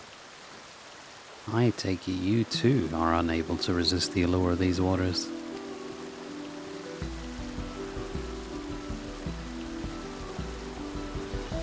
I see, and you wish to introduce me to this merchant of exotic wares? How thoughtful of you. I'm honestly surprised you remembered that I've yet to find suitable goods to take back to Eorzean. Very well.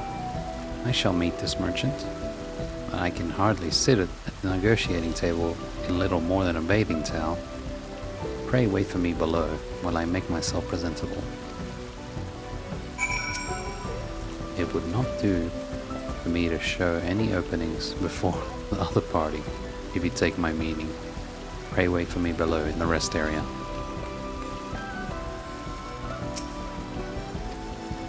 It's Kavli, it seems there have been some developments.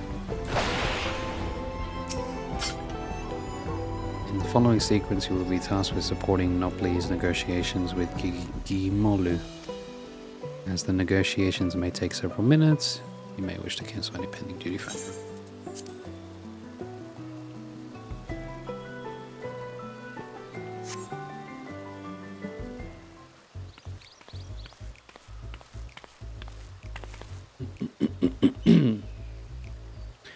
Thank you for waiting. Now, where is this merchant you wish to introduce me to?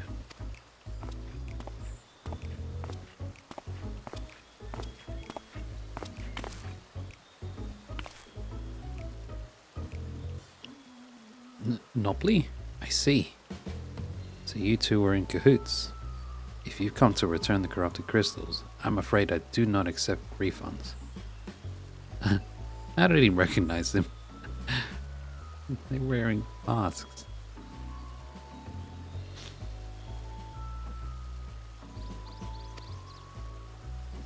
Nopley. Didn't Every tell you? I'm here to make you an offer. Gigimolu. Make me an offer? Huh. I wasn't born yesterday. Whatever it is you're planning, I want nothing to do with it. What will you say? Pelu Pelu strive to bring others happiness through trade. You did deceive him. The Pelu Pelu strive to bring others happiness through trade.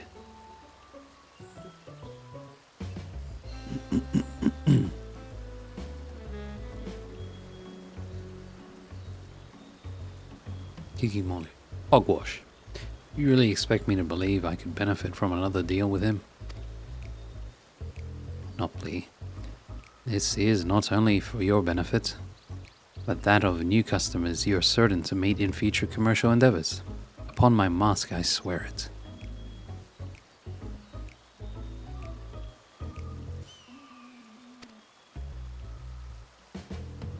Gigimolu.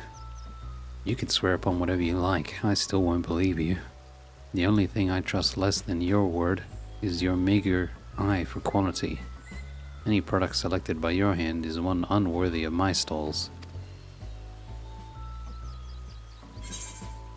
What will you say? You won't at least hear him out? I picked it out myself.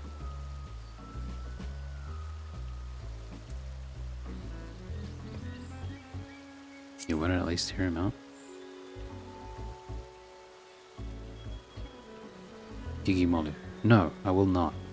The rash fool bought my entire stock of corrupted crystals without a second thought.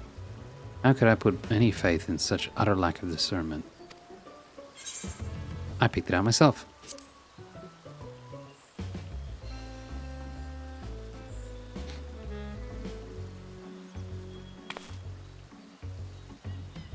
Kikimolu, you selected it? Well, now that changes things. Considering your wealth of experience in both Eorzea and Tyrell, your eyes are eyes I can trust.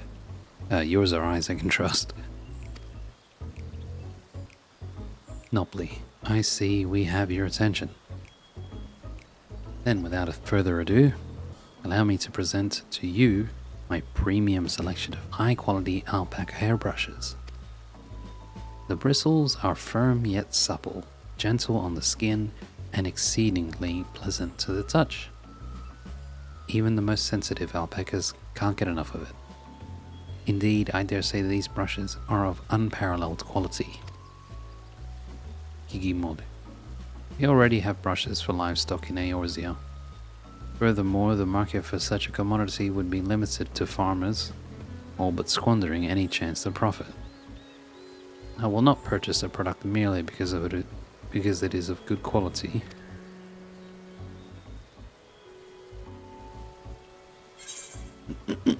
What will you say? Why not introduce alpacas to the Eorzean market? What if you could use it on your own hair? There we go.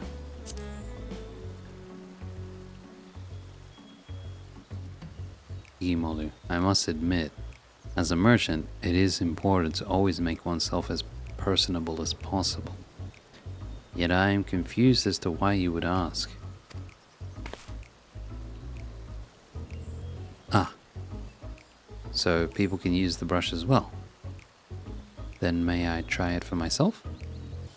If it is a quality product for men and women of good taste, then the potential market would expand considerably.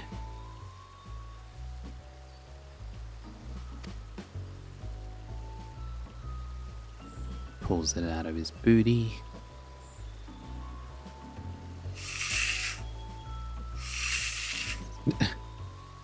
That's him brushing his hair. Kigimolu. Oh my, this is quite lovely. The way the bristles gently caress my scalp, each stroke gliding through my hair like a gentle breeze. And somehow, every strand falls perfectly into place. My hair has never felt so soft and smooth. Yes, consider me interested. I dare say the brushes will sell themselves to those with a like-minded taste for elegance. Now, let us discuss payments.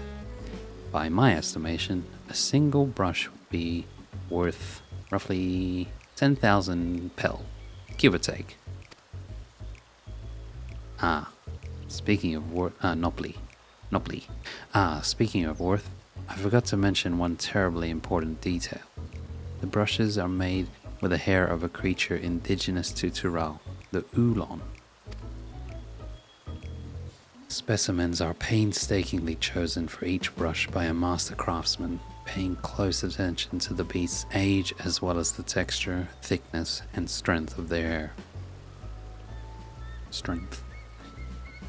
I'd say a single brush is worth no less than 2 pel in the 100,000 column. Kigimolu, I beg your pardon. 200,000 pel for a brush? You must be out of your mind. I shall take my business elsewhere. Nopli, wait. After purchasing the corrupted crystals from you, I'm in urgent need of funds. If you agree not to disclose this to anyone else, I'm willing to sell the brushes to you for half that price. Kigimolu, You'd go so far as to offer them at half their market price? And it certainly comes as no surprise that you lack capital. I may not find a more opportune bargain.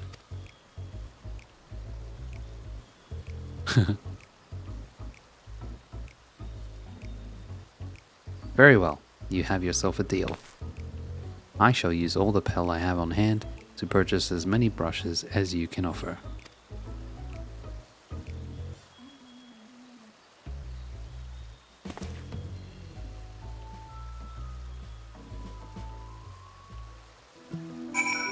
Sucker. Kigimolu. To think the man I swindled would offer me such a bargain. Pelu Pelu may make for better customers than they do merchants. Nopli. Now then, let us return to my storehouse in Wachun Pelo to finalize our transaction. I trust that is fine with you, Kigimolu? Kigimolu, indeed. I shall make a short detour to Ikuvlo's inn to gather my things before joining you. Pray excuse me. Nopli. Ooh, the negotiations went rather well if I do say so myself. I cannot thank you enough for your assistance. But now the negotiations can truly begin. We should hurry back to Wachun Pelo as well.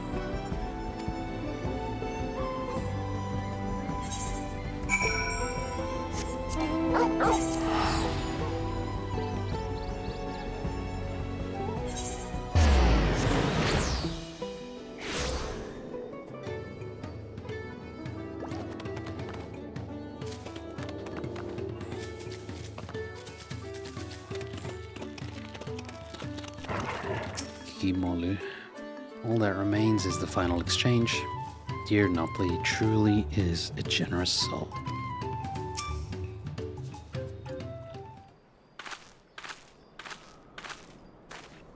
Nopli. There you are, Evray. Now that we're all assembled, let's continue our discussion.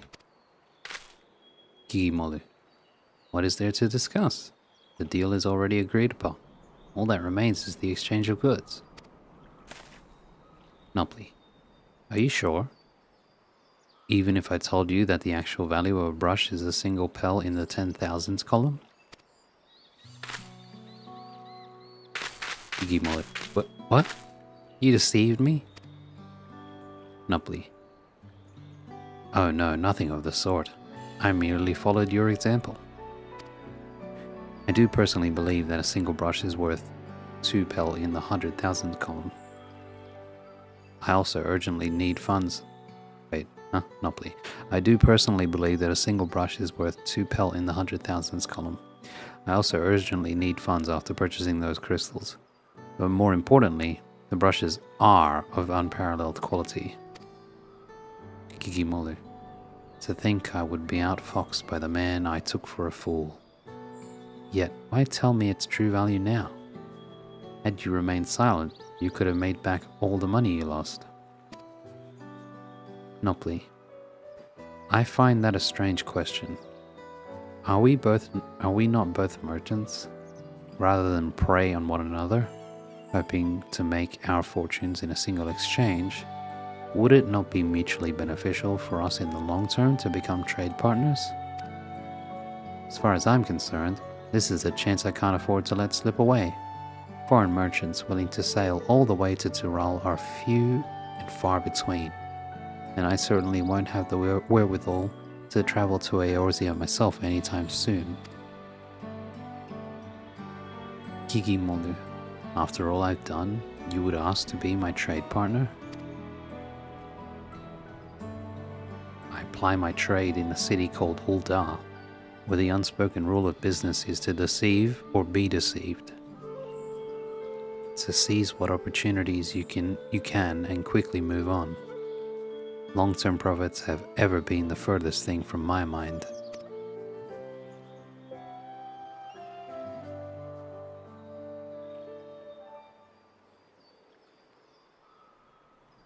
When I first saw you, Nopley, I could sense your naivety. Thus did I approach you with a mind to exploit it, and pawned my worthless corrupted crystals into your eager hands. At the time, I thought it simply business as usual. And yet, I am wholly embarrassed by the thought of it now. That you would use the same ploy against me, and for even greater profit, makes it all the more shameful. Nopley, I am truly sorry for deceiving you. I shall return all the money I took from you, and make what amends I can for the trouble I've caused. I do not deserve your forgiveness, let alone your partnership, but if you're certain that is the best course... Nopley, I am. But forget about the money. I'd like you bring back... I am, but forget about the money. I'd like you bring back more of those corrupted crystals. I think they missed the word there. I am, but forget about the money. I'd like you to bring back more of those corrupted crystals. If I can find some use for them, we'll have a product that can be easily sold for a premium, and we can corner the market here in Tyrol.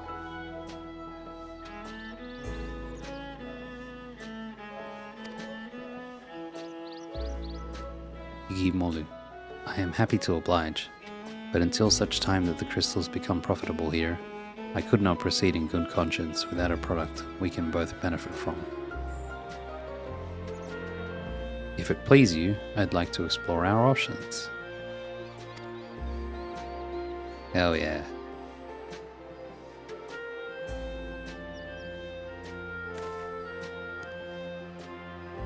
Nopley, I couldn't have convinced Gigimolu without your help, Evray. Together, I believe he and I can bring others happiness through trade in not only Tyrol, but Eorzea and beyond. I've prepared a small gift for you to show my thanks. Though it is hardly enough, I hope this is of some benefit to you during your travels. And if you ever need anything, don't hesitate to find me. Thanks.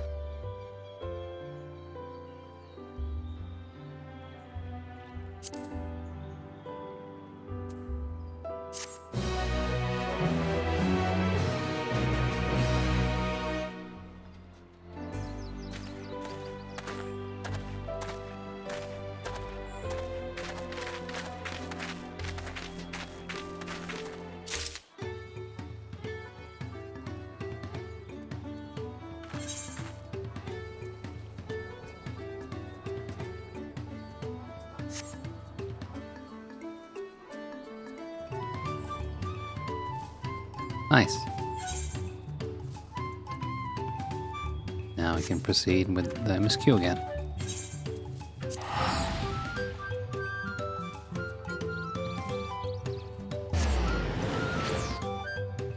Ah, crap. Did I go to the wrong spot? Ah, no. We're good.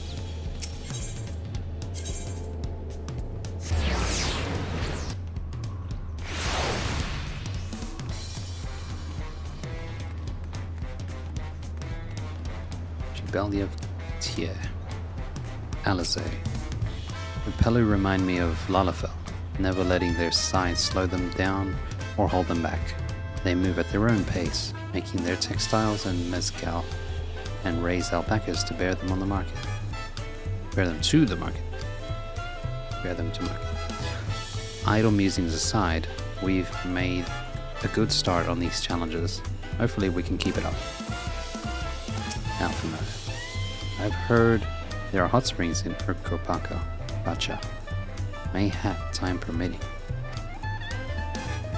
I have not forgotten our obligations to Wuklamat, of course. Having immersed ourselves in the cultures of others, though, my anticipation for the new experiences this adventure will bring us has only grown. Kryl. Neither Kona nor Bakul Jaja appeared to be in Wachu Pelu. I imagine they're around somewhere, making progress even as we are. Yet, in a contest like this one, it is only a matter of time until the claimants are pitted against each other in direct competition. Erenville. A golden alpaca. Alone, I may have tried to track the beast myself. Traveling with so large and diverse a group is unfamiliar to me. If she could see me now. Who is your mentor? Wuklamat. Look at us. The contest has barely begun, and we already have 2 keystones. Surely even my talented brothers aren't doing this well. Erenville, we can only hope.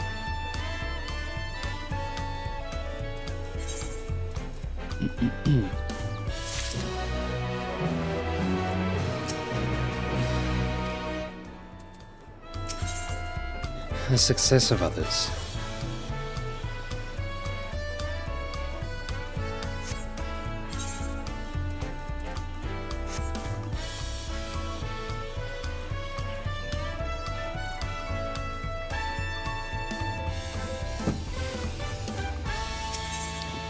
The success of others. Wuklamat is eager to attempt the next feat. I think this was the first level 91 quest.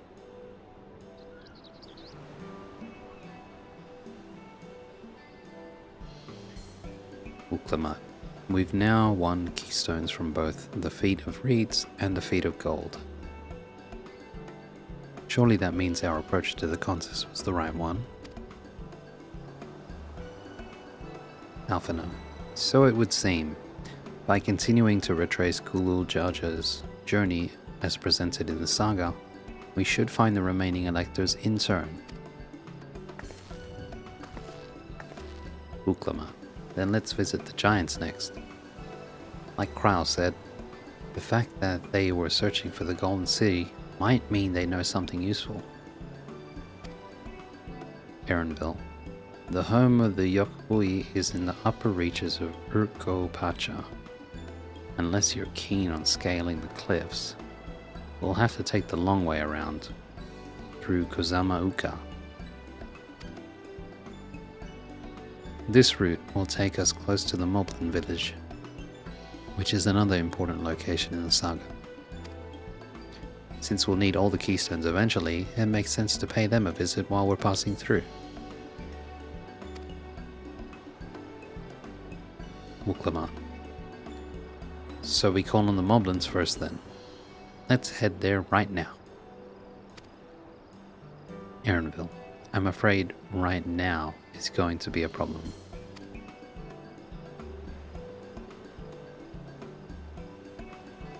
Ooh. Erenville. The flight of wee wingless, the great stairs leading to the Moblin settlement collapsed in the storm. Damn.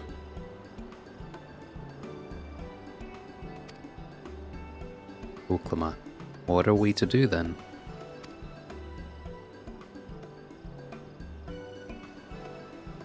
Aaronville.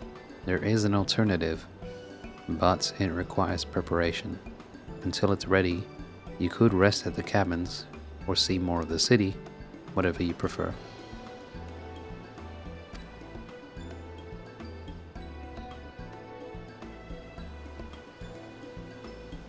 Just to be sure, you'll accept any method of travel as long as it gets us to our destination?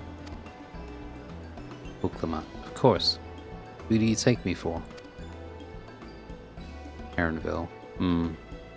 Then as your guide, I will see to the arrangements. It's gonna be by ship.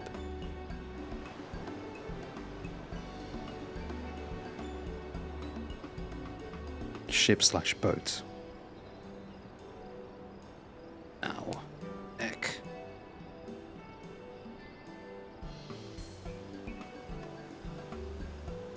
Then as your guide, I will see to the arrangements.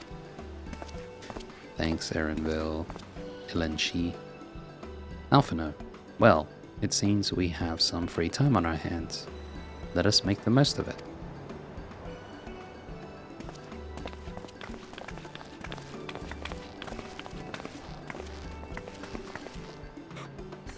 Uklavat. I need to get my axe repaired. I nicked the blade pretty badly when I took a swing at Bakul Jaja. That reminds me. I never got around to introducing you to Ropley, did I? He's the man in charge of Wachu Meki Meki. And a good person to know. Want to come along?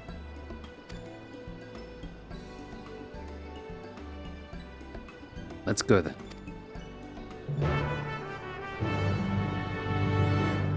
Eu quero Taco Bell. Ready? The markets of Wachu Meki Meki are to the east, on the other side of Bayside Bevy.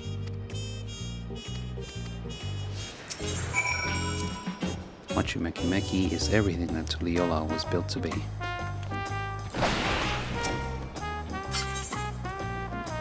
Get out of the way.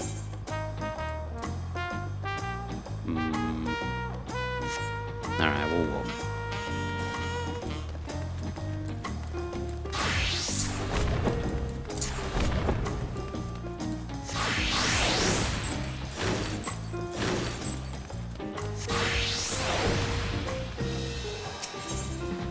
Discuss Aunt T's tacos.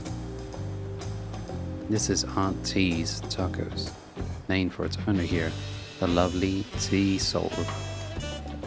If you're after the best tacos in Tuliyola, this place sits at the top with Shibali of T Soldier. You say that, Third Promise, but you only ever eat at old Rook Evu's food. Rook Evu. Rook Evu. What was the name of that? And I know it's not that, but what was the name of that guy that was in the hot springs? Was it also Brook something though? It was like Brook Tier?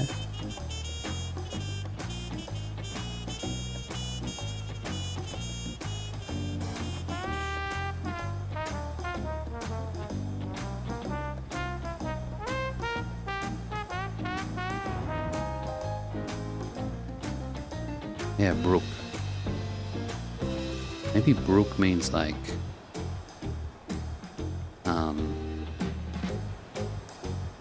Rothgar? Rothgar clan or something? I don't know. But the guy, yeah, Brook Evu, the guy who runs the other taco place, also has that name, Brook Evu. The guy who's Brook Tier. Anyway, T-Soldier, you say that, Third Promise, but you only ever eat at old Brook Evu's food. You only ever eat old Brook Evu's food. Come and buy mine for a change. Uklama, sorry T-Sol. It has been a while, hasn't it? I swear I'll stop by Stop for a bite once the contest is over. Food.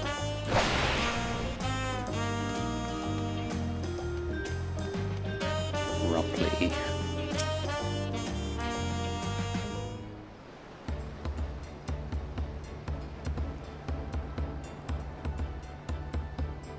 My, the third promise. How might I assist you this fine evening? Buklamat. Well met, Ropley. I need to buy a nasty nick out of my axe-blade. Sorry, I need to buff a nasty nick out of my axe-blade.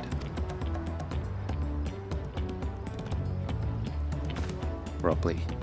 Yes, it's been chipped quite terribly. Trying to cleave rocks again, were we?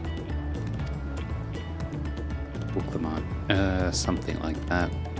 Think you can fix it? Ropley. You stand among Tyrell's most prestigious gathering of artisans and ask this question. 'Tis child's play. We'll have it repaired for you in 2 shakes of an alpaca's tail. Buklamat. Good to hear. I leave it in your capable hands. Ropley. Who's your companion, if I may ask? Buklamat. This is Evray, a great adventurer I recruited from across the salt. I brought her here to meet you, actually. Thought she might have reason to visit Wachumakimeki sooner or later. Ropley. Then allow me to introduce myself. I am Ropley, humble representative of this grand center of trade. A pleasure to meet you, Evray. Hello. You there. Stop dithering in the shadows and announce your business already.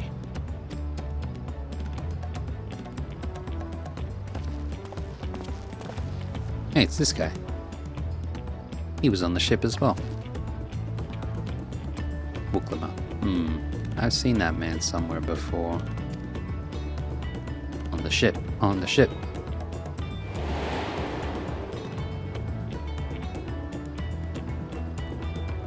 Can't really recall the topic of our conversation though.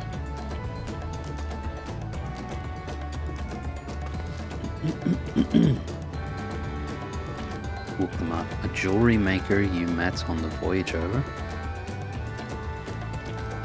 Oh, I remember. I spoke with him too. Tain? Yes, that was his name.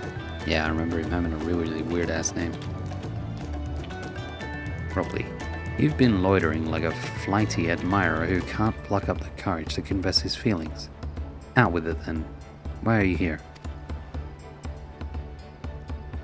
Tain.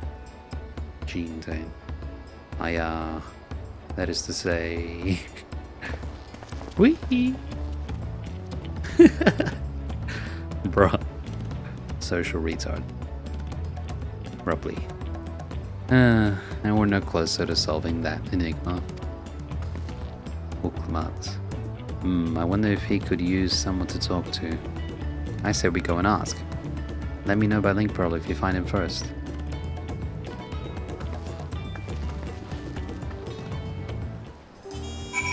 Ropley. Our nervous man of mystery fled westwards, never to be seen again? Nah, we'll find him.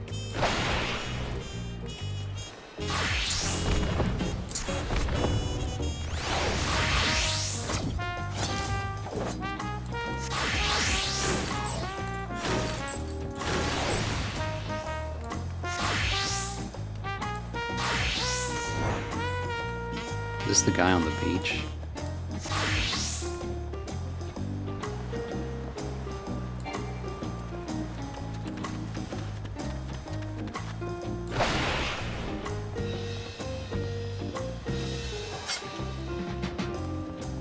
Yeah, I thought so. I remember seeing a whole bunch of people over here. Wonder if I could have found Buklamat anywhere. Tain. You were conversing with Master Ropley. But wait, we've met before, haven't we? On the ship. I'm gonna eat some marshmallows. Ow.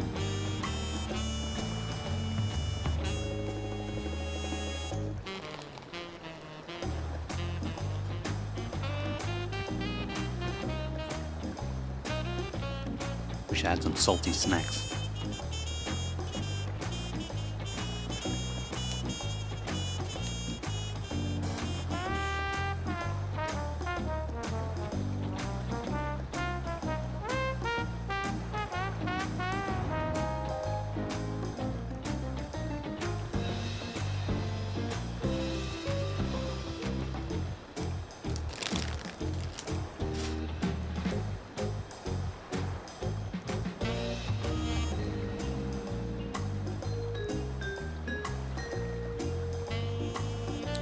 You were conversing with Master Robley. But wait, we've met before, haven't we? On the ship.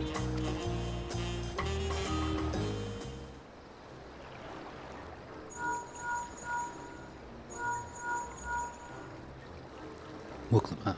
You found him? Good. I'll be right there.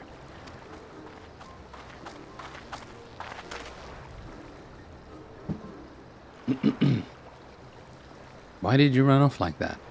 Did you have business with Robley or not? Argentine. Please, you needn't concern yourselves with my affairs. I'm undeserving of such attention. Uklamat, huh? What are you going on about? Argentine. I beg of you, do not ask me to explain. Do not. Muklamat, sorry, but the more you tell me not to, the more curious I become. Besides, you look like you need a friend. Argentine. Ah, you are too kind. So be it. I suppose I can share with you a morsel of my misery. Before I came to Tuliyola, I worked as a goldsmith at the most prestigious jewelry maker in all of Uldar, Ishtaim's Aesthetics. Oh, it started off well enough, but as the days passed, everything began to go wrong. Compared to the masterpieces of my talented colleagues, my products were lacking, mediocre. I lost all confidence. Crippling doubt had possessed me, and any veneer of bravado I tried to put forth soon cracked beneath its weight. Thus did I take ship, hoping to find a fresh beginning on new shores. Yet, as you witnessed, I lacked the courage to even approach a potential employer. You stand before a man wallowing in the wreckage of his ill-spent existence. Ah, yeah, I remember this guy now. Oh, the topic of his conversation, I mean. I remembered who he was. He was, unemployed. He's a bum. He's a degen like me. You stand before a man wallowing in the wreckage of his ill-spent existence. Buklamat. Alright then. You offered a morsel and then served us the full course.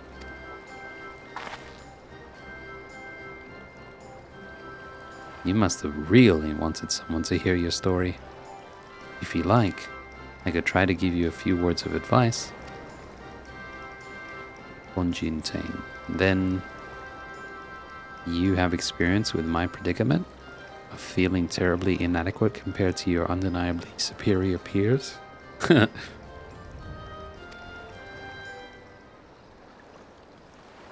Wuklamat. Well, when you put it that way,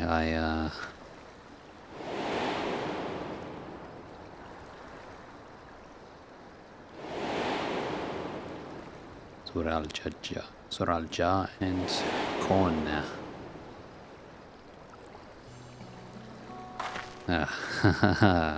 Not me, I'm Wuklama, third promise of Tuliyola, daughter of the Dawn Servant.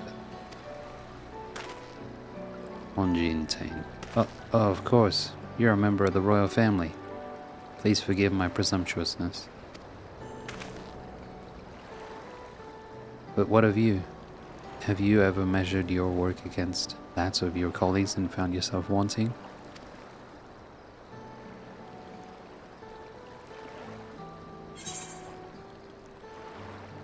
Damn, man, that's too true. That's fucking gems right there, man. You can't measure your worth by the success of others, nor should you try to do so. It will only lead to misery.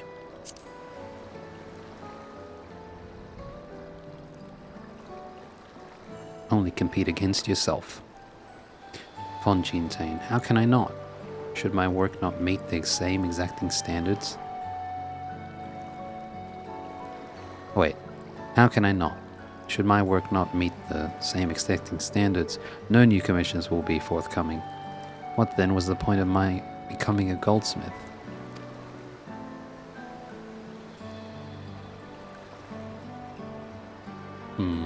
Looking back, it was my father who inspired me to take up the trade. His exquisite creations brought radiant smiles to the faces of his clients, and I admired him deeply for it. But, in the course of striving to be as great a goldsmith as him, I lost sight of my original motivation. All I ever wanted was to spread joy through my craft as he did.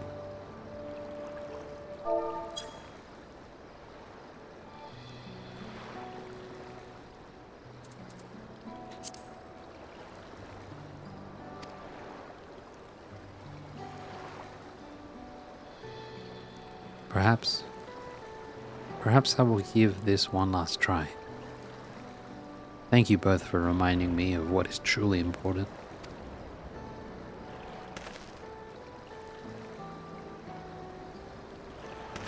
Yeah.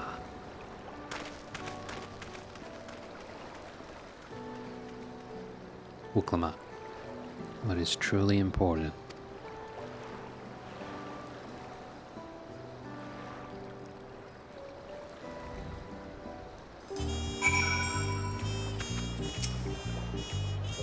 Dot. Oh, sorry, Ebre. I didn't mean to ignore you. But yes, I'm glad to see Fonjintain is giving himself another chance. Ooh, look at that EXP. Ooh, level 91 quests. Yeah. We're all too raleigh. Wuklamat wonders how Fonjintain is getting on. Man, I wish I knew how to pronounce that name.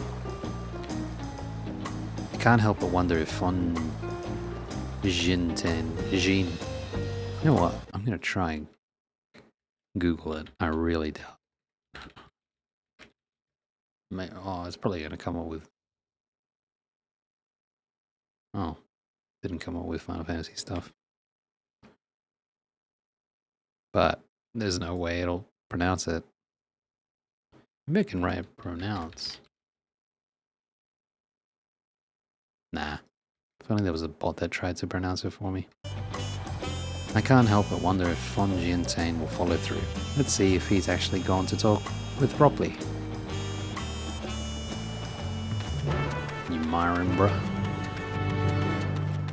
Aye.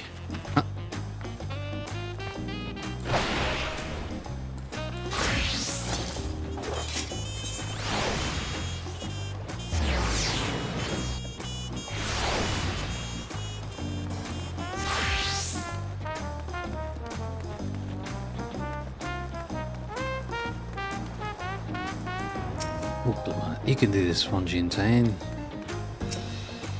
Oops. I'm just gonna call him Gene. Rockley, our lurker seems a changed man. I'm not sure it even is the same man. Gene, it was kind of you to come, but you needn't worry. I've found my courage.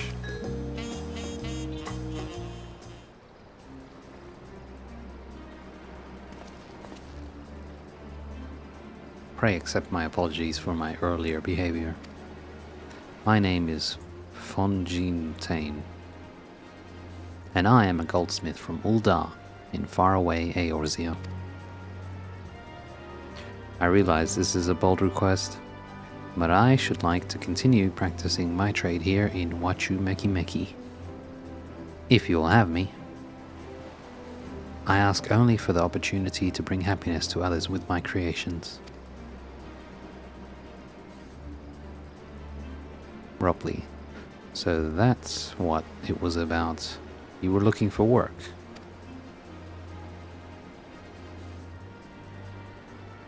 Consider yourself hired.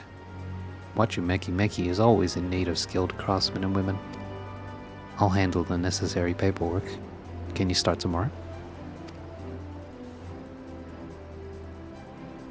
Jean.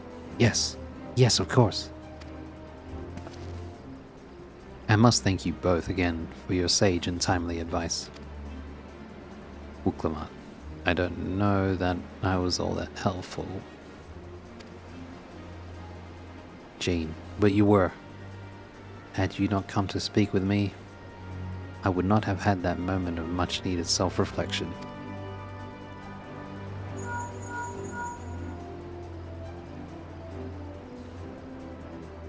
Erenville.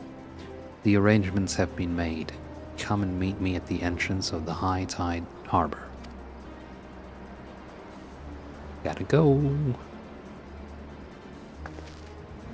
Uklamat. Oh, I almost forgot. Do you have my axe ready, Ropley? Ropley, ready and waiting. Behold the sublime touch of a Wachu Meki Meki artisan. Huh! Yeah! Uklamat. Oh, it's as sharp and deadly as the first day I held it. Thank you.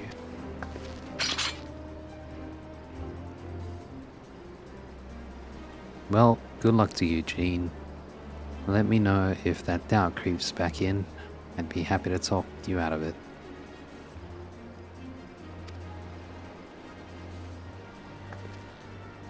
As for us, we should head for the harbor. Wouldn't want to keep Erenville waiting.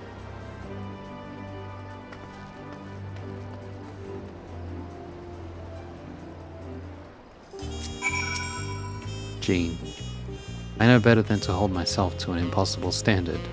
The only thing that matters is the joy my craft can bring to others. Roughly.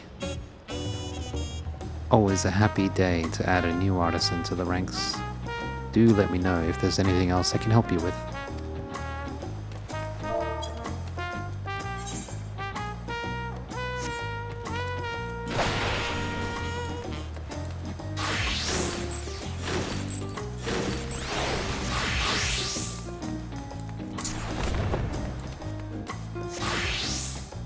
Uklamat. I wonder what Erenville's alternate means of travel is.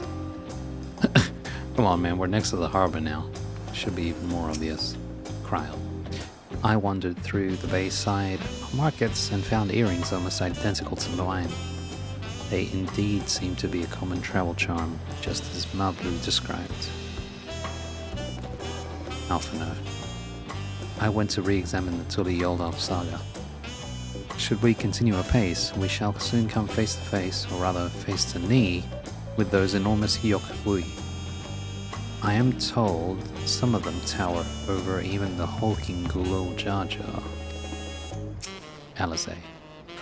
All that waiting is making me hungry, so I tried a taco. No, all that waiting was making me hungry, so I tried a taco from both Shibalia Tea, Taya, and Auntie T's. I think I prefer tea salt's spicier flavors. Hell yeah. Spice all the way.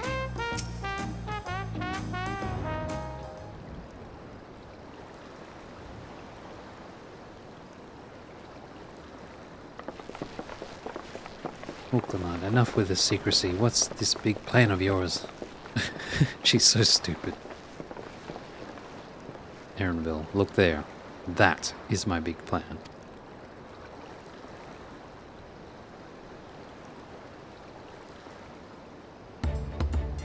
Cool. Uklamat. What? What is that?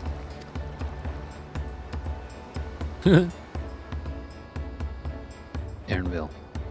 It's a Panuti. She'll be pulling our boats upriver. Cool. Uklama. How do we know she won't thrash about and sink us instead? Erinville. They're gentle and timid creatures, for the most part. She's unlikely to cause a fuss, unless you give her reason to.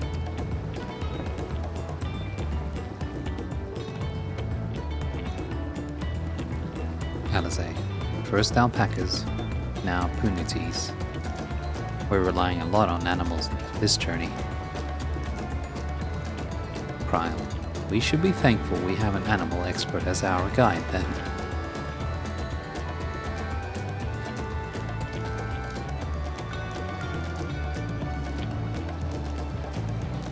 Uklama. Did it have to be my old nemesis? Another boat. Erinville. Well, I took you for someone who was up to the challenge. Was I wrong? Uklama. Ugh. Erinville. Long ago, when fighting still raged between the clans, the inhabitants of Kozamauka rode these riverboats to move swiftly through hostile territories. Hostile territory.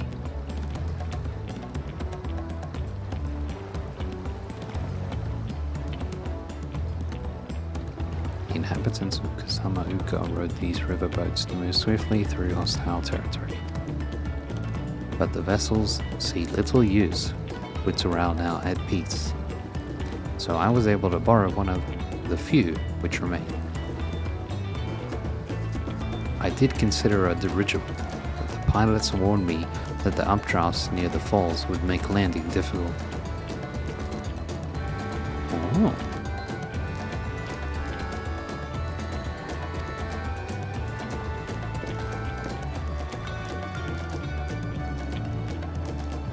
Alphino, you said you borrowed one, yet there appear to be several on the water. Oh. Uklama. Kona. Oh, he smiled. Kona. Amati. Traveling up the river, I presume? Uklama. Seems that way. Does this mean you've earned 2 keystones already? I can't believe how well you've managed despite undertaking the contest alone.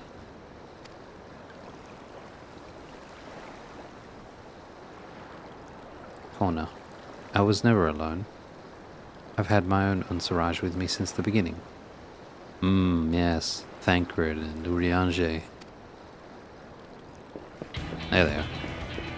Thancred. My friends, it's been, well, not that long. Alizé. Thancred. Urianger. What are you doing here? Thancred. Escorting a promise, the same as you. Kona. I'd heard much of the incomparable Archons during my time at the Studium. As soon as the contest was confirmed, I thought who better to recruit to my cause.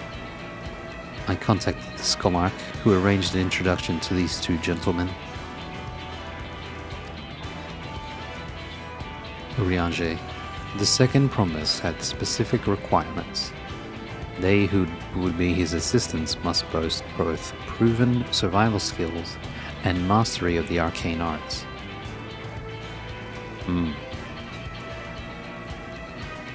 So you're the arcane arts and Thancred is the survival skills?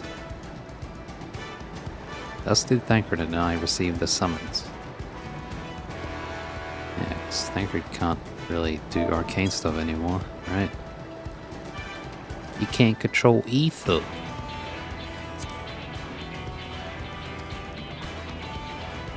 Kona.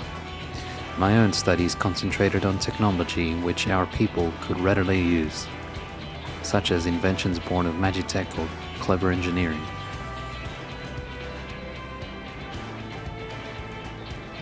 Where magic was concerned, I covered only the foundation. Cryo, knowing you two, I expect you had other reasons for accepting the job. Thancred, a few. The nation of Tuliolo spans an entire continent. Depending on who wins the throne, the world may be plunged into instability once more.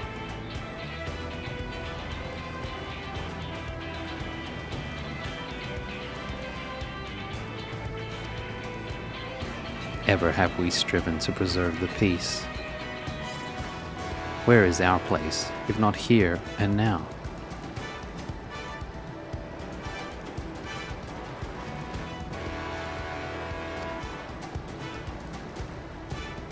We did our due diligence, of course, and made sure of who we were working with before agreeing to this endeavor.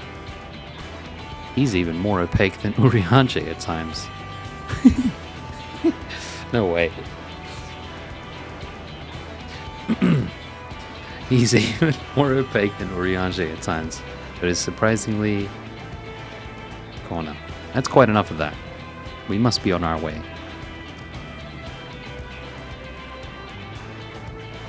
Alizé, wait. I have one question before you leave. Kona and Wuklamat are vying for the throne.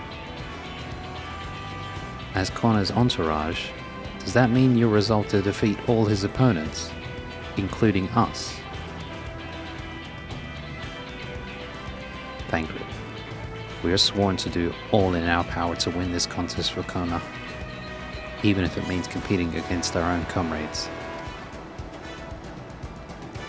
We intend to hold nothing back and expect you to do the same. Alizé, and we won't disappoint you. Good luck to you.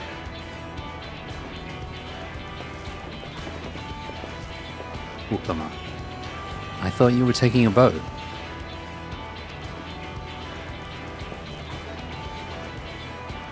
Kona, if even you have been forced to travel on water, then the others will be doing the same. I would rather walk than risk confrontation on a leaky barge with no possibility of retreat. Huh.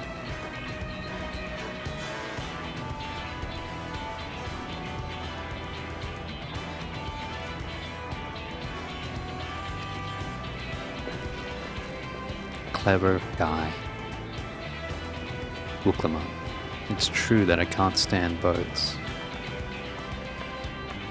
but I trust the route Erenville has chosen for us.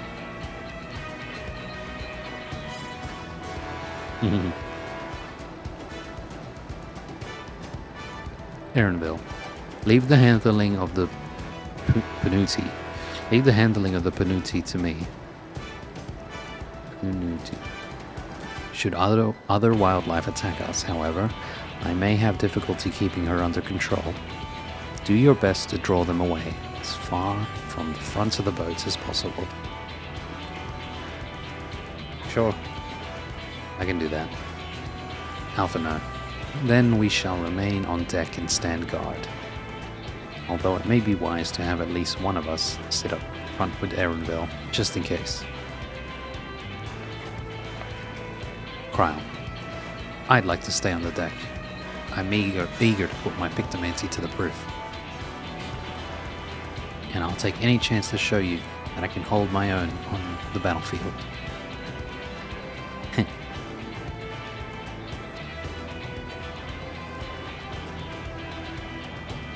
Alpha no. Then Cryo will stand on guard with Evray.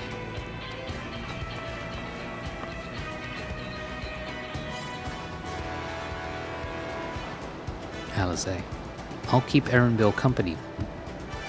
With my blade, I can respond more quickly to threats than Alpha no. Erenville, thank you. If a fight breaks out, I'll try to stay out of your way. Alpha no. Then I shall endeavor to provide aid where it is needed. Wuklama, I can do that as well.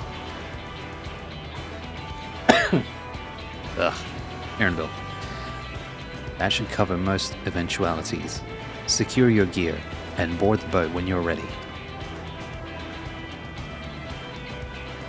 Yay.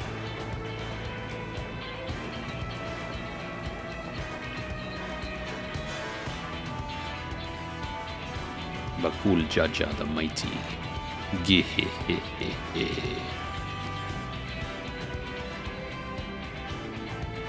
Let the hunt begin.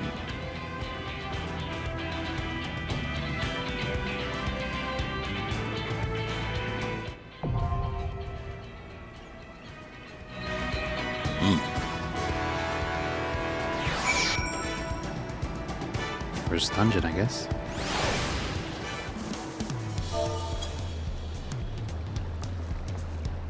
The hell was it called? Oh. Ooh.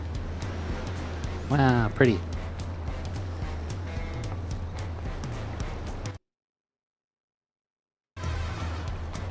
Aaronville. We'll take this smaller boat to board the big vessel with the Punuti.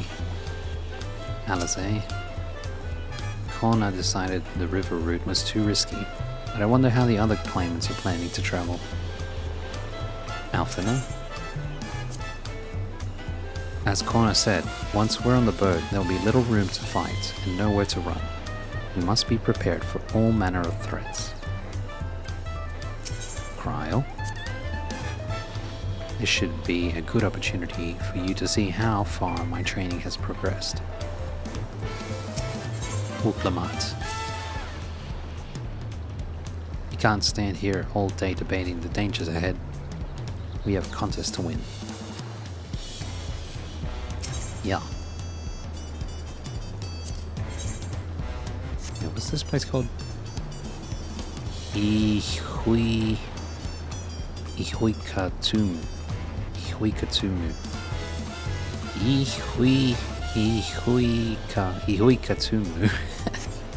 Man, these fucking names. Ihuikatumu. Let me read the description.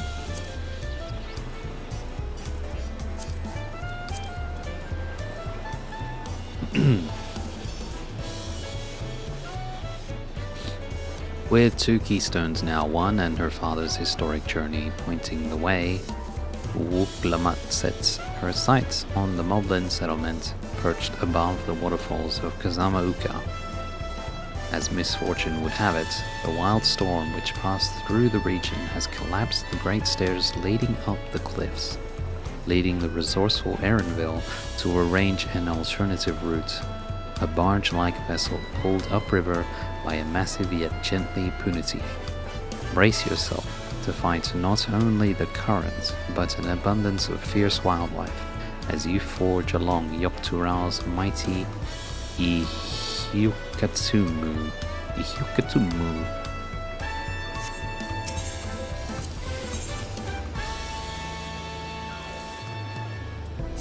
Let's get to it. Let's get to it. Let's get to it. 'Twould be a pleasure as always. I won't let you down.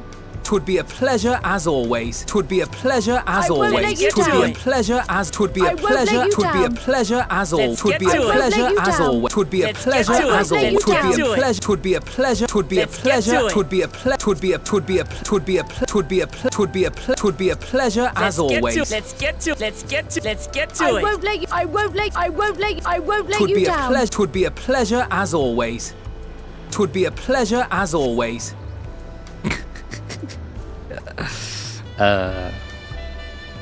Intrepid. Yeah, right. What could she be? She can be damage? Wow, that's interesting. I wonder what she plays when she's DPS. Wait, he can be DPS as well? Say word? What the hell would he be? Hold on, let me test this shit.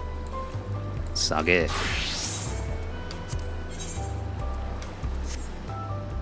Oh, he just becomes a damage version of the same job. Alright, fair enough.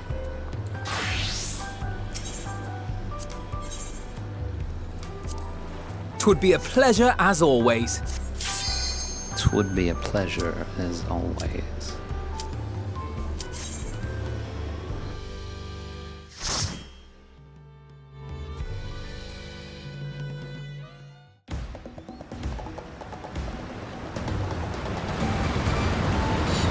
soon.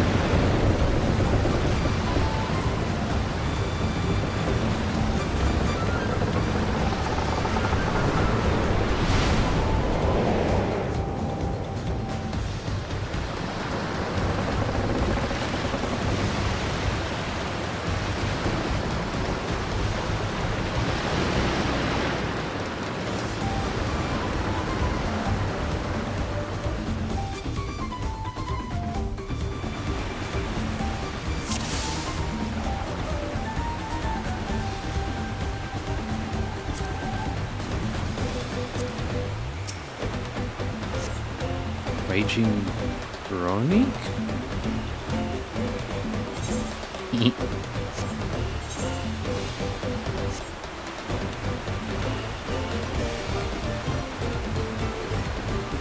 Ooh, I wonder if we get any closer to this.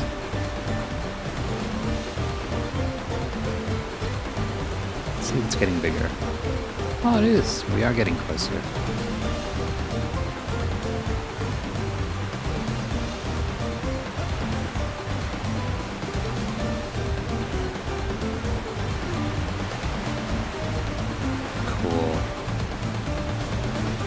Alright, let's get it. Alizé, there was a boat like ours up ahead. Could be Sriracha or gods as if a cool chapter. Maryville, forget who else is on the river right now, we have company.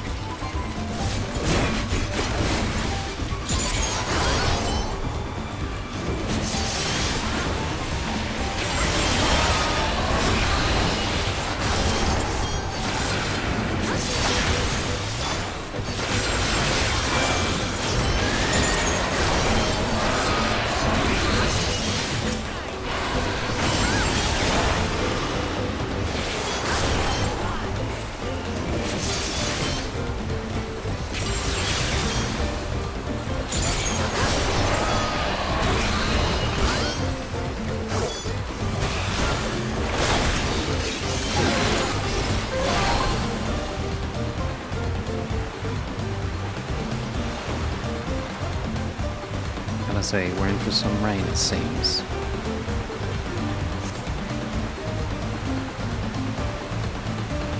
That is the cool Jar Jar ahead of us. Be ready for anything, said Aaronville. Yes, come closer. We have something for you. A gift, courtesy of the Blessed Cinnamons.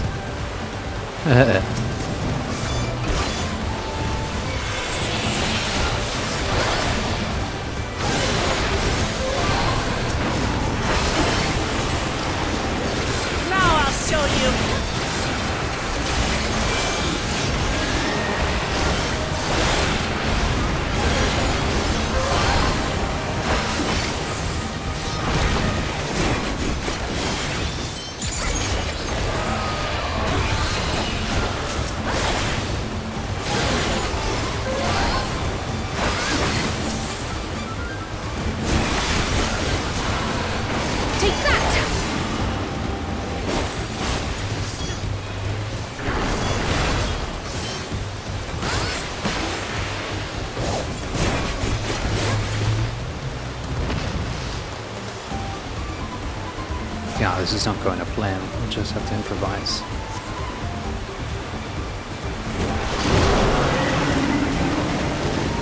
Harness.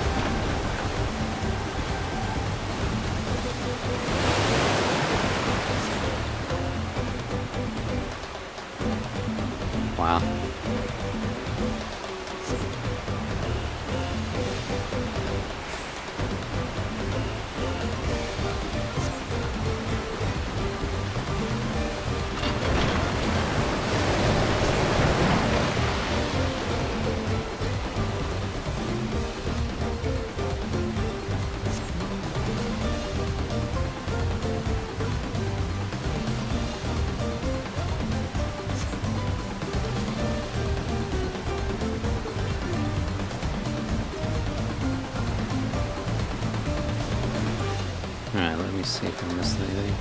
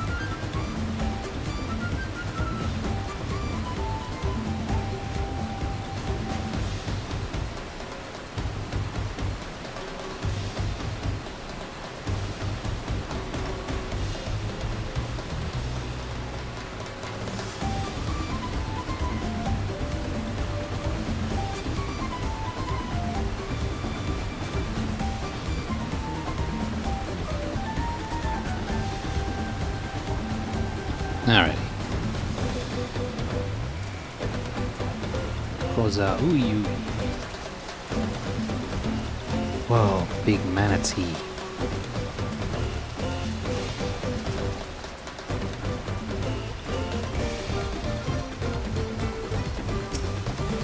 Prime Punuti.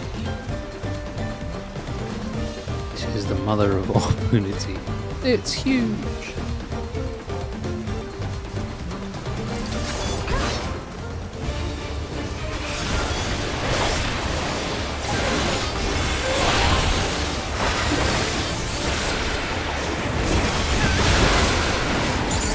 Are you all right?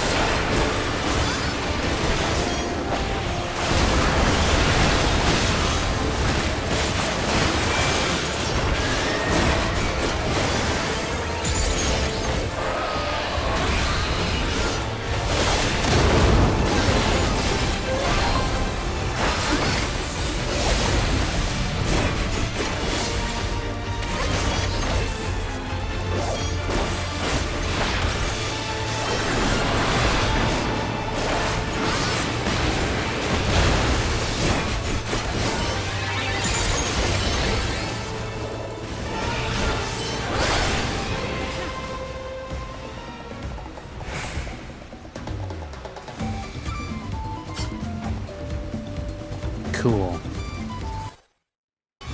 Those some fun mechanics.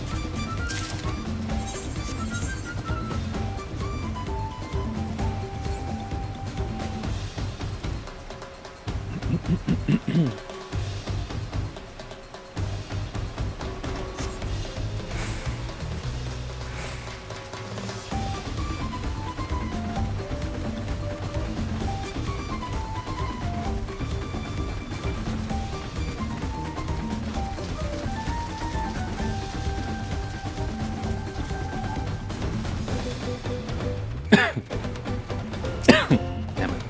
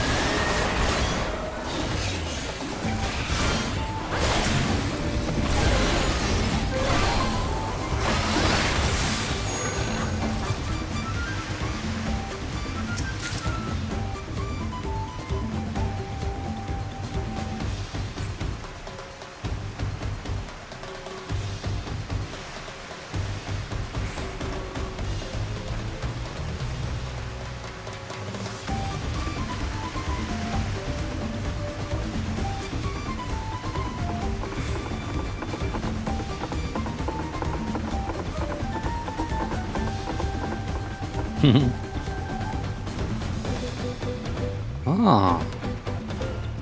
Strange happenstance. Hath some misfortune befallen thy vessel?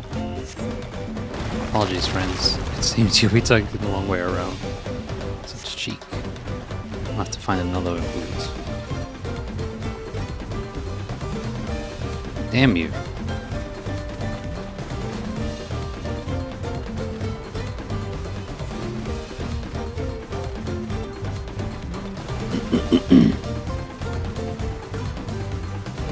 Ooh. Candy. Oh. Whoa.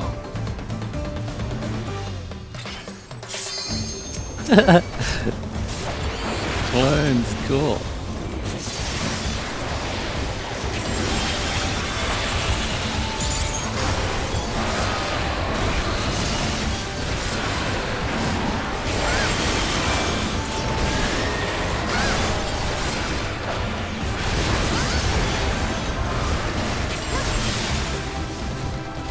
You'll not escape this!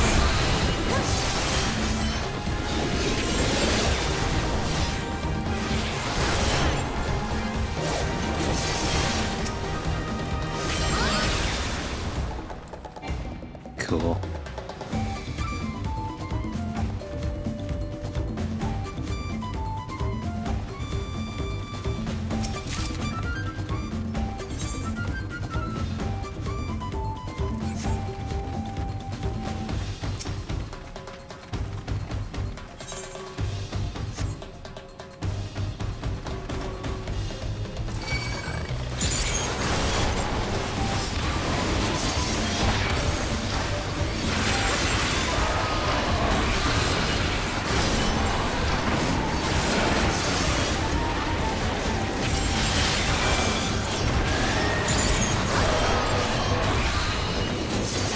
Hold still!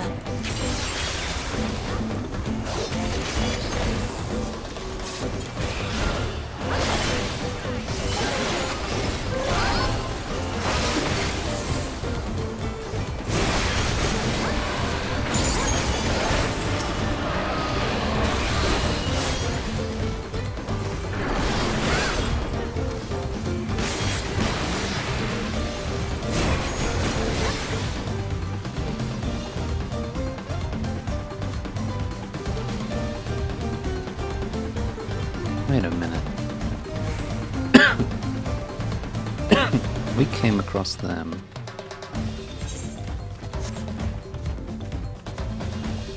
Over there, where they blocked off our path. Which implies they came from this way. Where did they come from? Weird.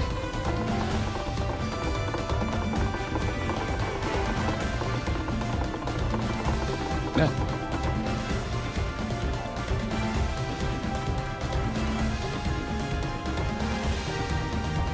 Oh, cool. Drowsy.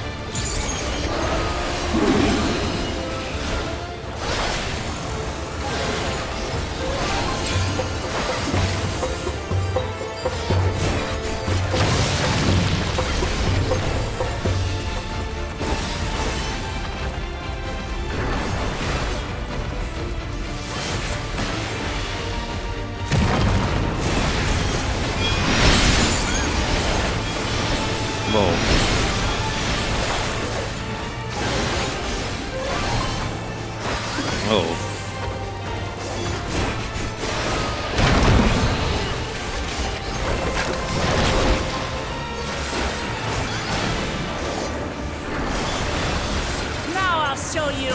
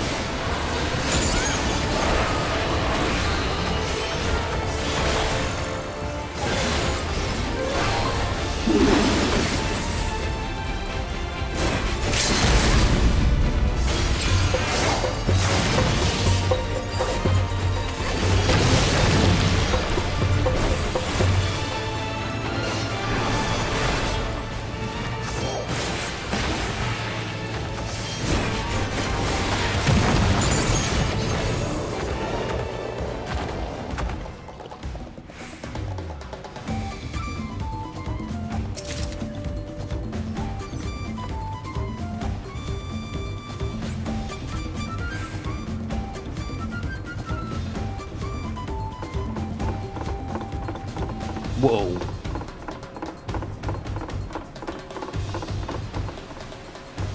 Rosalie Gaga.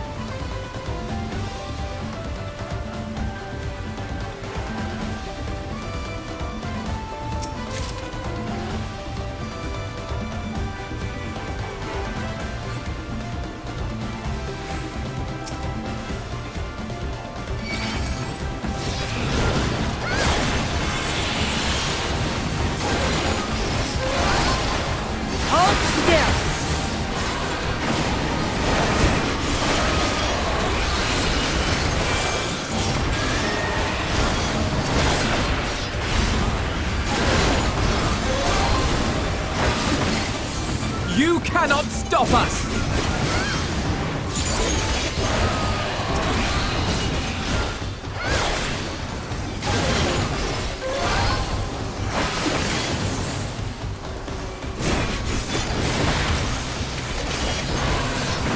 Take that! We mustn't hold back!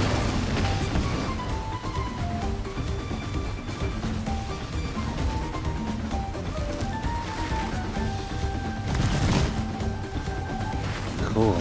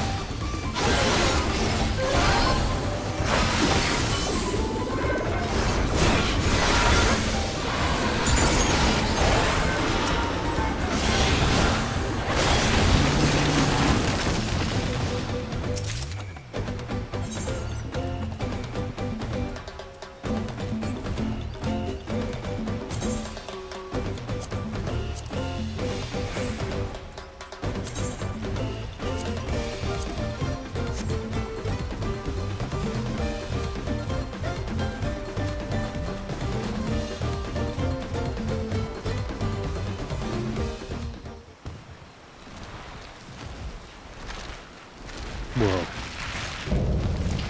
Apex Predator. Fully on.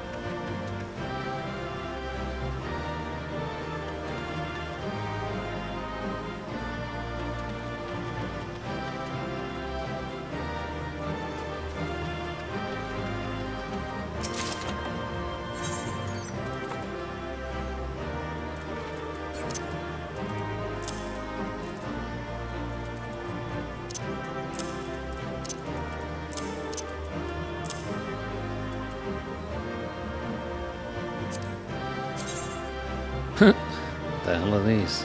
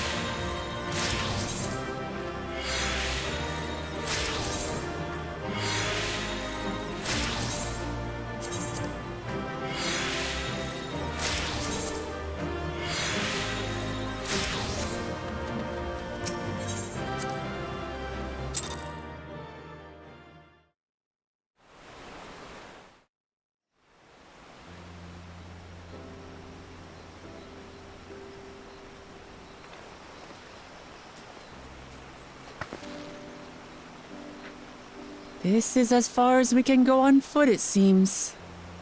We'll have to head back and see about fixing the boat.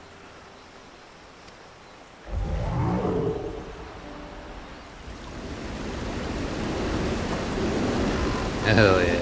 Hey! Everyone all right?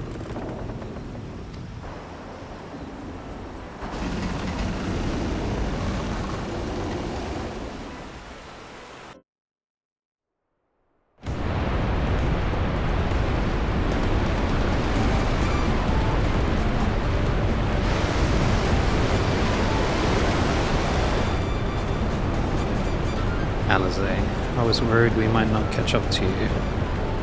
Aaronville, those caverns you traversed were dug by the Yokhui in their search for gold. Remnants of their excavations can be found throughout this region. Uklamat, while I appreciate the lesson, O wise guide, are we landing this boat anytime soon? Aaronville, our river journey is almost over. For proof of that, you need only look ahead.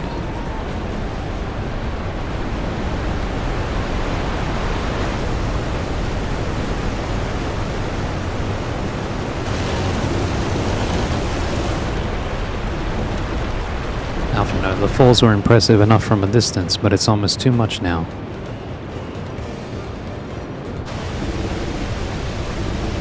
Yes, amazing. Now please let me off.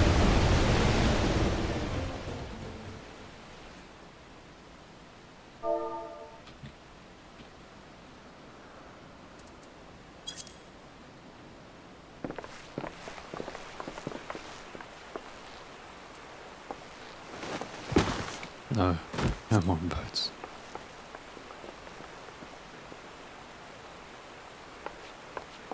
Kryle, are you...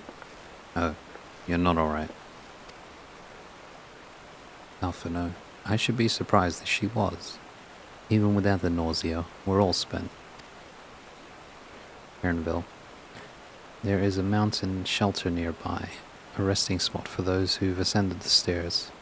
I suggest we make use of it. Alpha, no, that would be a welcome respite.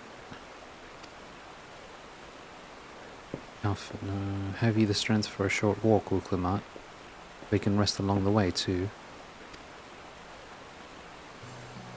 Uklamat, damn it all.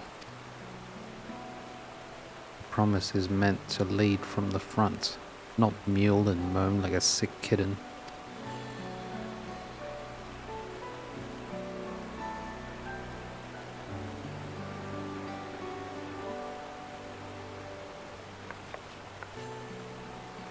Kryle, Uklamat.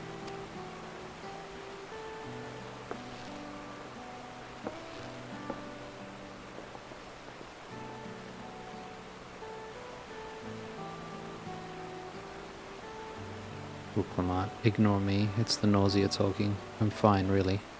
Lead on, I'll follow.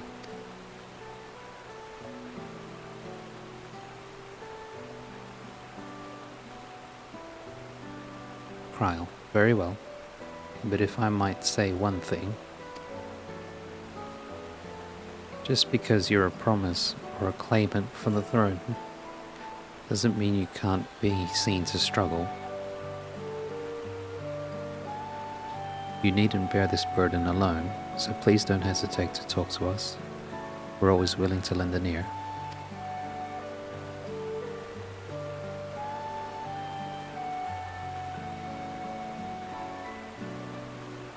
Wukama, a Kryl, I...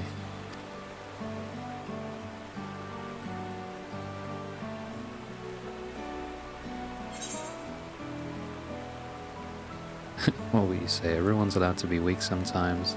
Leaning on others is a skill all leaders require. Sure.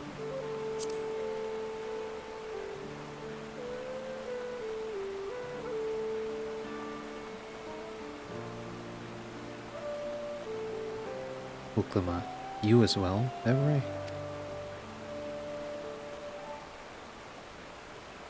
I've always believed this is my problem alone, but perhaps you have the right of it.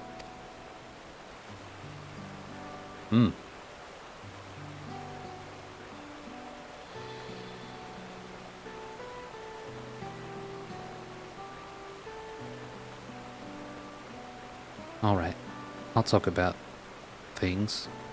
Just give me a moment to collect my thoughts. Kryl, of course, as long as you need. Erenville, we'll be waiting at the shelter when you're ready.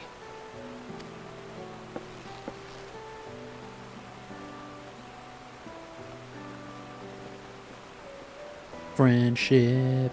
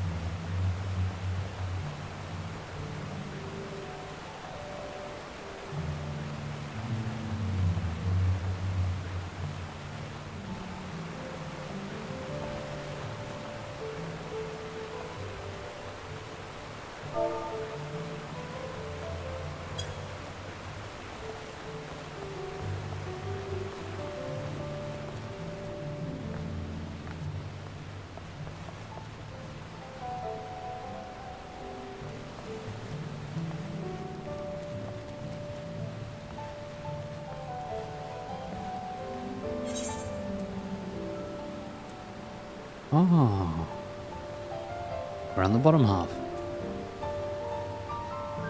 Cool, cool, cool.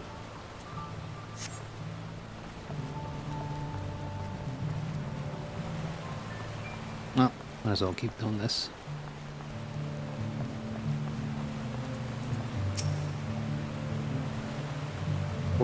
I've long felt that I could never tell anyone when I was confused or hurting, that admitting to weakness would bring shame to Papa's name.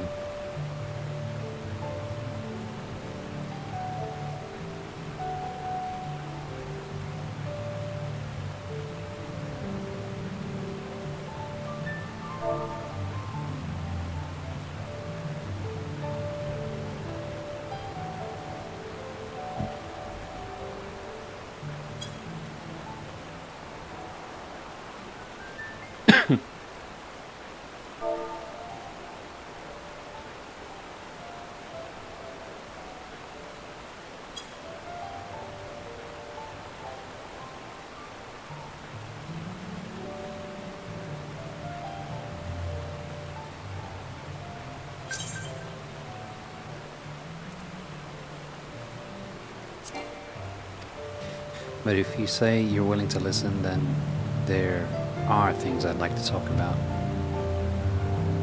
Come on, let's catch up to the others. Don't put me in a cutscene, don't put me in a cutscene. Cool.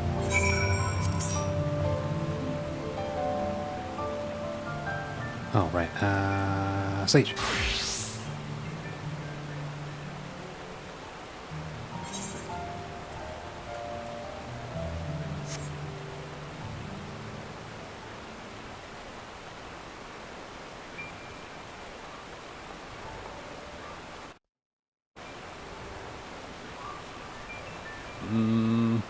Probably gonna be doing duty roulettes for a while. So I think I'll probably just cut the stream now, because it's not gonna record any more MSQ for a bit. Probably won't do any more. Yeah, I think that's a good place to leave it. Right after the first dungeon. Then I'll continue with more tomorrow after... Yeah, tomorrow. Get these duty runs done today, so I don't have to do them tomorrow. Yeah, then I'll continue streaming tomorrow. GG's.